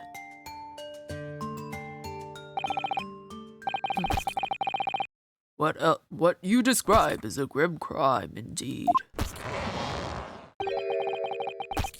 Dumplings are done. What are you nomming on? I'm not really nomming on anything. Like, I got like a little packet of goldfish. I'm not actually hungry. So I'm just like snacking a little bit here and there. What kind of dumplings did you get? The ones I have are normally like pork and like some other, like some veggies or whatever.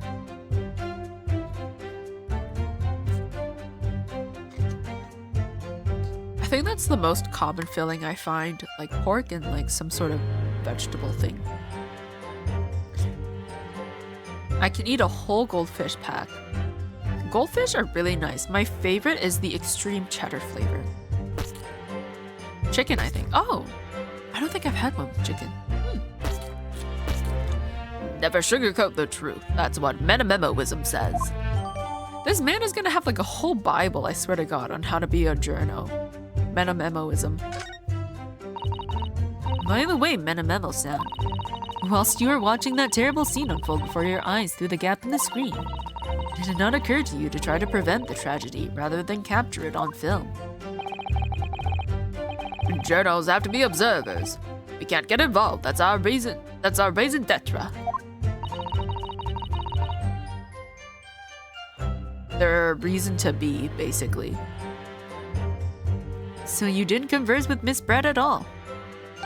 Obviously not. An observer always remains on the outside, looking in. And that's something to be proud of, is it? Your Excellency, if I may, Yes, Professor. I think the witness's last expertly phrased statement should perhaps be added to his formal testimony. Father, what are you? I will grant the defense's request. Metamemo-san, you will supplement your formal testimony with the aforementioned statement. Well, nihilism is the foundation of metamemoism, but I'll gladly prove that my words aren't meaningless. With lemonade? Oh! I would love lemonade right now. I am very much a citrus enjoyer, so lemonade is delicious to me. Bible is banned for simple people. I've never actually read the Bible, so don't know what happens in it.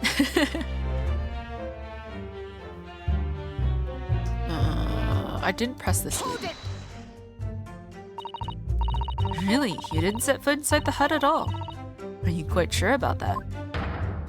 I think you may have the wrong impression of me. We're talking about a murder scene here. My nerves were stretched to breaking point already. Oh, well, I see. You were scared. Maybe I did have the wrong impression of you, yes. It was all I could do to stifle a scream and hold my hand steady enough to snap the shot. You really should have summoned help before thinking of your camera. Metamemoism and humanism don't always agree. And most of the time in those instances, metamemoism comes out on top.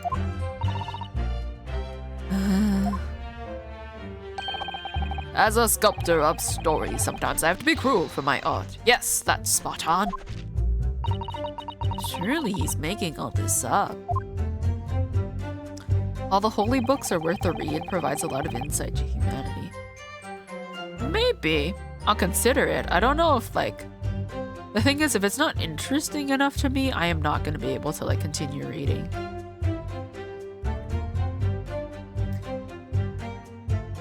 He claims to have spied the whole affair from start to finish.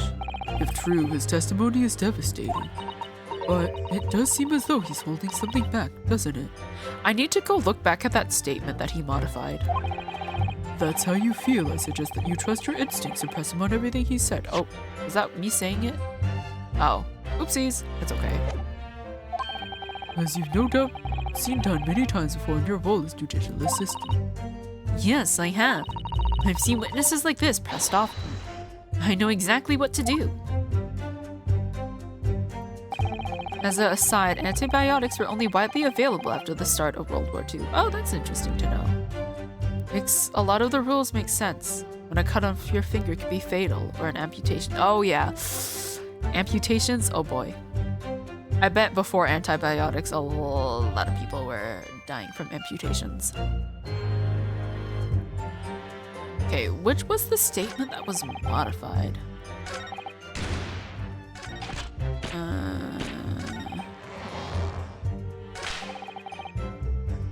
Okay, was it this one that was modified? I never once set foot in the hut nor spoke with the English woman. I was only there as an observer. But then why does she have your pen? Can I present the pen? Is it too early? Because I very much know that this pen belongs to him. Can I look at this? The label appears to be written in a foreign language that I don't know. I will never get over Susato dressed up as a man because she just looks so good. Like, she looks so good. Look at that. She's just very nice. The label appears to be written in a foreign language that I don't know. It's German, so your knowledge of English is going to be of little help here, I'm afraid. Couldn't you have just written medicine on it in Japanese? Then we'd all be able to read it. German is the international language of medicine, my dear. Oh, I didn't know that. But yes, I can certainly see the merit in labeling the bottle in Japanese. Though I'm not sure medicine would be entirely appropriate. Yeah, amputations, I shudder to think of them. Back in those days, anyway. Sounded like a terrible time. was watching a streamer stream Tomb Raider and the MC was mauled by a jaguar. Oh god.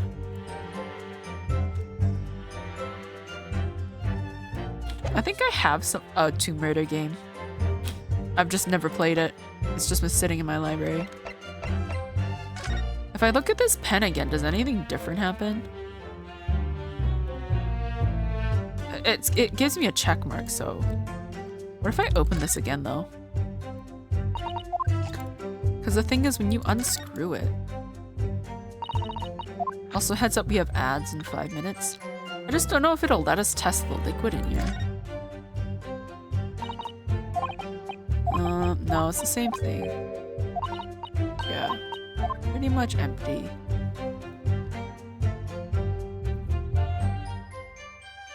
Using only what you have on you, how would you stay alive is the question. If I was mauled by a jaguar, I would not be able to keep myself alive. I would just simply perish. I could start a fire with my shoelace and stop the bleeding with hot rocks to the wound to close it and prevent infection. You know what? Between the two of us, Bayo, you would, yeah, very much survive being mauled by a jaguar. Much more than me. I do not have a single survival instinct in me. I don't think this has anything, though. It's impossible, at least for me, yeah. Survival is hard. And I am not smart enough for that. But then I would still need antibiotics. Am I supposed to press him on a statement again? Is this one of those things where I have to repress on something? Because he says he's never stepped foot.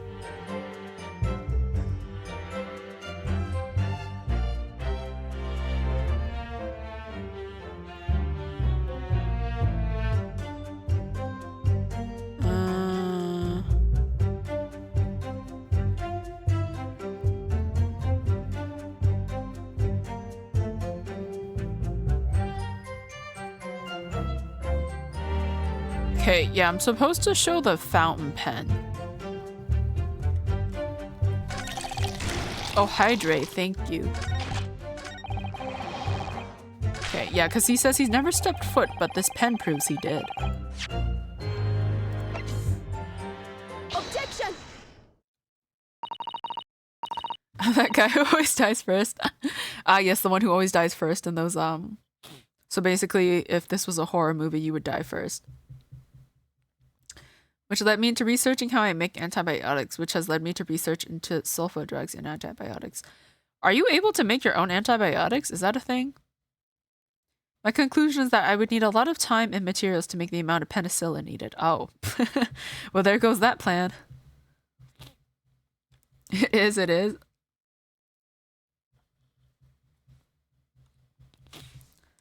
Memo-san, until now I've had a firm belief that newspapers are in the business of uncovering and publishing the truth. You're spot on there. The press doesn't lie, which is why I'm proud to wear the emblem of the Shoyu News on my arm. In a way, that's more meta-memoism. God, meta-memoism. Try saying that 10 times really fast. Meta-memoism.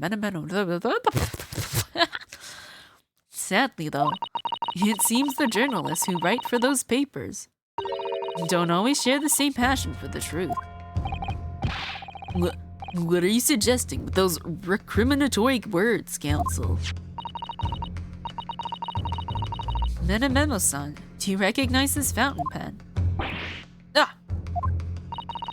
This pen was found at the scene of Miss Brett's death. In fact, the murdered victim was gripping it in her hand as she died. What are you?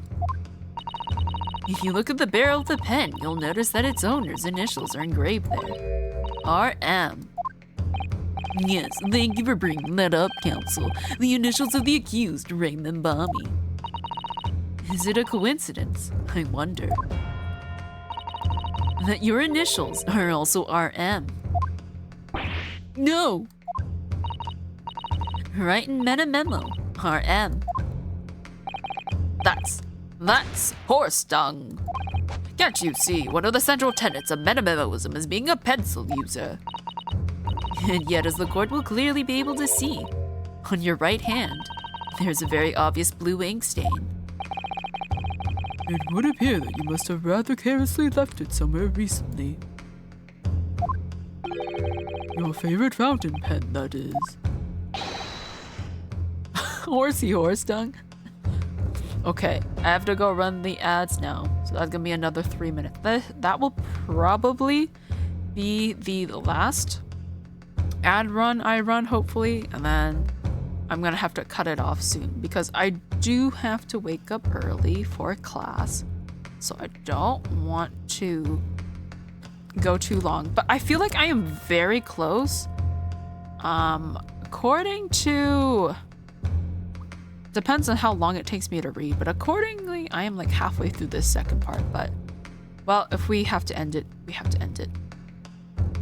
So I will be back in, well, not I will be back, I'm gonna be here. So I will see you guys in 3 minutes for the after the ads, and then we will continue with whatever is left.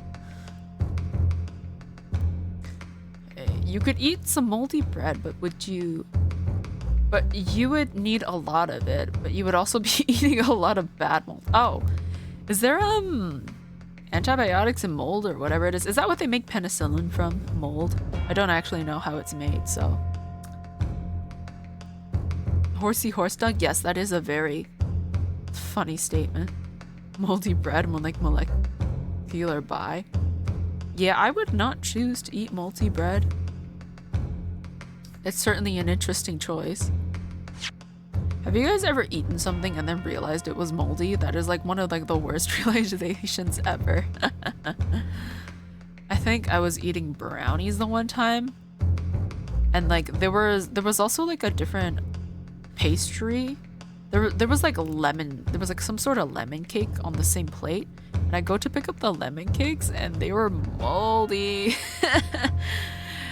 Oh, I didn't eat any of them, but like I did eat the brownies, so maybe the brownies had a little bit of mold. So I just had like a little dosing of penicillin. But yeah, penicillin was discovered in moldy bread. In 1928, Dr. Alexander Fleming returned from a holiday to find mold growing on a petri dish of, God, what is that? Staphylococcus bacteria. He noticed the mold seemed to be preventing the bacteria around it from growing. He soon identified that the mold produced a self-defense chemical that could kill bacteria. Oh, interesting. Apple. I love apples. Apples are nice. Depends on the type of apple, though. I haven't had a Granny Smith apple in a while. I kind of want to eat one. Penicillin in the bread? Yes, there was penicillin in the bread. And now we have antibiotics.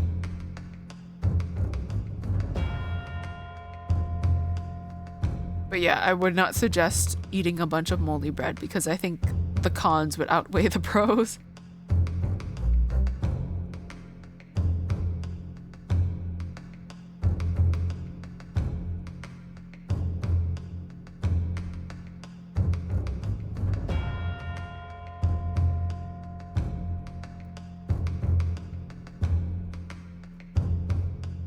Yes, we have about 30 seconds left of ads.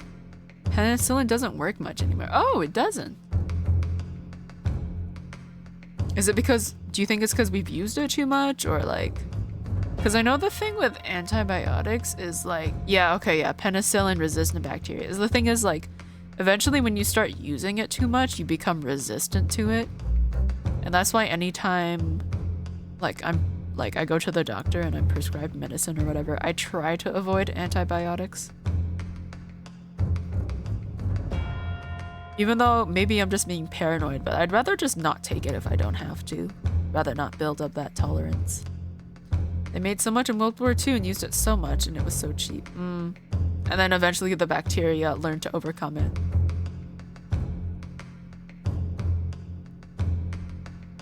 And then eventually you just have to find something else that will keep the penicillin resistant bacteria at bay. And then that bacteria will learn to be resistant to that new antibiotic you made. And then it's just it's a cycle. Maybe one day all bacteria will be just so resistant that we all die. I wonder what happens then. Also, welcome back from the ads. If a zombie attack happens, we're so screwed, are we? Rest in peace, us. I would not survive long in a zombie apocalypse, I will tell you that. Actually baked a bread last week, first time. Ooh, nice. Have I baked bread? The closest thing I would say I've baked to bread is probably like banana bread, maybe. But like bread? No, not really. It's not really my thing. I prefer more like cakes and stuff for baking. Are you supposed to make antibiotics in a bunker? I don't know. Go live near a lab or something. Anyways, we are back to Horsey Horse Dung. Horsey Horse Dung. Metamemo-san, it is not the case that before she died. Is it not the case that before she died, you met with Giselle Brett in that beach hut? Why should we listen to this absurd nonsense? It's nothing but another excuse. Exactly. Show you news will stand behind me all the way. I deny everything. There must be as many people with the initials RM as there are stars in the night sky. Every time I hear Night Sky, like that one song plays in my head with the shooting stars.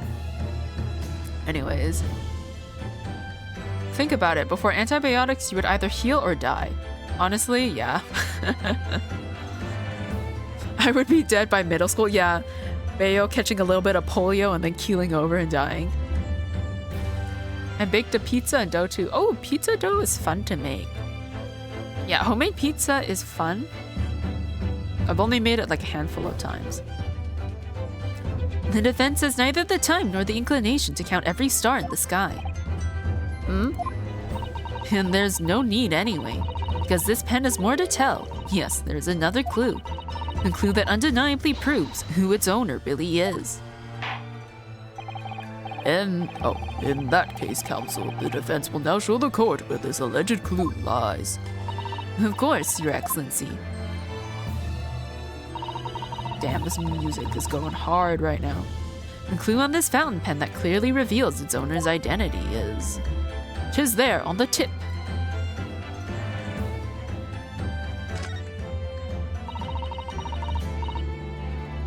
There's some sort of emblem here. Look. But isn't it a... It isn't a... Oh, I meant to present. I keep forgetting that when I click on it, it's like... Got it! Yeah, there we go. As well as the initials, there's also an emblem on this fountain pen. My symbols are... T... Is that TGAAC? I don't know how to read that. An emblem that you will of course recognize, Metamemo-san. Goodness me, it's the emblem of the Shoyu News. In other words, the owner of this pen is an employee of the Shoyu News, whose initials are RM. Oh, the amazing Oakwood. Suddenly, the stars in the night sky don't seem so numerous, do they? Well, Metamemo-san, how do you respond? No! Order, explain yourself, witness.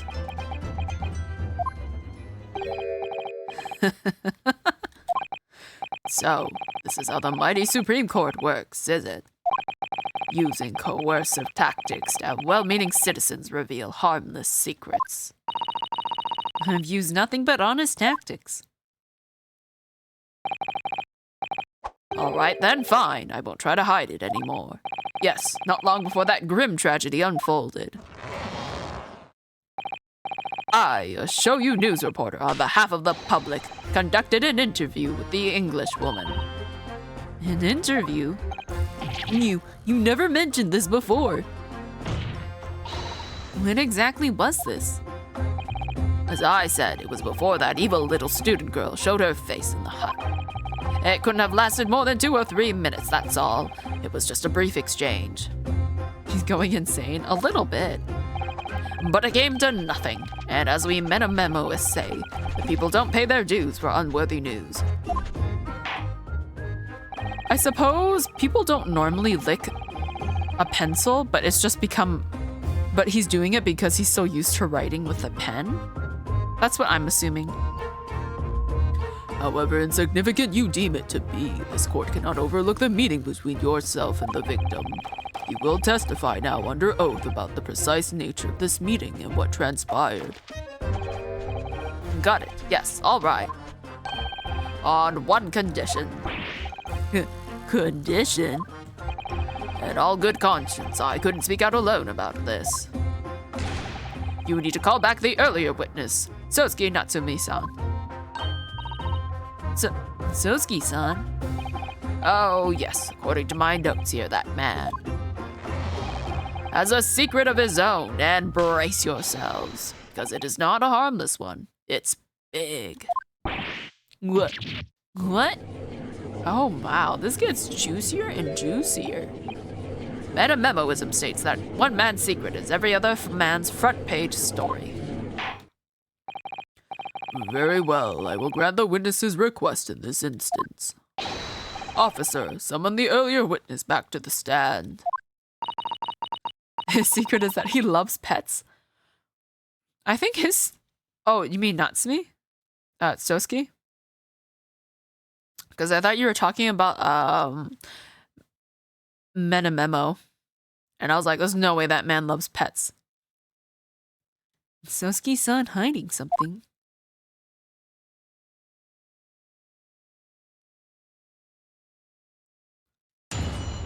I mean, Sosuke does have a cat. And he did try to smuggle a kitten onto the steamship, knowing that it was illegal. Well, not illegal, but against their rules. I asked the Englishwoman for an interview, but she declined, so I left the hut without making a fuss. And then, watching secretly from outside, I saw the woman being stabbed and the other witnesses come running. The detective realized that the victim still had a pulse, so he ran off to fetch help. That's when this writer man here asked the woman a very significant question. But he didn't say anything about that in his testimony, which is why metamemoism demands I reveal it now. You mean to say the victim regained consciousness? Well, And when she did, you decided to ask her a question. that's, true, yes. He did. And that's not all. The woman gave him a very definite answer. An answer that incriminates the accused. This is preposterous. Why am I only hearing about this now? Why did you mention this before, you yokel hack? It wasn't even a conversation.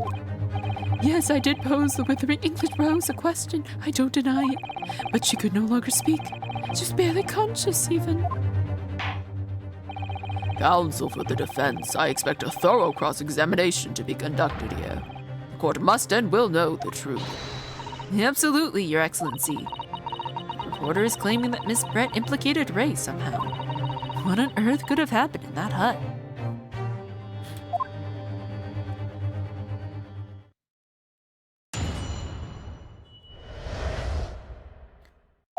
I don't know if this is the last one, or if we might still have another cross-examination after this. You asked for an interview, you say? Well, of course I did. I wanted to ask her about the incident she was involved in at the end of the last year. About the case in which Dr. John H. Wilson lost his life. That's not the way I phrased it. Metamemoism calls for straight talking.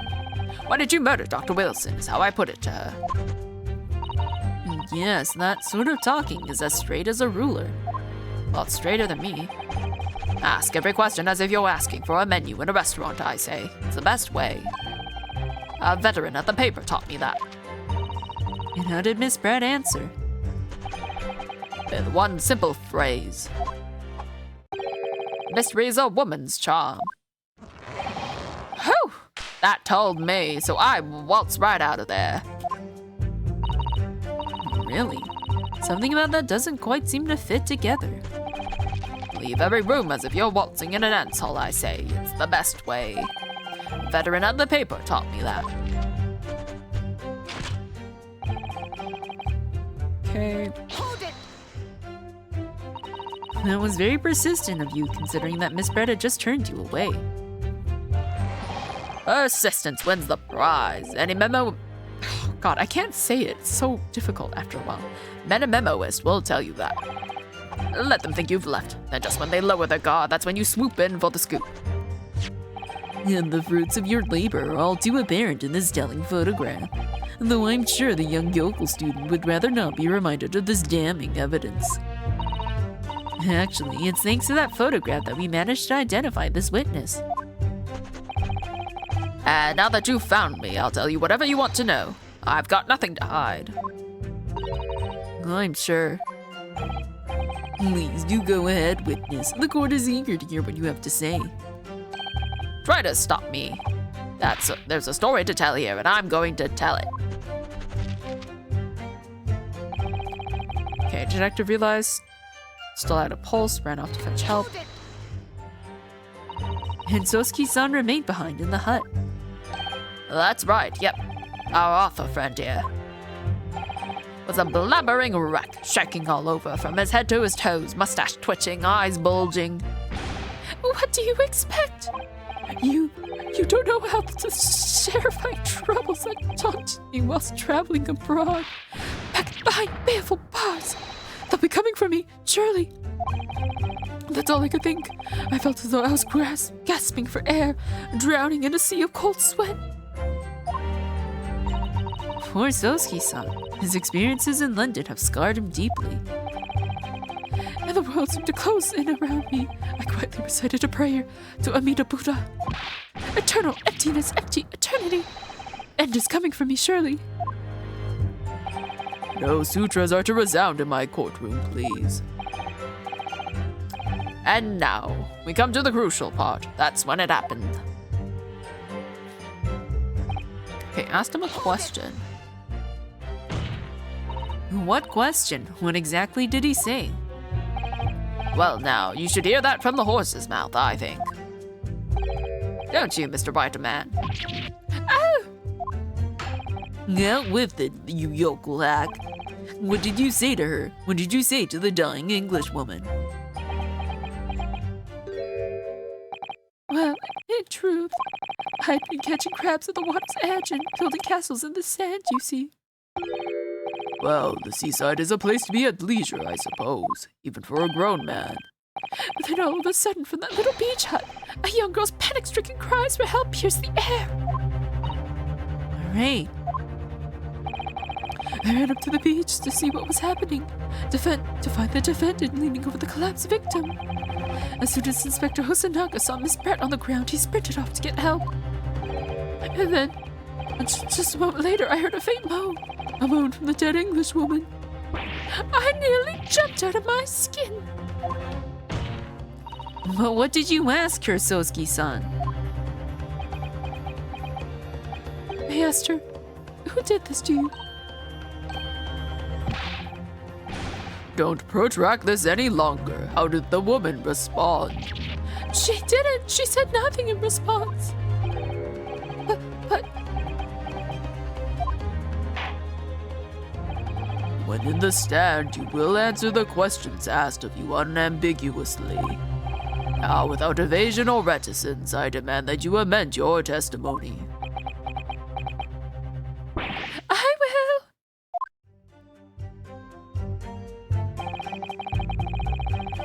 Okay, I asked her who did this to you, but she never replied. We'll press that again. So you tried to find out who the culprit was. He who asks a question is a fool for a minute. He who does not remains a fool forever. Having been labeled a criminal twice during my time in Great Britain, I was quick to make up my mind. Better to be a fool for a minute than remain a fool in prison forever. However, you've indicated that the victim failed to respond. Is that correct? I know why. I know why the Englishwoman said nothing. She was ignoring me because of my stupid mustache because I'm Japanese. Oh dear, Sosuke-san has really developed a dislike for the English, it seems. Oh my god, he's developed a phobia. Having read the report on his time in Great Britain, I can't say I'm surprised at his xenophobia. But the Englishwoman didn't ignore you at all, did she, Mr. Writer Man? Well, yes, all right. She did respond in the manner of speaking, I suppose. Lifted a trembling finger and pointed in the direction of the defendant. Hold it! Oh. Miss Brett pointed a finger at the defendant. Sosuke-san, is that really true? It's not easy to stand here and say this, but when we first entered the beach hut, the Englishwoman was sprawled on the floor before us, with the student girl standing on the far side of her. And when I asked who did this to you, the Englishwoman summoned her last ounce of strength to point a trembling finger at the back of the hut, which was, can't be denied, in the direction of the student girl who stands accused today. No. Sosuke-san, why on earth did you neglect to mention this in your original testimony? What? Fiddlesticks, I say. This is not a British court of law. You will respond in Japanese. Yes, of course. The Englishwoman did point her finger back towards the back of the hut, but I was trembling, and she was trembling, and everything was a blur. And thinking about it, I feel as though perhaps she was pointing in a slightly different direction. Actually, no, not slightly, in a very different direction to where the student girl was standing. To somewhere at the back of the hut, where nobody was standing at all. You mean that your memory of events and the direction in which the victim was pointing are both unclear? Yes, that's it. Unclear. I'm very, very unclear. Your Excellency, surely this proves the matter beyond all reasonable doubt. Yes, the woman may barely have been conscious, and yes, perhaps her finger wavered slightly. But there can be no doubt that this was an attempt by the victim to confirm the identity of her assailant. Why?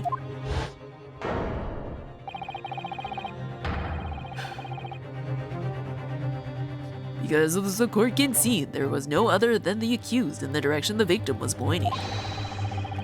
It is now abundantly clear that no one besides the accused could possibly have committed this crime. I am inclined to agree. And in the absence of any credible argument to the contrary, I believe we can now conclude this trial. No! No! The headline's writing itself. Dashing lawyers, hopes dashed. 92 points across the whole page. We'll do an extra edition. This is a serious blow, Susato. Unless we're able to identify the true culprit and substantiate our claim with evidence, the judge will give his ruling and this trial will be over. But that's impossible, Father. We don't even know how the crime was committed yet. Impossible? Though the task may seem, we have no choice.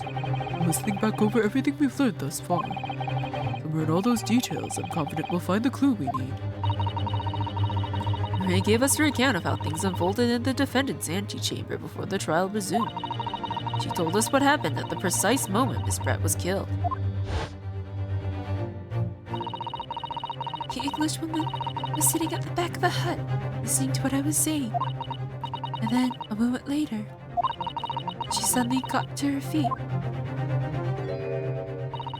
before collapsing on the floor in front of me with a knife in her back.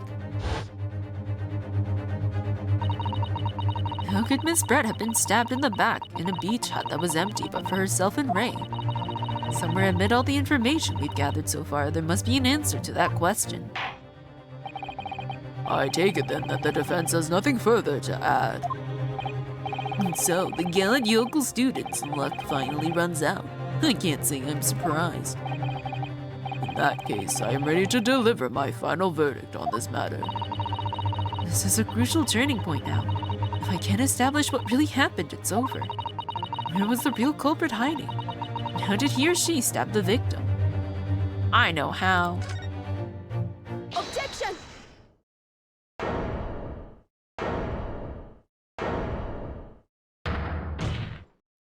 Your Excellency, I respectfully ask you to postpone your adjudication for the time being. Oh, to what end, counsel? The defense would like to present the court with an alternative theory. An alternative theory that can explain who the victim was actually trying to implicate with her dying gesture. Objection!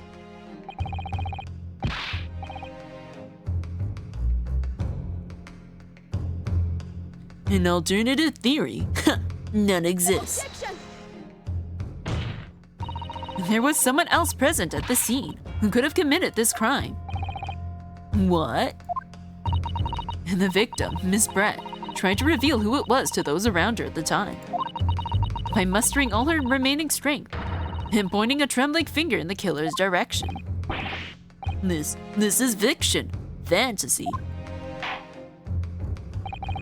Very well, as you seem so sure of yourself, counsel, I'm prepared to hear your alternative theory.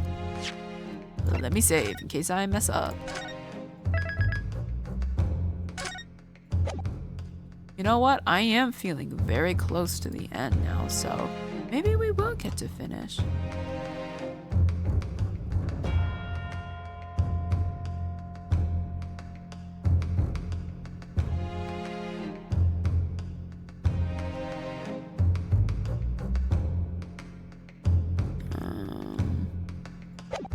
There we go. Very well, as you seem so sure of yourself, counsel, I'm prepared to hear your alternative theory. So, young Ryutaru Naruhodo, Yes, Your Excellency. you will present your latest theory to the court by means of this plan. At the moment the victim was stabbed, where exactly are you proposing the culprit was concealed? Can I do this? Take that! Naruhodo-san would never give up, and I'm a Naruhodo now. The true culprit who fatally stabbed Miss Brett was concealed in this location here. Are you mad, counsel? You're suggesting the culprit was outside the hut. What?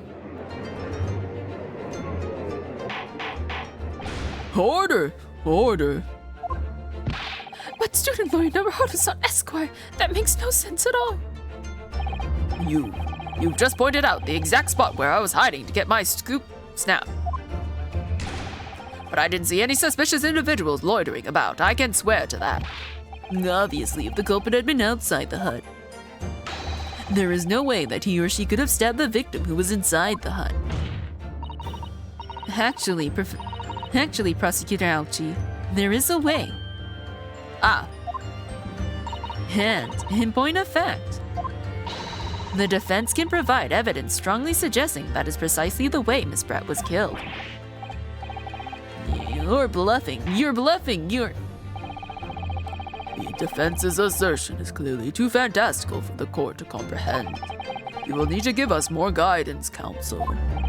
What piece of evidence corroborates your theory that the victim was stabbed from outside the hut?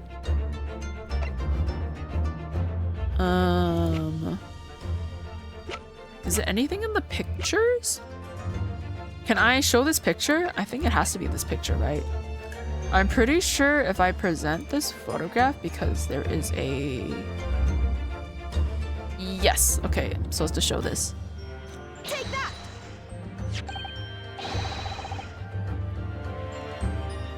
The original photographic print of the crime scene. Yes, it's clearly visible in this print. The trace of the fatal thrust that was delivered from outside the beach hut. Do you take us for fools? There's no hint of any such thing. I'm not sure that everyone present would agree. Someone, at least, appears to have noticed what it is that I'm referring to. Counsel, once again I must call on you to be explicit for the court. Where on this photograph is the trace of the stabbing which you claim took place from outside the hut? Bam! Look closely, just here. In the screen at the back of the hut, you can see the effects of a blade having been forced through the reeds. No, I can't. I can't see any such thing. You need to get your glasses changed. It's true that the hut in question had 4 walls that you expect. However, by parting the reeds, a knife blade could easily penetrate them. This is extraordinary. Yes. The true culprit actually stabbed the victim from outside the beach hut. And of everyone present at the scene, there was only one person who could have done that. Only one person who was directly outside the hut when Miss Brett was killed. Right in Memo-san, it could only have been you. No! Nice catch though with his face. This preposterous idea just leaves me almost speechless. Just look at that photograph again. The victim lies almost exactly in the center of the beach hut, does she not? Are we to assume, as part of this partial scenario, that the assailant was a knife thrower? No, of course not. We're not. If you recall the testimony of the defendant about the events just before the victim's death. Inside the beach hut, I confronted Miss Brett. But she just sat on a stool at the back of the hut, smiling sweetly at me as if she knew she was untouchable.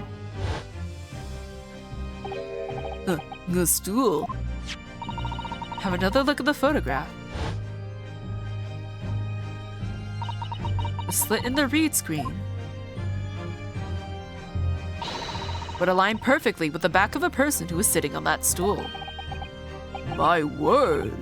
So, in fact, the victim was killed while sitting on that stool by a stab wound to her back delivered through the reed screen. Ugh! Having been attacked, Miss Brett rose to her feet instinctively, but then, unable to speak, she collapsed on the floor in the middle of the hut before the defendant, Membami-san's appalled eyes. And that, Your Excellency, is the truth of what happened on the beach that day.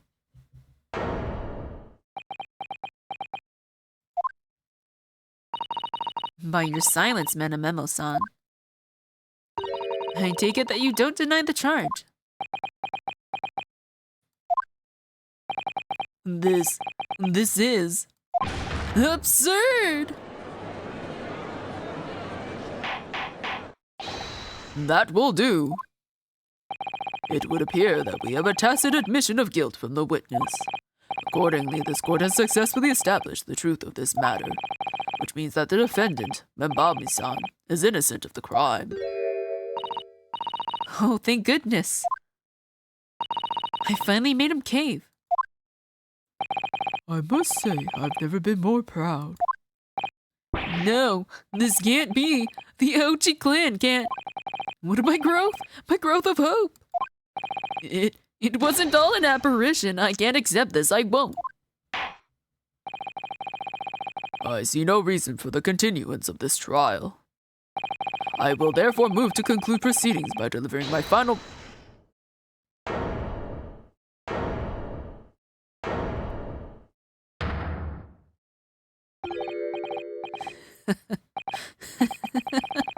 Well, this is all very convenient.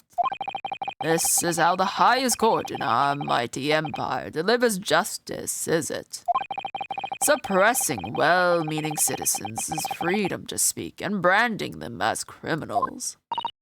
But we've established that the victim was stabbed from outside the hut, through the reed screen walls. And no one but you was in place at the time to have this hand on the hilt of the blade. It's a perfectly logical deduction.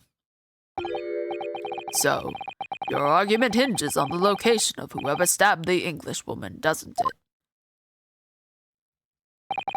Well, it seems a little irrelevant now.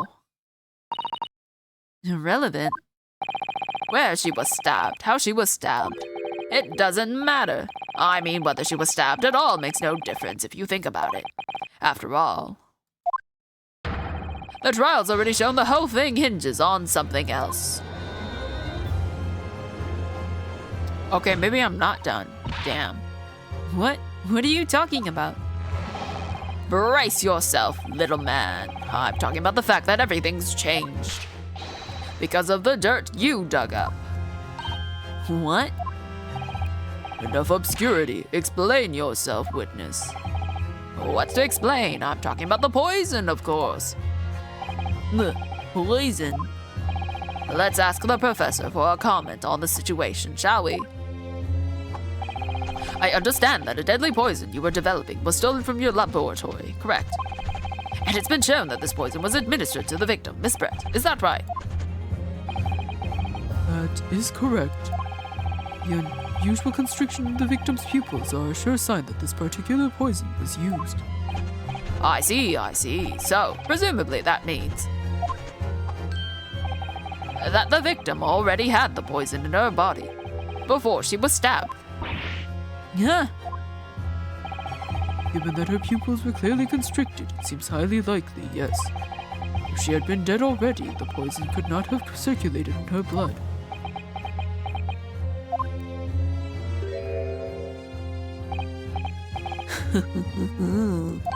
How refreshing to hear the argument of a metropolitan mind.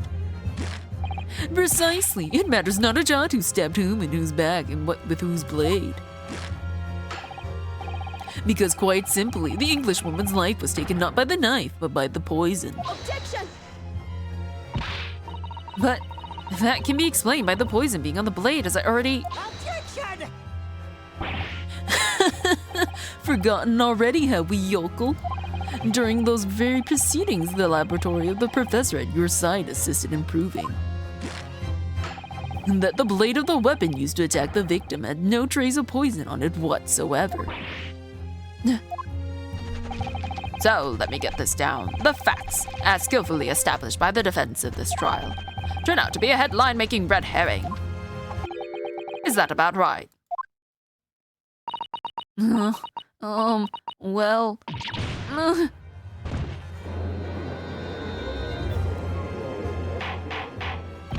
Order, order. But where does this leave us? How, in that case, did the poison enter the victim's body? There is an undeniably obvious answer to that. The lady most likely imbibed it. You mean she drank it? Have another look at the photograph here, as you can see. A bottle of carbonated water in a glass had been knocked onto the sandy floor of the beach hut. The poison could have been slipped into either. So somebody made Miss Brett drink it. Well, what do you know? Look at those dashing eyes. This will make a great front page shot. Hey, why the bewitching stare? After all, I'm the last person you should be looking at. It would make no sense at all that I poisoned the woman, would it? I mean, that's been established already. Established? What are you talking about? Don't tell me you've forgotten. That's a little hard to believe, given that the person who established it was you. Me? What on earth does he mean? Oh, let me capture those white eyes. This is prime press, blah, blah, blah. This is prime press photo, this is. It would seem that this trial is not destined to end yet, after all. I need some water. Oh, dear Lord. I hereby call upon the witness to give further testimony. That's great, that is. Let me get a shot of that magnificent beard, Your Excellency. You claim it to be impossible that you were the one responsible for administering the poison to the victim. You will explain to the court in your testimony the basis upon which you make such a claim. I'm a journo and I'm a man. I've never tried to run or hide from anything in my life. And I'm not about to start now, because that's metamemoism. For a brief moment, I thought I'd illuminated the truth, but it slipped right back into obscurity again. Just where is this trial going to take us?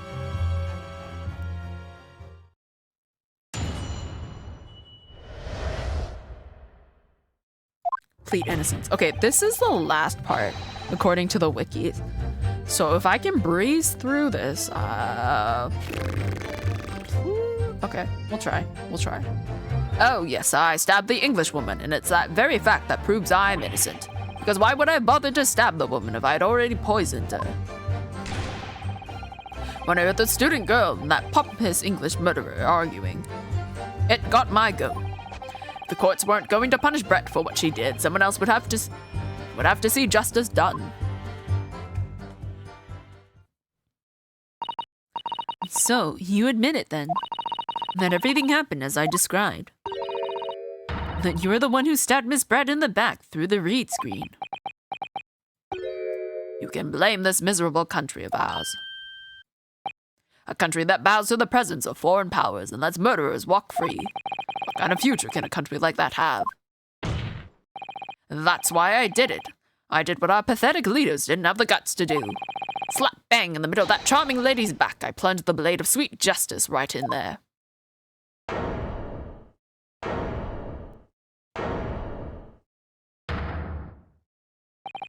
As someone who spends his life seeing the truth that is told, I feel really, really awful about giving false information to my testimony before. But as it turns out, there was somebody else who had it in for the victim and got to her before me. That's right, you guessed it. That pretty little student girl. Now there's a woman after my own heart. You're implicating Ray again. Aggressively shits pants. Hello there. Hello, Smooth Texture. I hope you have a change of pants. My goodness. Hello, how you doing? I hope your, what is today? Wednesday, Thursday. Thursday, I guess it's now Thursday. I hope your Thursday's going well. Oh, did I beat this? I don't think so.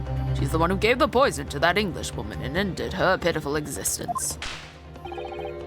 And suddenly, snap! This journo here was off the hook. Your argument is sound. Certainly. Got to take out the garbage, BRB. Oh, no worries. If the witness had administered the poison himself, he need only have waited for it to take effect. Subsequently, stabbing the victim in the back would have been entirely nonsensical. And therefore, this reporter had nothing to do with the poisoning. Yes, it's all quite logical. That's right, it is. Logical and true. I'm glad you've all seen the light. Justice at last. This is unbelievable. And after I'd made so much progress in Luke proving his guilt, is he going to get away with it now?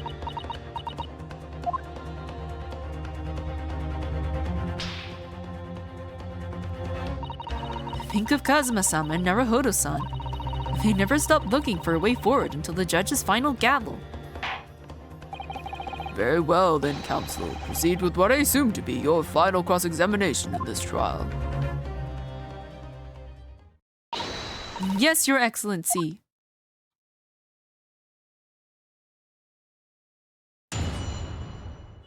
Alright, time to press him on everything. Hold it! So, you do admit that you had murderous intentions towards Miss Brett, then? Ha!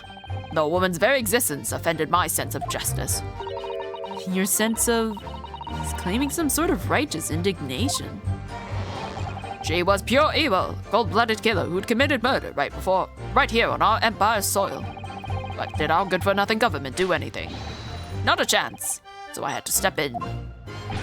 Fly the flag of justice, put things right for the people. Yes, it was my civic duty. That's what drove me to do it. I speed ran throwing my garbage out.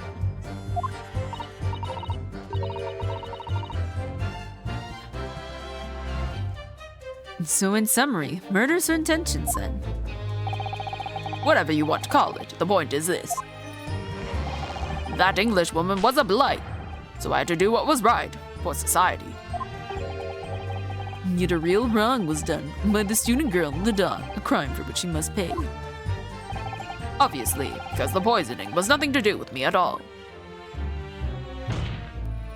Okay, press him on this. I'm trying to speedrun this ending a little bit. So you still maintain that you didn't give the poison to the victim? Obviously, that'd be like putting a belt on your trousers when you were already wearing braces like these. The accused administered the poison, following which this witness stabbed the victim. An unforgivable act, certainly, but not one of murder. That crime rests on the accused's shoulder. Oh, goodness me. That scared me a little bit. That is how the law works, you see, yokel. Who knows, you may even learn something here today. Is my volume actually too loud? Let me double check. That squeak was just very loud for some— no, it's just loud for some reason. That's fine.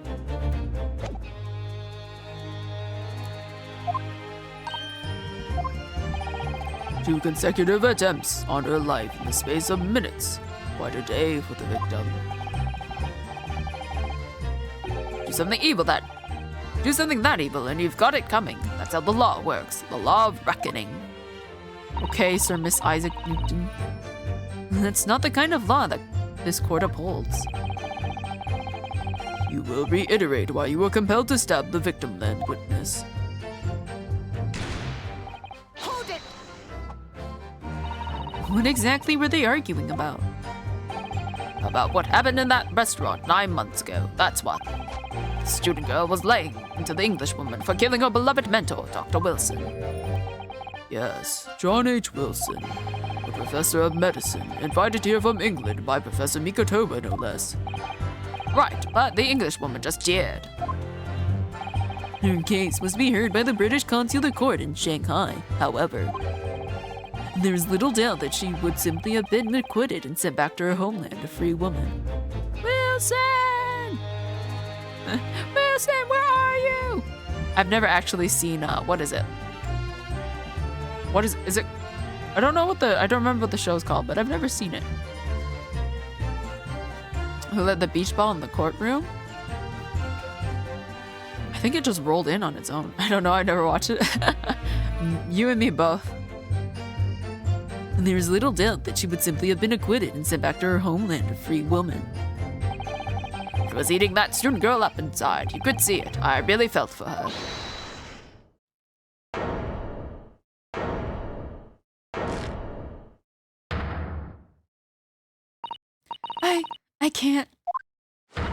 I can't stand here and listen to this tripe. Ray, young girl, you stand accused here. You can't just blurt out whenever you feel like it. No, you can't. Sorry, but I'm in the middle of some very important testimony here. Just keep quiet and listen. But this is awful man is making all of this up. Susato, please, you have to make them listen.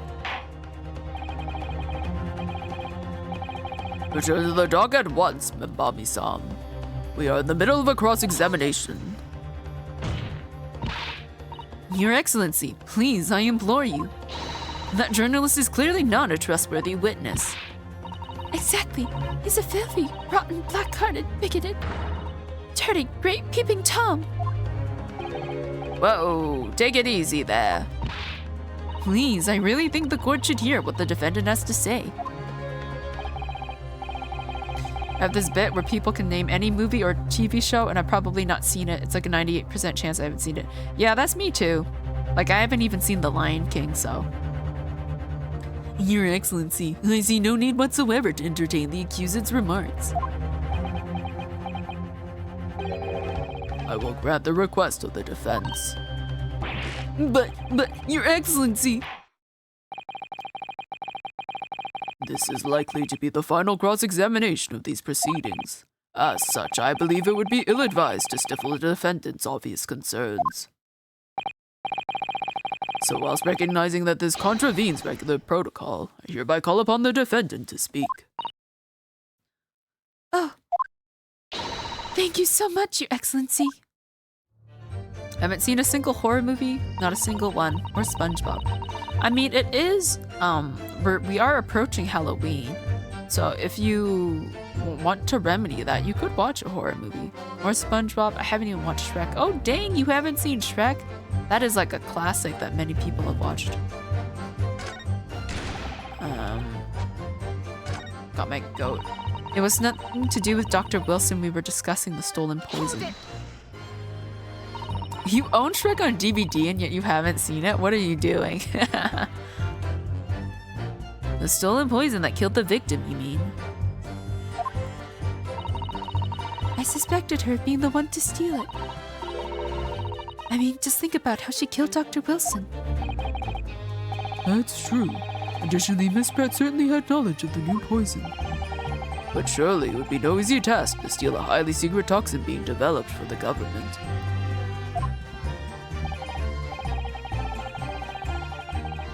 Indeed, all visitors to the laboratory are thoroughly searched when they leave.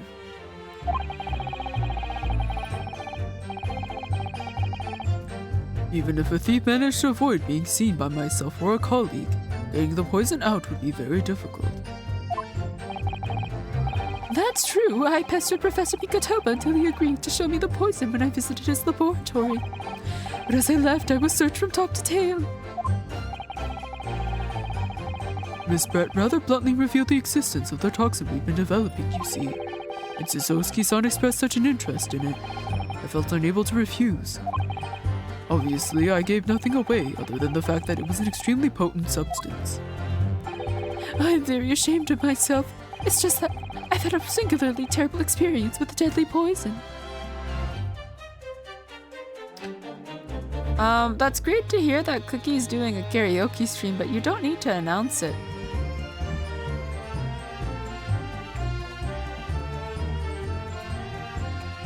It's, I mean, it doesn't make me feel great.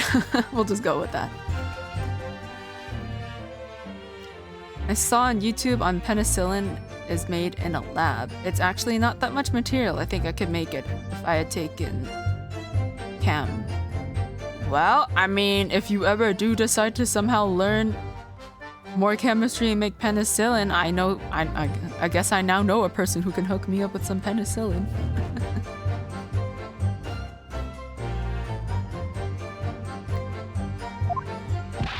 I wanted to look my old enemy in the eye. Surely you can understand that. Grow, refine, and purify crystallized organic chem. You make it sound like you're making meth. Did you take OChem in uni? No. I didn't take any, I did not want to take any science stuff because I didn't like it.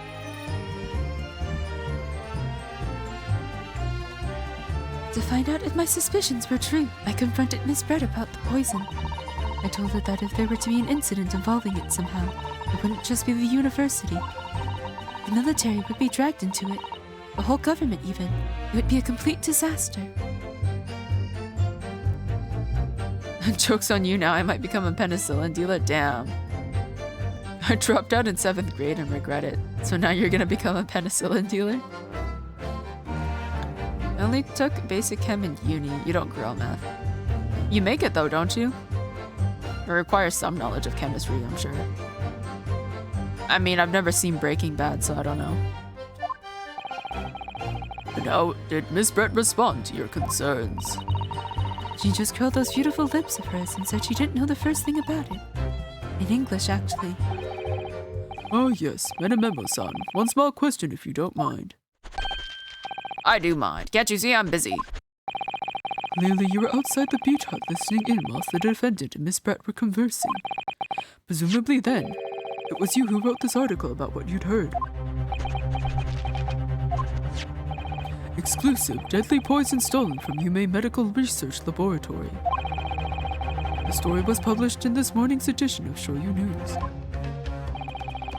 The details are too accurate for it to have been written by anyone else.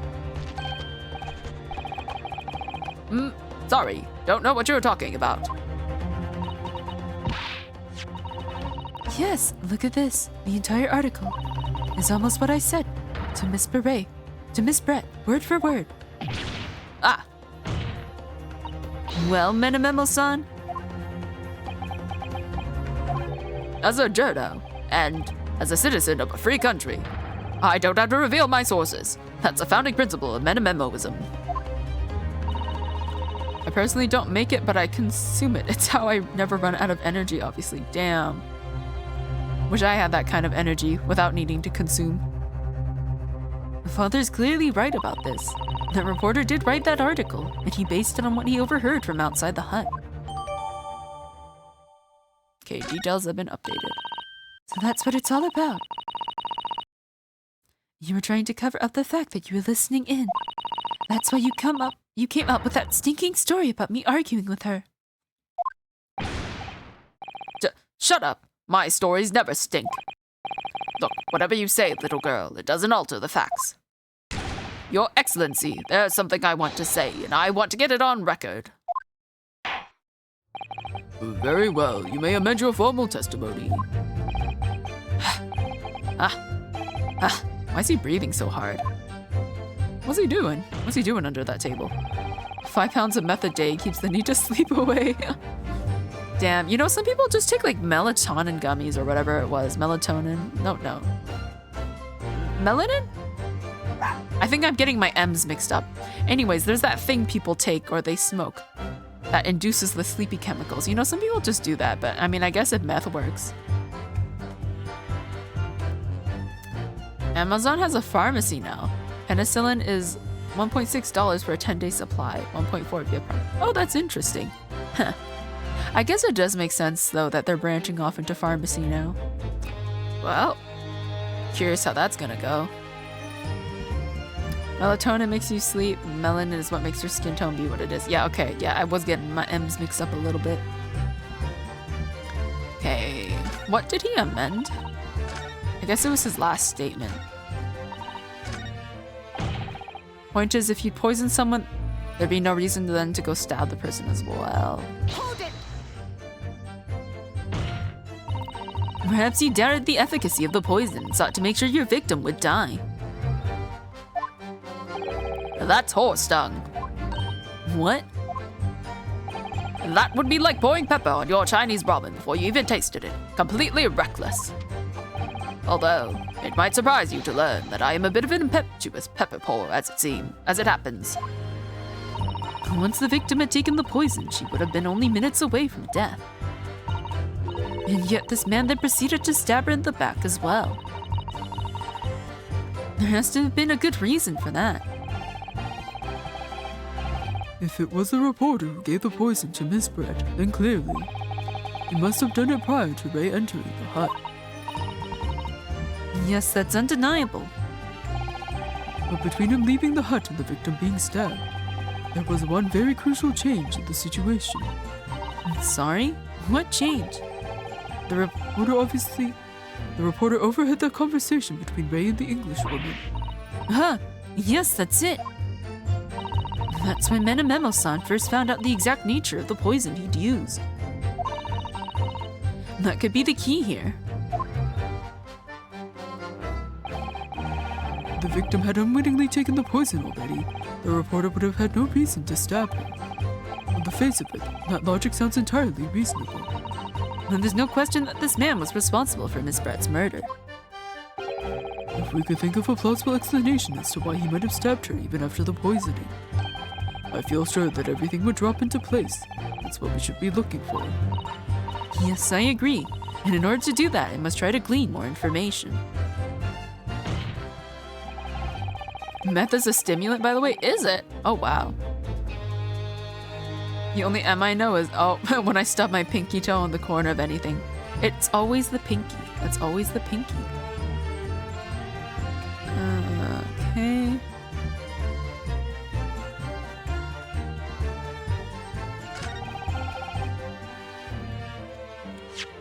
Okay, am I supposed to present the poison article? Well, let's give it a try. Well, I can think of one reason. What? But before I explain, I'd like you to confirm something for the court. Did you clean all the information for this newspaper article from what you overheard outside the hut?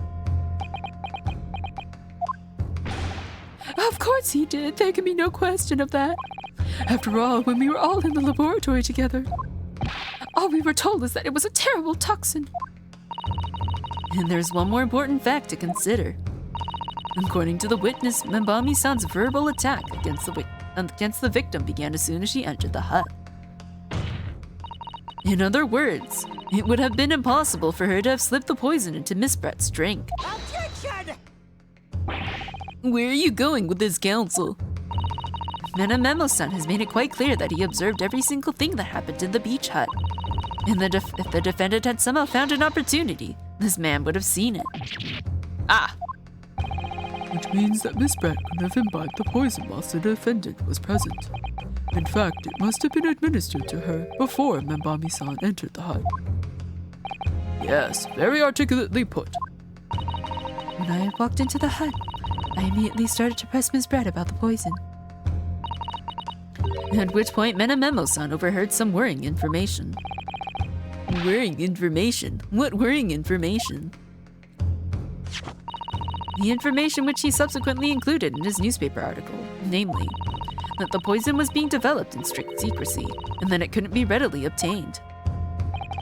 Absolutely. In fact, that's quite an understatement. The only possible place it could come from is my lab. Also, heads up, we're gonna have ads in 5 minutes. It seems like I cannot avoid them. We're very close though, I feel like. And furthermore, anyone afflicted by the poison would exhibit telltale signs in death. The extreme constriction of the pupils. Yes, it's quite stark when you see it. There are other poisons that show similar symptoms, but not among new substances that are undetectable. In other words, it would be clear that the victim's life had been ended by the use of this particular poison, which would reduce the number of suspects to only a handful of people. Ah. Everyone in my laboratory is aware of the unique properties of the toxin we've been developing. None of them would be foolish enough to attempt to use it for some nefarious deed. Membami-san being no exception. Therefore, we can conclude that whoever administered this unique poison to the victim was a layperson, unaware of its telltale properties. In other words, someone like you, right in Menamemo. Ah! It was you who stole the poison from the laboratory that day, and it was you who administered it to the unwitting victim. But you quickly realized that was a terrible mistake. Because the poison caused such unusual symptoms and was so untraceable. As you listened in from the far side of the beach hut's thin walls, you learned of these facts. But you'd already given the victim the poison at that point. It was too late. So you hatched a plan to disguise your mistake. Ah! Me? I was tomatoed? Thank you, Gold. A plan that involved stabbing the victim in the back through the reed screen. But what good could that possibly do? Isn't it obvious, Counsel? The plan was to kill Miss Brett before the poison could take effect. Once in the blood, the poison causes the onset of pupil constriction. But he had hoped to precipitate the victim's death before that happened, hadn't he? Exactly. Because without any revealing signs of the new secret poison's use, no one would have ever suspected. This is extraordinary. Yes, the effects of the poison meant it would be too easily identified, so the killer had to mask its use, which he attempted to do by plunging a knife into the middle of the victim's back.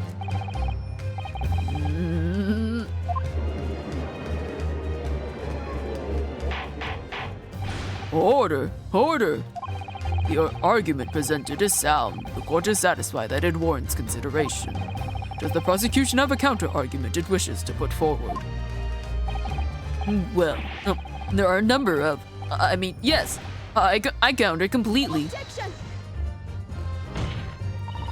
The prosecution's evasive response clearly shows that in much the same way as he nurtures the remnants of his top knot, he's clinging to lost hope. Oh, that is a sick burn, Susato. Man, all the stabs at this man. Lost hope?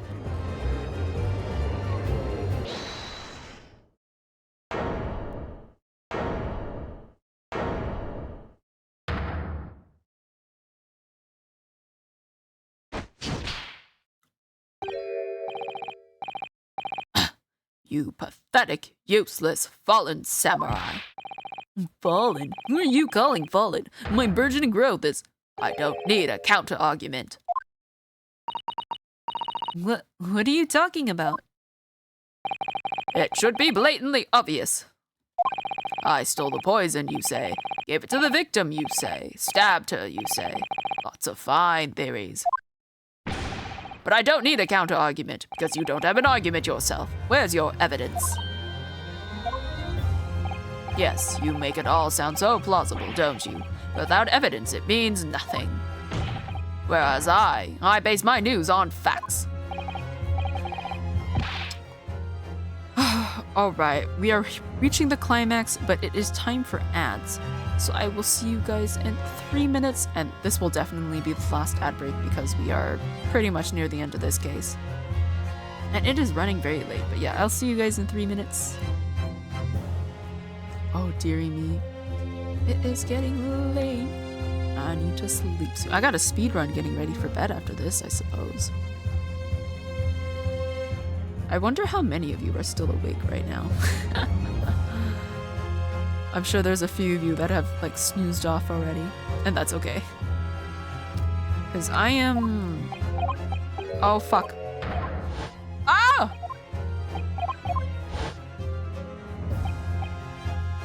Oh my goodness. What? I don't know what I pressed. Darn. I don't like how I can't disable autoplay. Hold on, let me... God, when was the last time I saved? The last time I saved was like way too far back. I fumbled the bag so badly, guys. Oh my goodness. Nobody saw that. I am in the midst of my shame though. I am gonna have to go through the history.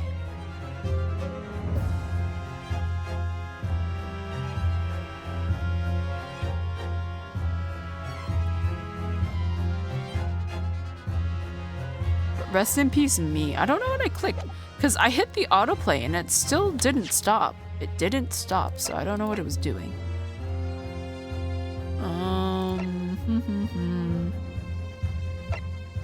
Story mode off. Gameplay. Is it here? Text skip on. I don't know what was going on. Like, well, can't do anything about it now. I just have to live with the consequences of my stupidity. Oh well. I think I was on this thing, on the judge. I think this is where I was going from. So we will wait. There's still another minute of supposed ads.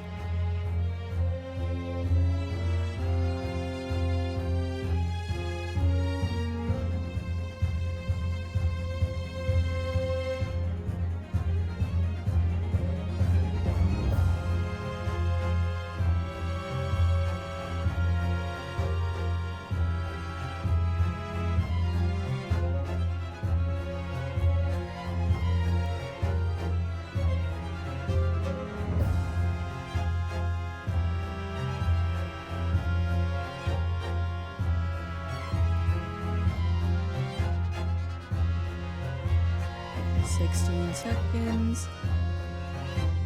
But yes, I'm pretty sure all I have to do now is go through the rest of the dialogue. Well, maybe I just have to prove that the poison was in the pen. And then that's pretty much it. And then, yeah. Welcome back from the ads.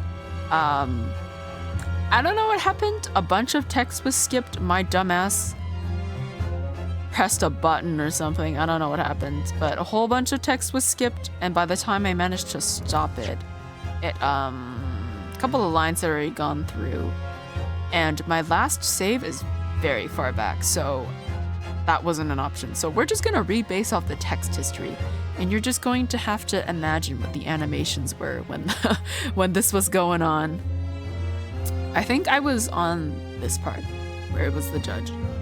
Facts. What do you mean? Explain yourself. I mean what the professor said earlier in this trial. It's all here in my many memos, every word, every slip of the tongue, all noted. That's what the Show You News is famous for. It's the power of the printed word. But surely it would be no easy task to steal a highly secret toxin being developed for the government.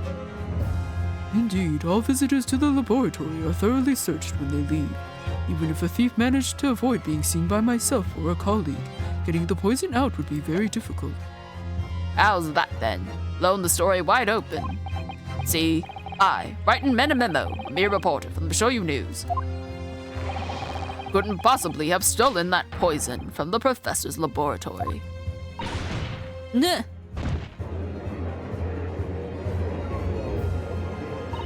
But there can't be any question of it. He must have stolen the poison that day. He stole it and used it to kill. And if that's the case, As you've identified, the poison itself is the definitive evidence we need. Because whoever stole it from the laboratory that day is the true culprit here. What's your point, you annoyingly handsome country bumpkin? Wow, even he admits I'm handsome. Susato for the win, like goddamn. my point is this. There's one way that you, Menamemo-san, could have stolen the poison that day. I have heard enough. Oh god. I've heard enough verbal conjecture now, thank you. The court must be shown as evidence. What proof do you have that this witness stole the poison on the day in question? The fountain pen. Take that! The proof, Your Excellency, is this fountain pen. Ah, A fountain pen? How can that possibly be relevant? These magical pens somehow seem to have enough ink to write many thousands of kanji characters. I believe they arrived in our country for the first time some 15 years ago. Bah, I swear by a weasel hair calligraphy brush and nothing else. These newfangled pens are merely a fad. Well, as a forward-thinking man of words, obviously I love my fountain pen. Suck up a soup cone of sumptuous ink, and one's work is awash with words in the blink of an eye. That's right. Fountain pens have a small reservoir in the barrel, into which ink is sucked up through the nib of the pen in order to write with later. Which is all this talking of sucking up ink of? Ugh. And just as it's possible to suck ink up into the reservoir, it's also possible to eject it through the nib again, of course. My word, can this really be? Well, Menamemo-san, when you saw the deadly poison before your eyes in the laboratory that day, you used your fountain pen, your very lifeblood, to steal some of it, didn't you? By siphoning the poison up through the nib and into the pen's reservoir. ah. I've never seen that before, where you do it through the pen nib. For me, it was always like this, you take out the cartridge or whatever it was, and like, you suck it up through there, and then you put it in. More absurdity. That never happened. True, we've heard that there were procedures in place to prevent thefts like this from the laboratory. But would anyone have thought to look inside a fountain pen of all places? No, I'm a little ashamed to say, but for fear of offending our guests, such a detailed search would not have been conducted. Well, this is quite startling, I must say. Remind the court that this pen was found in the clutches of the victim when she died. In other words, it was dropped at the scene by Menamemo-san. So the crucial question is, when exactly was the pen dropped? Are you suggesting? The natural conclusion is that in your haste to act whilst the victim was distracted for a moment, you dropped the pen after you emptied the poison from it into her glass. There could be any number of alternative explanations. For example, the witness could have been using his pen to write down details of his conversation with the victim. And when shocked by one of her outrageous answers, the pen fell from his quivering hand. No, that can't be. If it was, how do you explain why the pen was devoid of ink? What? As you can see for yourself if you examine the evidence, there would appear to be no ink present in the reservoir. What newspaper reporter goes to interview someone with nothing in his pen? No, the pen was dropped after the poison that filled its reservoir had been emptied into the victim's glass. Witness, what do you have to say in your defense?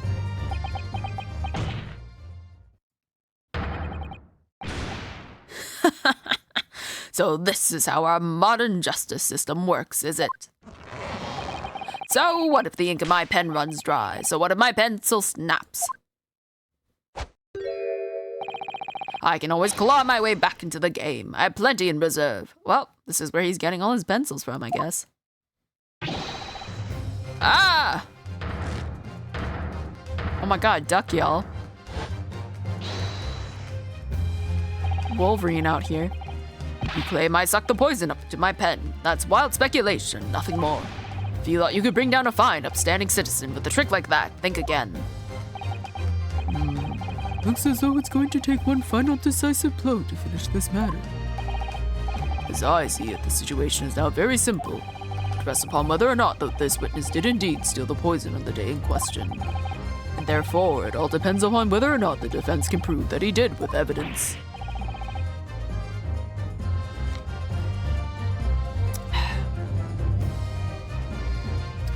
Ha! No such evidence could possibly exist. Objection!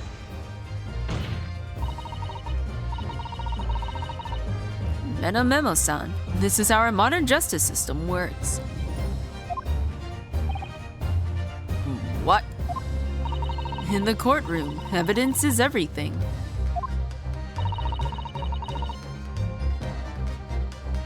Something you would do well to remember. Because we are well past the point of speculation at this stage, I assure you. Very well, then I call upon the defense to present the aforementioned evidence. This is it then. This will be the final piece in the puzzle. The defense can prove by means of this item that it was the witness's pen that was used to steal the poison. Well, we got the chemical reagent. Counsel, what is that bottle? This bottle contains the unique chemical reagent that can identify the poison in question. Yes, that poison is entirely due synthesis of alkaloids developed by my colleagues and I. It would be impossible to detect traces of it by any other method. Or, from another perspective, simply within this chemical reagent, anybody at all could check for traces of the poison. Reagent? What? One drop of the contents of this bottle on the tip of your fountain pen, Memo-san, is all it will take to solve this case beyond all reasonable doubt.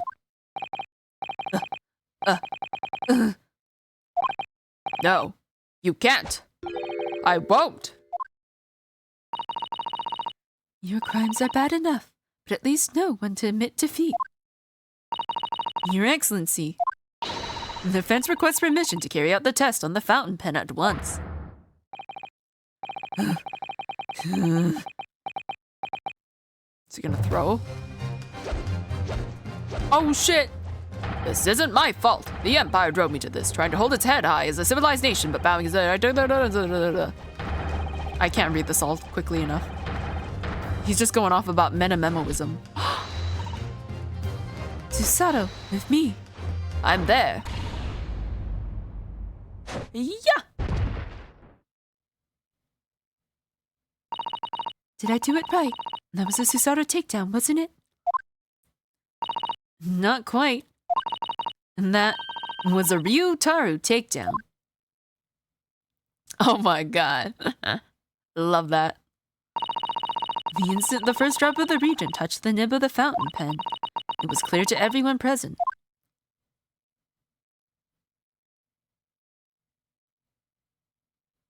When I saw it there in the lab, poison, the devil got hold of me and I decided to do it on a whim. I excused myself and emptied all the ink down the sink in the bathroom, washing the reservoir out carefully.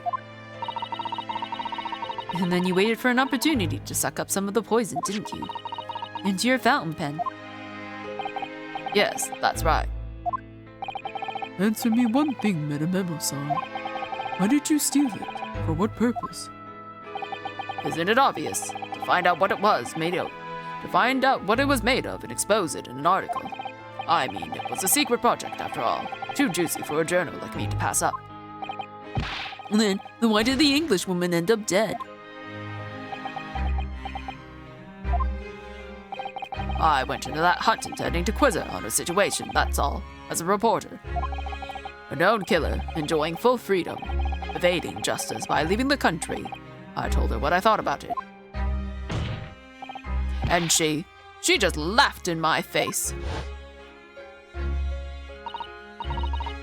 Oh, what's this? A Far Eastern caveman purporting a practice journalism.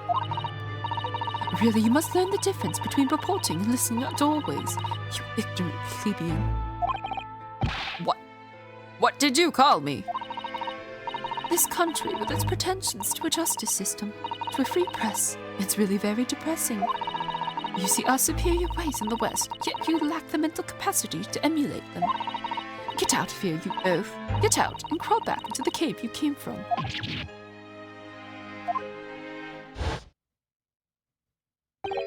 That's when I remembered. About the deadly poison I happened to have in my pen at the time. Could you imagine if he was writing with his pen and he forgot and he licked it out of habit? He would have killed himself so quick. What a terrible tale. In my head, I knew I should just get out of there as quickly as possible, but I couldn't.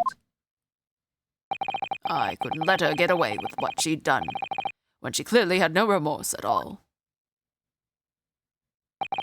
I suppose it was my journo spirit, getting all fired up.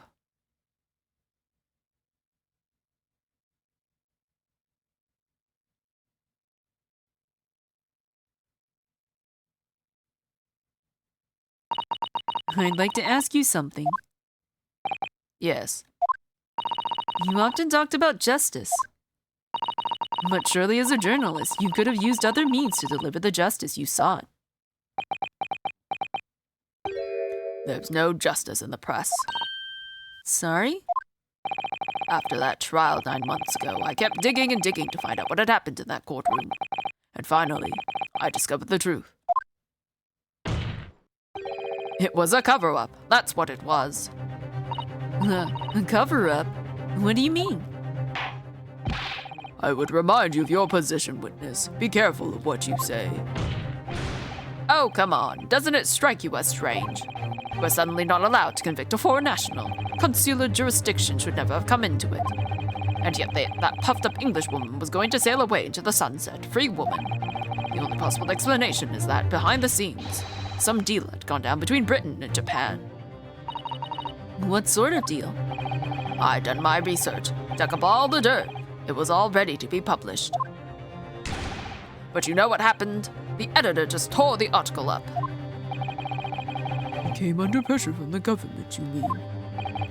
If our government is going to let criminals walk free, if they're going to crush the free press, then what choice do I have but to see that justice is done myself? Let's not forget, Menememo-san, that you committed murder yourself, and you tried to lay the blame at the defendant's door. I'm sorry, but you're no better than Giselle Brett. What? I'm getting sleepy? Me too. I'm hoping to reach the end. I'm so close. Like, I just want it to be over now. The truth is, you have no right to talk about justice at all. Hello, Umbrella. How are you doing? I'm very sleepy. I hope you're doing better than I am. Salutations, a good day unto you. Our days are much brighter. Oh, thank you. I suppose.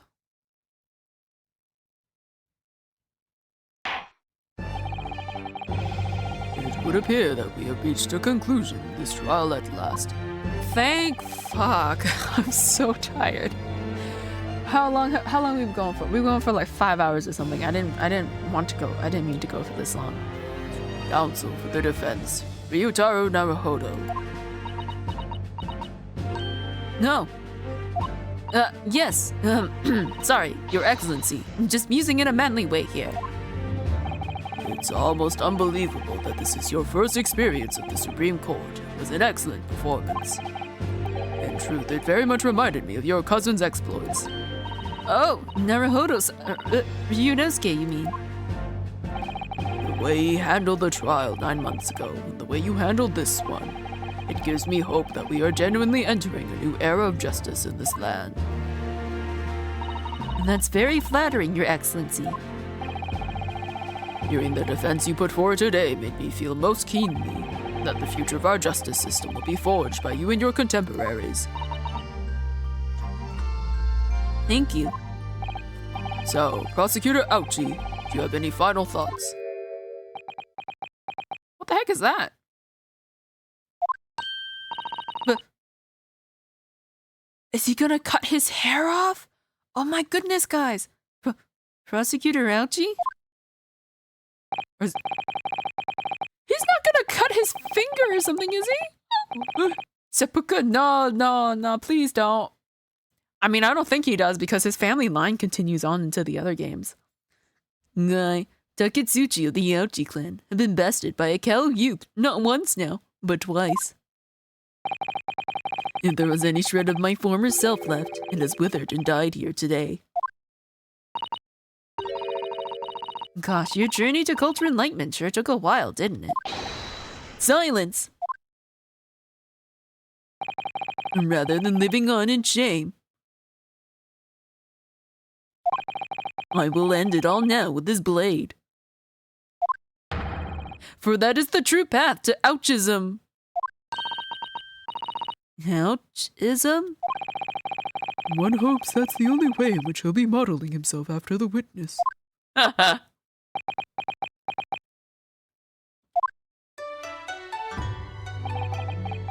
Sprig of my top knot, the time is ripe for farewell. Hope is lost forever. Taketsuchi. Was that a haiku, do you think?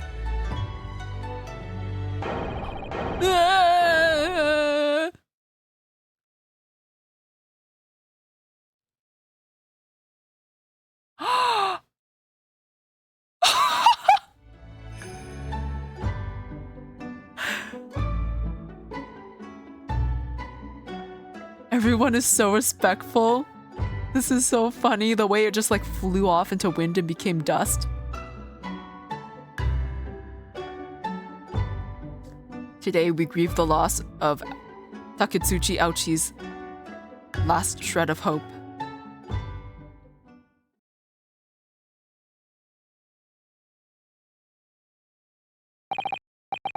Now, in regard to the defendant, Rei Mambami-san, it's like, now back to business. Comb over? I mean, he could technically pull one off. He has no second. Short enough to be one. Ah, yes. But yeah. Hopefully, I don't know if he'll leave the rest of his hair like that, but we'll see. Yes, Your Excellency. I have reached my final verdict. I hereby find you...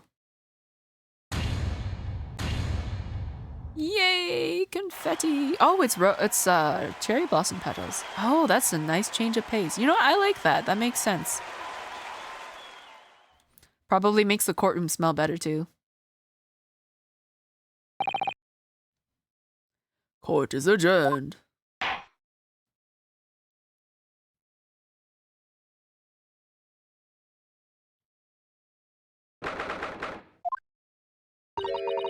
It's over.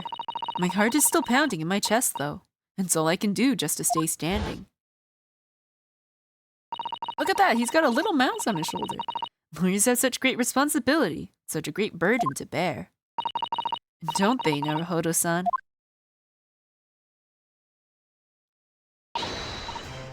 Susato, Susato. Thank you. Thank you so much. You were so dashing in there.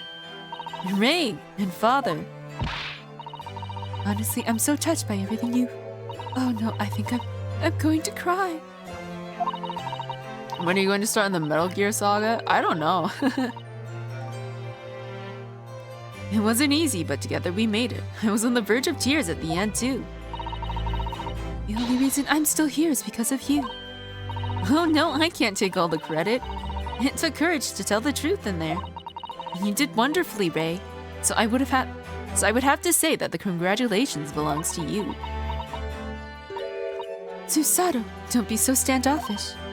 Sorry? We're friends, equals, and the trial's over, so no more of this formal super-humility nonsense. It's time to celebrate with swagger, to throw caution to the wind. Caution to the... what? I'm the great defense lawyer, Ryutaro Naruhodo, and I'm taking you out to a milk bar tomorrow.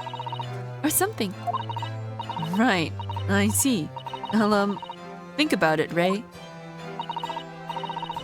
At any rate, we really knocked the wind out of that horrid man, and it felt so good. Yes, it was satisfying. It really was. Isn't there anybody else we could throw together? Side-eyeing her dad like that. I hope you're not looking at me, Ray. Oh my goodness, no, of course not. Of course not. There it is at last. Ray's lovely smile. You fought for your friends at the very last. As your father, I'm extremely proud of you. Defense attorney Ryutaro Naruhodo. Thank you, but I couldn't have done it without your help. Anyway, Oh, my tracking app died. it's time to bid farewell to Ryutaro, I think. I shall miss him in a way, but it's back to Susato Mikotoba now. So, I'll never see him again then. What a terrible shame. What? I don't know who said that, but I'm twisted right now. There we go.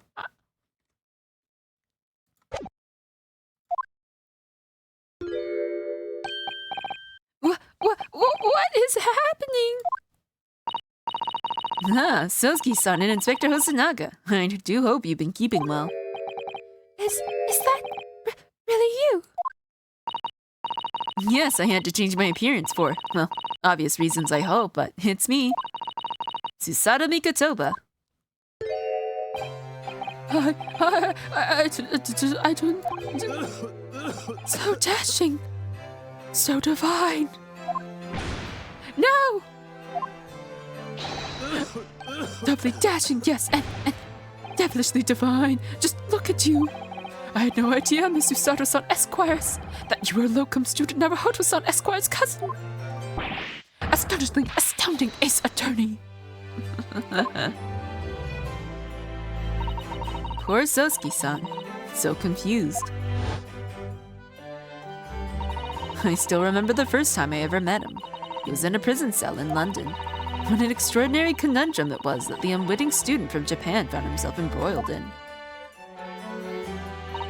But after Naruhodo-san's skillful defense at the Old Bailey, Sosuke-san was free to return to Japan. Oh, never mind. I accidentally skipped that. And now he seems to have earned himself great fame as an author. I'm stunned. That's a really impressive disguise. Yeah, you could take a page or two from our book, huh, Hosonaga? Even I had no idea, and I'm a chief inspector at the police bureau, who came up with Mr. Turtle, no less. I'm not sure you should be admitting to that, Inspector. Amazing. You're a woman of many faces, I see. Just two, really, and this was a once-in-a-lifetime event. I hope. Oh, I'm not a patch on you, though, Inspector. Well, I am a professional, of course. I do worry about Inspector Hosonaga sometimes, I really do. 9 months ago, when he appeared here at the Supreme Court to testify, he was undercover, disguised as the head waiter of a restaurant. And then on the steamship to Great Britain, of course, disguised as a sailor to keep us safe on the journey. Though that didn't help you, did it, Kazuma-sama? From my perspective, I have to admit that I have mixed feelings about all this. I mean, now the truth has been lost forever. What do you mean? I'm talking about the murder that the Englishwoman committed at the end of last year. Ah, yes. It was an English doctor she killed, as I understand it. Dr. John H. Wilson, yes. The man I invited to Japan, personally. That mystery is, why did she kill him? And now that the culprit herself is dead, we'll probably never know the answer. On the voyage to Great Britain, he had a most unexpected encounter. With Mr. Herlock Sholmes, the great detective, I mean. I miss him already. Yes, I remember Mr. Sholmes well, of course.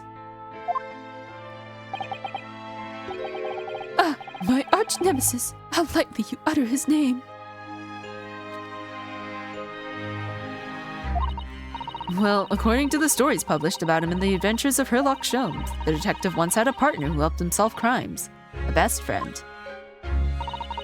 And that man was an exceptional doctor of medicine by the name of John H. Wilson. What? Dr. Wilson? I just can't believe that it's a coincidence. I think that the English doctor of medicine killed here in Japan 9 months ago must have been the friend and partner of Mr. Sholmes. And if that's really true, then the poor girl won't ever see her beloved father again.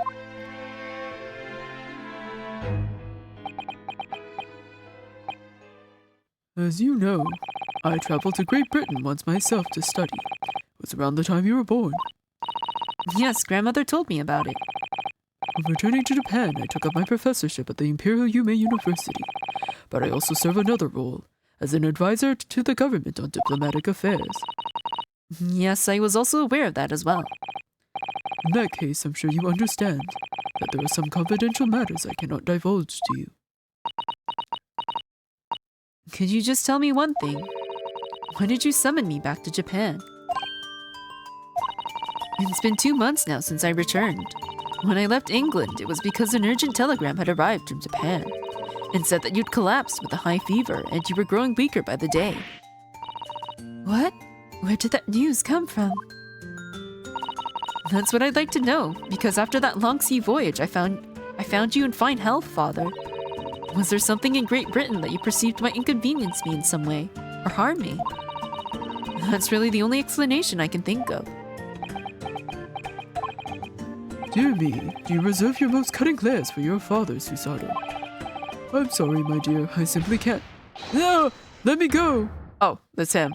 Let me go.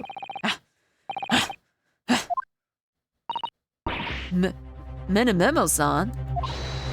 So, one throw wasn't enough for you. I've got one last thing to say before they take me away, Professor. Me? I know the truth. I know you had a hand in what went on. In that visiting student's fate. Visiting student? Giselle Brett, you mean? No, not her. The student of law who left for Great Britain 8 months ago. What? Student of law? He must mean... Oh my god, is this whole thing some conspiracy theory about how Kazuma died? Because holy shit. Kazuma-sama? What are you talking about? What does any of this have to do with Kazuma-sama? Nobody here in Japan knows anything about it. They don't know the guy. They don't know that the guy never made it to England, that he died on that steamship, and that he'll never... Ah!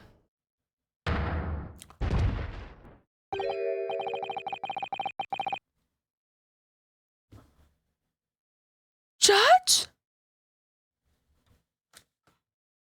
So much is happening. Well, I didn't expect to find him in here. What were you officers playing at?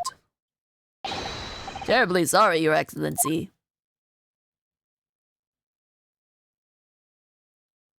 I was coming to tell you that the rickshaw has arrived, Eugen, and it's a good job I came by. Yes, thank you for dealing with him. I'll be there shortly. Oh, Your Excellency. The trial's over. I'm not your excellency anymore. Merely your father's friend, Seishiro Jigoku. And may I say that since I saw you last, you seem to have taken on a more dashing appearance. Susato. Did you know all along? From the start of the trial? A judge sees everything, Susato. I couldn't let you take the risk. If Seishiro here hadn't known, and then he'd recognized you. So I had a word in his ear beforehand, as an old friend. So Seishiro, shall we? Yes, having ruled on that case, we now have various diplomatic issues to address. Before you go, Father. Sorry, my dear. We shall have to return to our earlier conversation at a later date. But well done again, both of you. You did admirably. Oh, thank you very much. What did you think of my Seishiro sling, eh? It's been a while since I sent a man flying like that.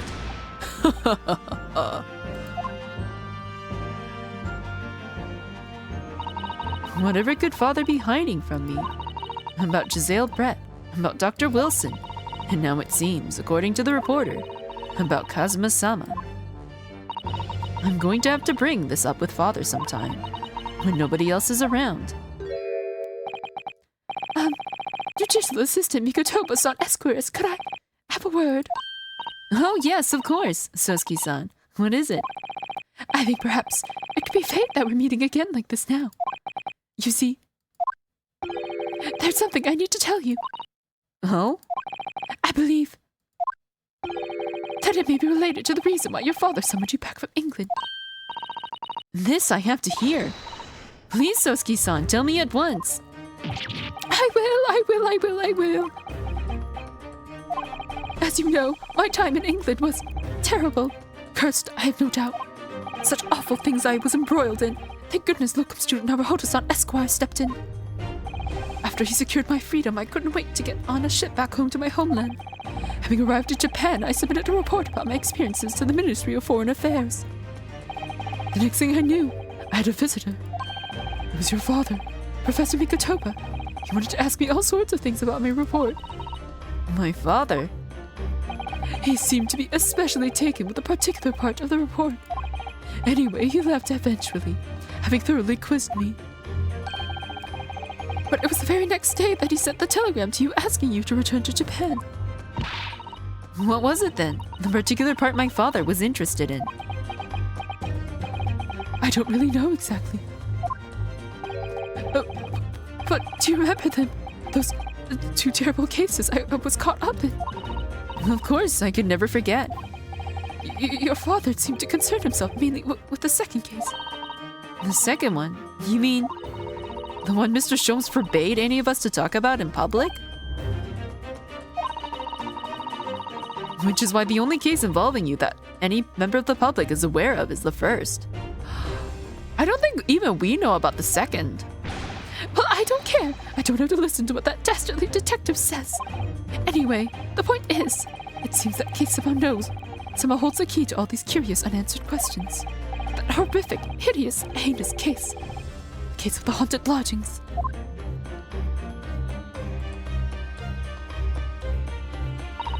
That case somehow caused my father to summon me urgently back to Japan. I thought that whole business was over, but it seems I was wrong. Perhaps that was only the start. Perhaps the story is not yet told.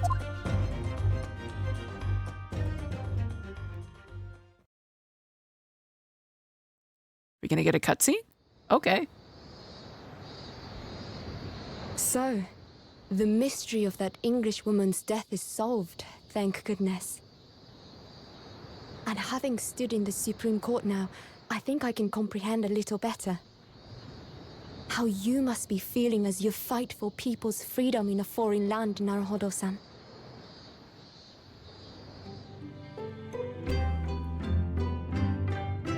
But actually, I'm writing to you today because of another matter.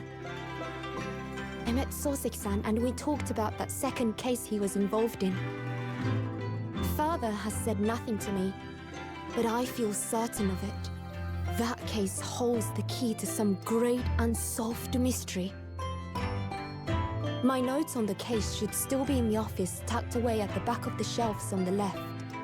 Perhaps you might like to look over them again. Today, for the first time this year, it feels as though summer has arrived. The sky is a brilliant blue. It makes me long to see you again. Yours, Susato.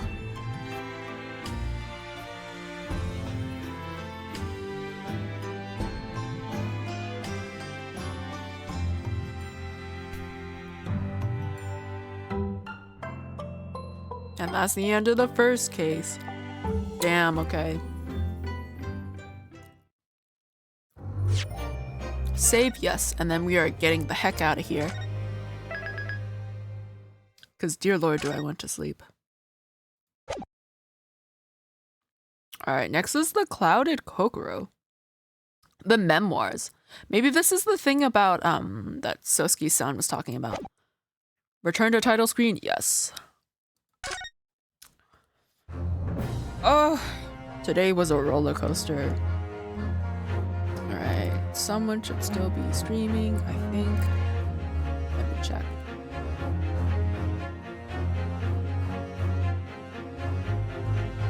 Let's see. Cookie is doing karaoke vocal rate cookie. I think she was she's very close to like 1,000 followers. How close is she?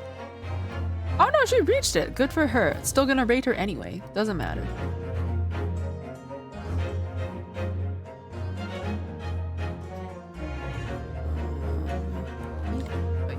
But yes. Next stream is later today, technically. So how it's going to be is, because that's also the day where I'm taking part in an event. And so basically the first 2 hours is going to be me streaming The Witcher. And then the next 2 hours after that is going to be me doing the event, which is just going to be me playing some visual novels entered into that Spooktober Jam Fest. Let me just start the raid quickly, but yes. So that's what's going to be happening later today. Or tomorrow for... No, yeah, later today. So we'll see how that goes. I don't know. This is my first time taking part in an event like this, so we'll see. But thank you everybody who stopped by. I hope you have a good rest of your day or night. And I hope any of you who are staying up far past than they should be, like me, you guys better get your ass into bed afterwards. Get some sleep.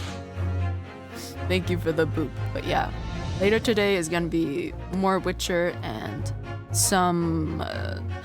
I don't think the ones I picked were particularly scary.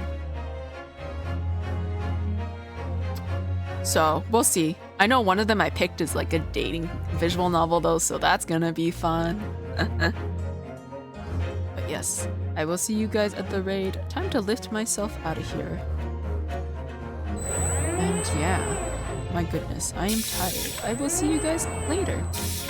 Or the next time whenever I see you, but yeah. Oh, you missed with the slipper, sorry, Bayo. See you guys at the raid.